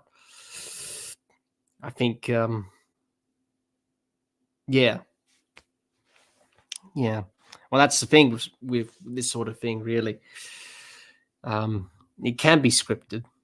Jihan says it's a perfect game to gamble on, isn't it? With all the different scenarios. Well, it is. It's very easy.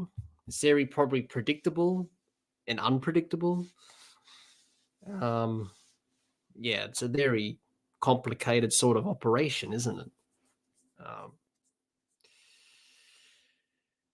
that they do. Yeah, there have been some documentaries about. Yes, there was a story out a few years ago about match fixing. Come to mind. Come to think of it, there was a story that came out a few years ago about Australian players match fixing.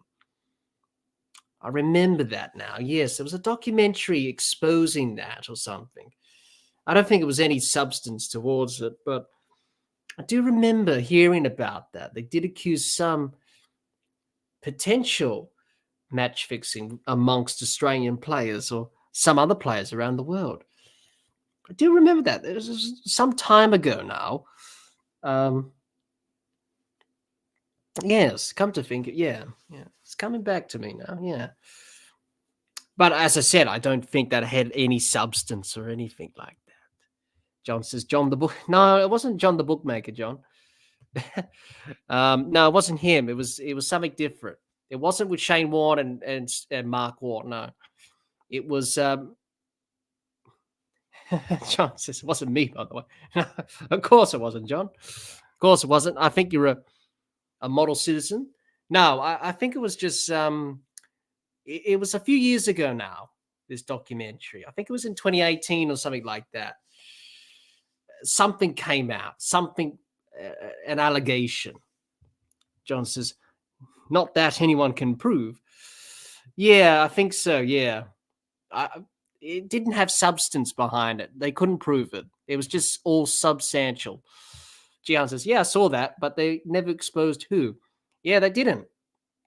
They didn't. That's right, Jihan. And you say it was 2018 series in the UAE against Pakistan. Yeah. But nothing was proven. It was just all circumstance, hearsay. But I do remember that documentary at the time. I did watch a little bit of it, but I didn't watch all of it. So you always have these allegations and probes and investigations. They don't really equate to anything. But I think it's very important that we make sure that we get corruption and betting and all this stuff out. But it's just a horrible thing, and it's crept into the game, unfortunately, in all sports. It's society. It's a problem there too. But is it going to change? I don't think it is. I think it's just people want to make money, and that's just the way it goes. Money is king. Cash is king, as they say. Whenever there's money involved, there's greed. And we've seen that. Gian says, they exposed the Sri Lankan pitch curator and Gould taking money. Yeah, it's just, corruption, money, greed, temptation. That's why we've always had these things in cricket pop up and in other sports. It's sad, and it's a part of society, I'm afraid. Can't really control that. It's people just need to do the right thing. If someone has approached you, report it. And that's what the players get educated on with the corruption unit. If something has been said or reported, report it immediately. It's like Shakib Al Hasan.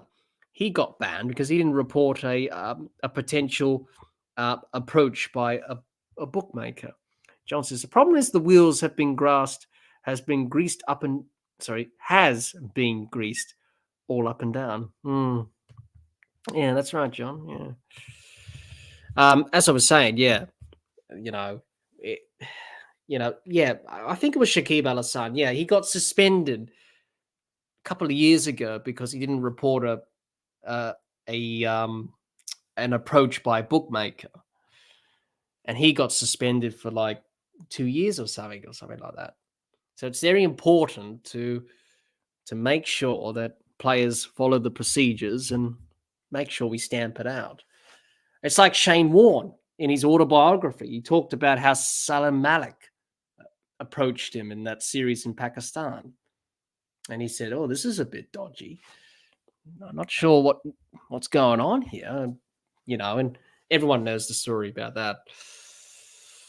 So even Shane Warne said, even in the 90s when he played, it was a thing back then as well, which I read in his autobiography. Jihan says, if you report it, what if they threaten you? I think there's a procedure for that, Jihan. That's a very interesting question. But I think, look, you have protocols and you have procedures that you follow.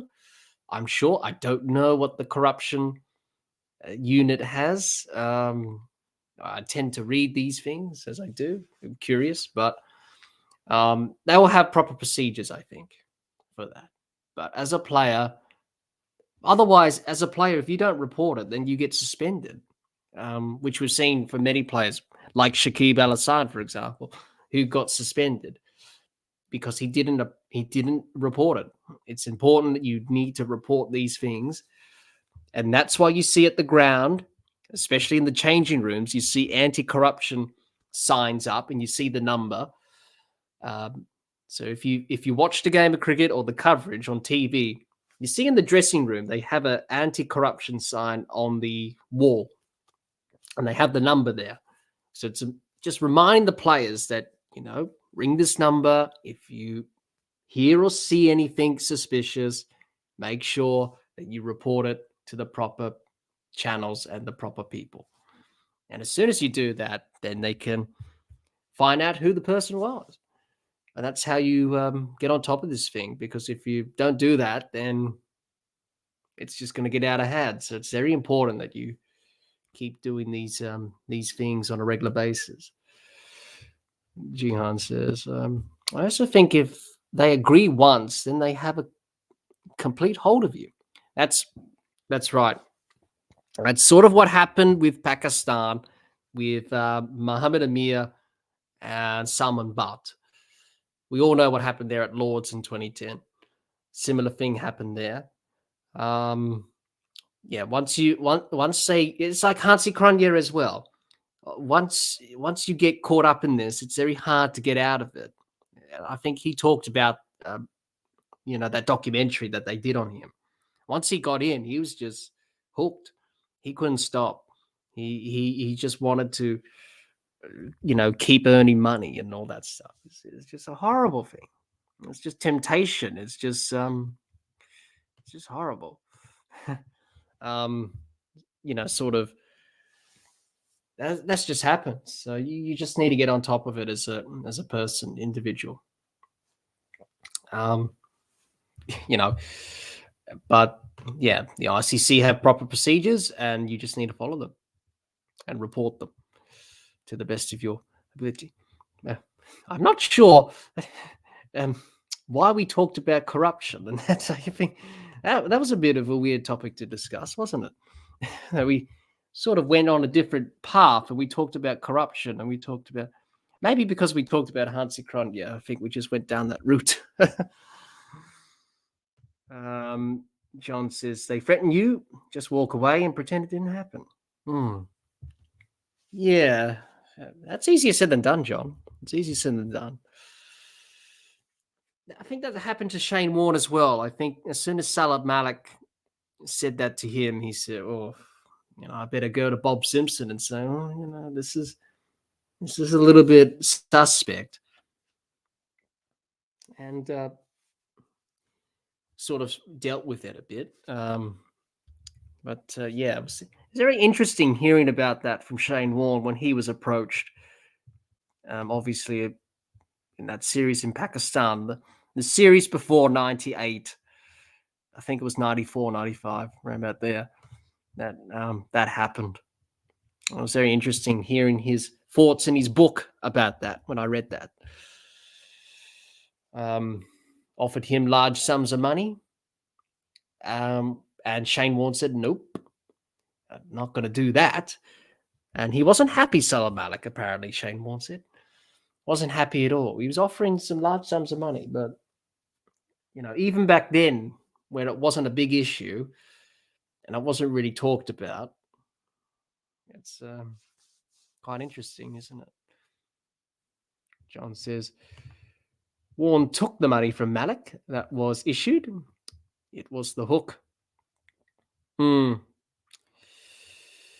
Yeah, but yeah, it was quite interesting listening to him talk about that.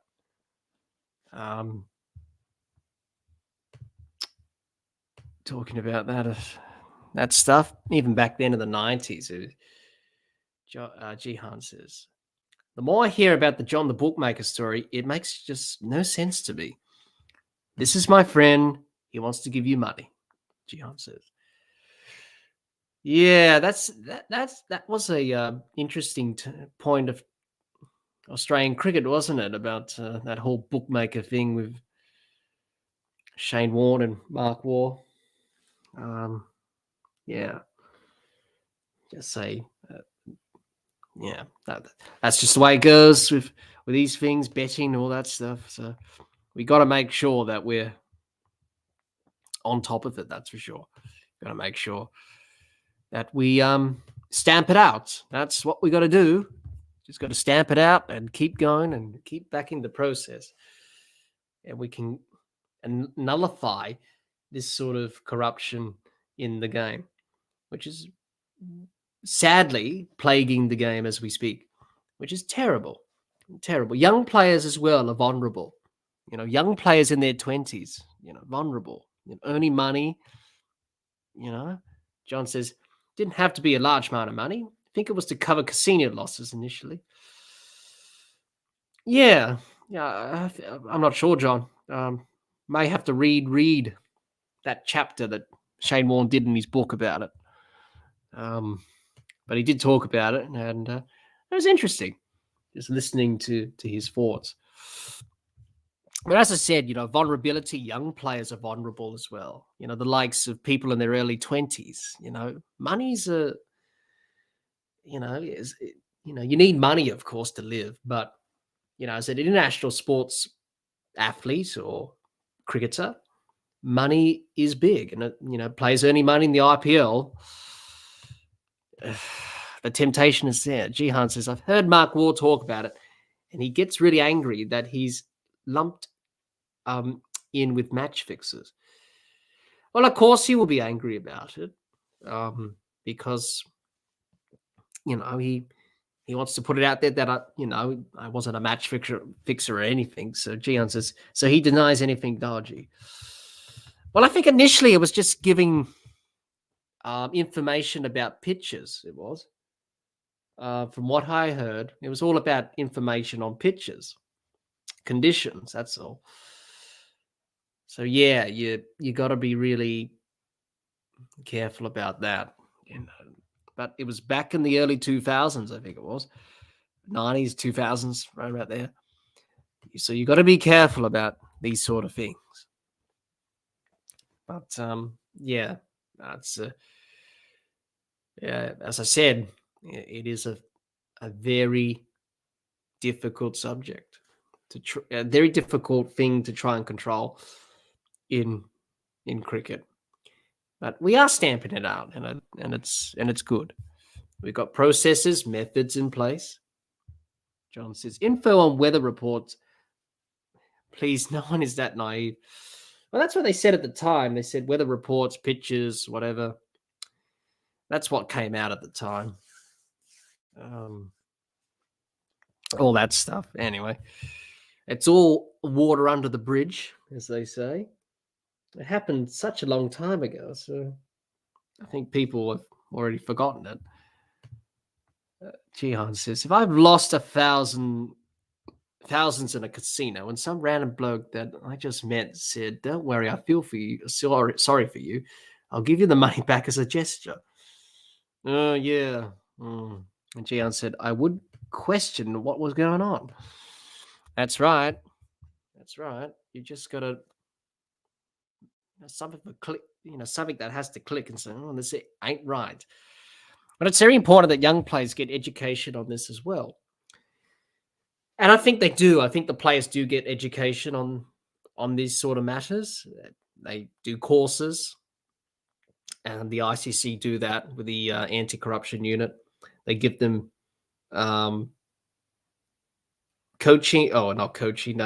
classes, courses, education on how to deal with these matters, which is good, which is important. And you just got to know, because you are vulnerable and you are susceptible. Money and all betting and all that stuff as well. So it's important the players report it, and it's important that everyone helps out to try and stamp it out. Because if we don't do that, it's just going to take over, and it's going to be hard to stop. John says, that's like the dog ate my homework excuse. My grandkids lie more convincingly than that. Yeah, that's the oldest lie in the book, isn't it? Oh, my dog ate my homework. I couldn't turn in my paper today. That never happened to me. I always turned in my homework. So, yeah, oh, well, these things happen. But, yeah, it was quite interesting. We sort of went off a different course. We talked about corruption, which is a topic that I tend to steer away from. Not my area, but I suppose it's an issue that plagues the game. We should talk about it, because obviously I think we just went off that course because we talked about Hansi Cronje, didn't we? And we sort of got to there.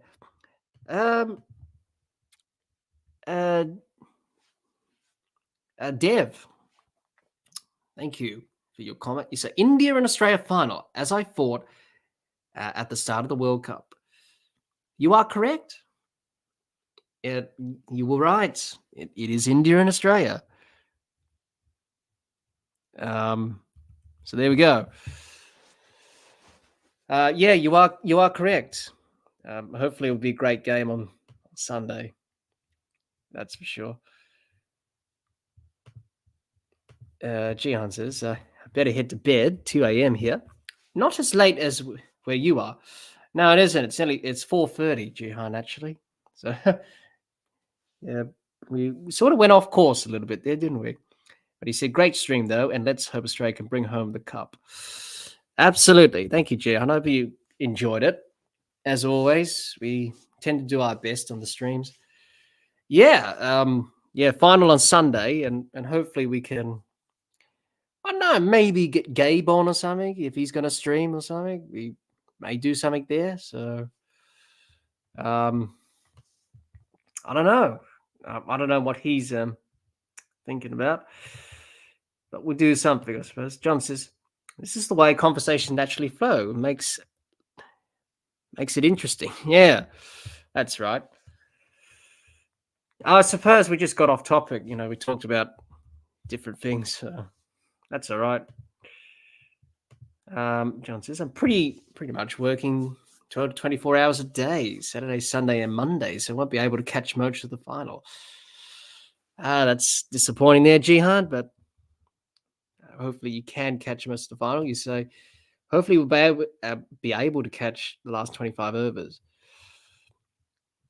Dev says, Australia almost choked today.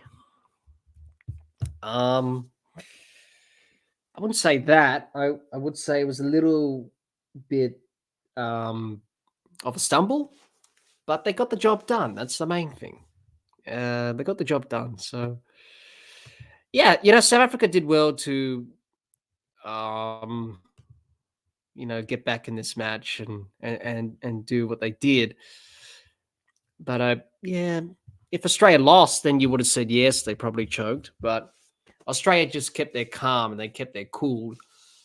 And they were able to bat out and finish it off. So, yeah, there we go. Yes, say Dev. Even though South Africa dropped many chances. Yeah, but, 213, Australia were always going to chase that down, you would think, and they did. John says, just realized it's 5 a.m. and believe it or not, I've been up since 4 a.m. yesterday. Still not tired, and coffee is the only stimulant I have had. Really, John? Well, that's a long stretch without sleep. It's the important thing. Sleep, energy, reinvigorate. Something that I need to do, get some sleep. As you can tell, I'm all over the place. Jihan says, agree. They almost choked. but they saw it out in the end. Other teams like South Africa or India would have lost the plot in that same scenario. They would have. Other teams play pressure differently. And we saw with South Africa today, the pressure was really on them from the first 10 overs onwards. Yet again, they stumble at the last hurdle. Many people will talk about that again. Dev says, but they've played good cricket in the tournament. If you're talking about Australia, yes. If South Africa, yes, as well. South Africa played well in this tournament. They played some good cricket at times. Good to see that. South Africa weren't given a chance to make it through to the semis, but they did the unthinkable and they got here. Australia, on the other hand, they haven't played 100%. They played more at 50%, I would say. But they've done enough to win. That's the main thing, which you need to do. Teams just find a way to win. That's the important thing. And that's what Australia have done. So it should be a good final on Sunday, that's for sure. Should be a really good final. Looking forward to it, as always.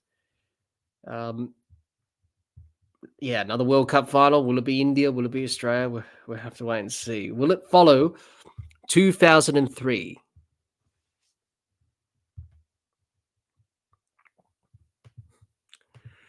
We'll have to find out. John says, I will crash hard later. Now I have to make breakfast just to use the long stretches. I'll be off now. Well, thank you, John. Thanks for joining us. And thanks, everyone, for joining us as well. Thanks, everyone, for joining us. And a reminder, we will be back on Sunday. Of course, the final of the World Cup. India and Australia. It's going to be an exciting game on Sunday. Australia getting the job done by 3 wickets here in Kolkata. A very interesting game that went up and down, ebbs and flows. But Australia triumphant. South Africa yet again. The chokers tag will be with them for another 4 years for the next World Cup, which will be in South Africa in 2027. So they'll be hoping for better things in the home tournament in 4 years' time, South Africa. But what we can say is that they played some good cricket in this tournament. Unfortunately, they weren't able to get it done at the end. For Australia, they just know how to win. They just know how to win tournaments. They know how to win big moments and pressure. And they've done that well today. So they'll be excited for another prospect of winning another World Cup. Obviously, for most of them, it will be an opportunity that they want to do for the last time for most of them. So hopefully they can be two-time winners of the World Cup. And India, they're the team to beat. And they are the team to beat for sure, because they are up and about. They are full of confidence. But Australia will definitely know they'll have a challenge on their hands. But that's what makes it exciting. That's for sure. Thank you, everyone, for joining us. I hope everyone enjoyed the stream, as always. If you haven't done so already, make sure you subscribe to our YouTube channel. Please support us there. We really appreciate the support. Many people have subscribed over the last few weeks and days, which is fantastic. So make sure you do that. Follow us on Twitter and on Instagram. We're on there as well. Give us a follow. Also, we're on Facebook as well. Give us a like there on Facebook on our page. Really does help. And the podcast is available on Anchor, Spotify, and on Apple Podcasts, and where you get your podcasts from, really. We're available across those sites. So make sure you do all those good things. It really does help the podcast, and it does support us.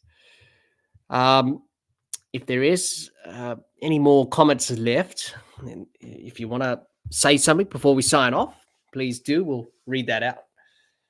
But if there isn't any more comments left, then we'll sign off, and we'll see you on Sunday for the final in Ahmedabad for the World Cup. And it should be a great game, that's for sure. And I hope you can join us then on Sunday for the final. Also, stay tuned. In the next couple of days, we're going to be reviewing both semi-finals, India and New Zealand, South Africa and Australia tonight. So stay tuned for that on the podcast for the episodes to come. And some more episodes as well. We've got some cool episodes planned. And stay tuned for that.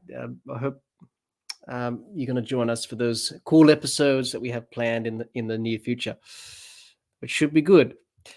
All righty then. Thanks, everyone, for listening and watching. And we'll see you on Sunday for the final. Until next time, keep safe and bye for now.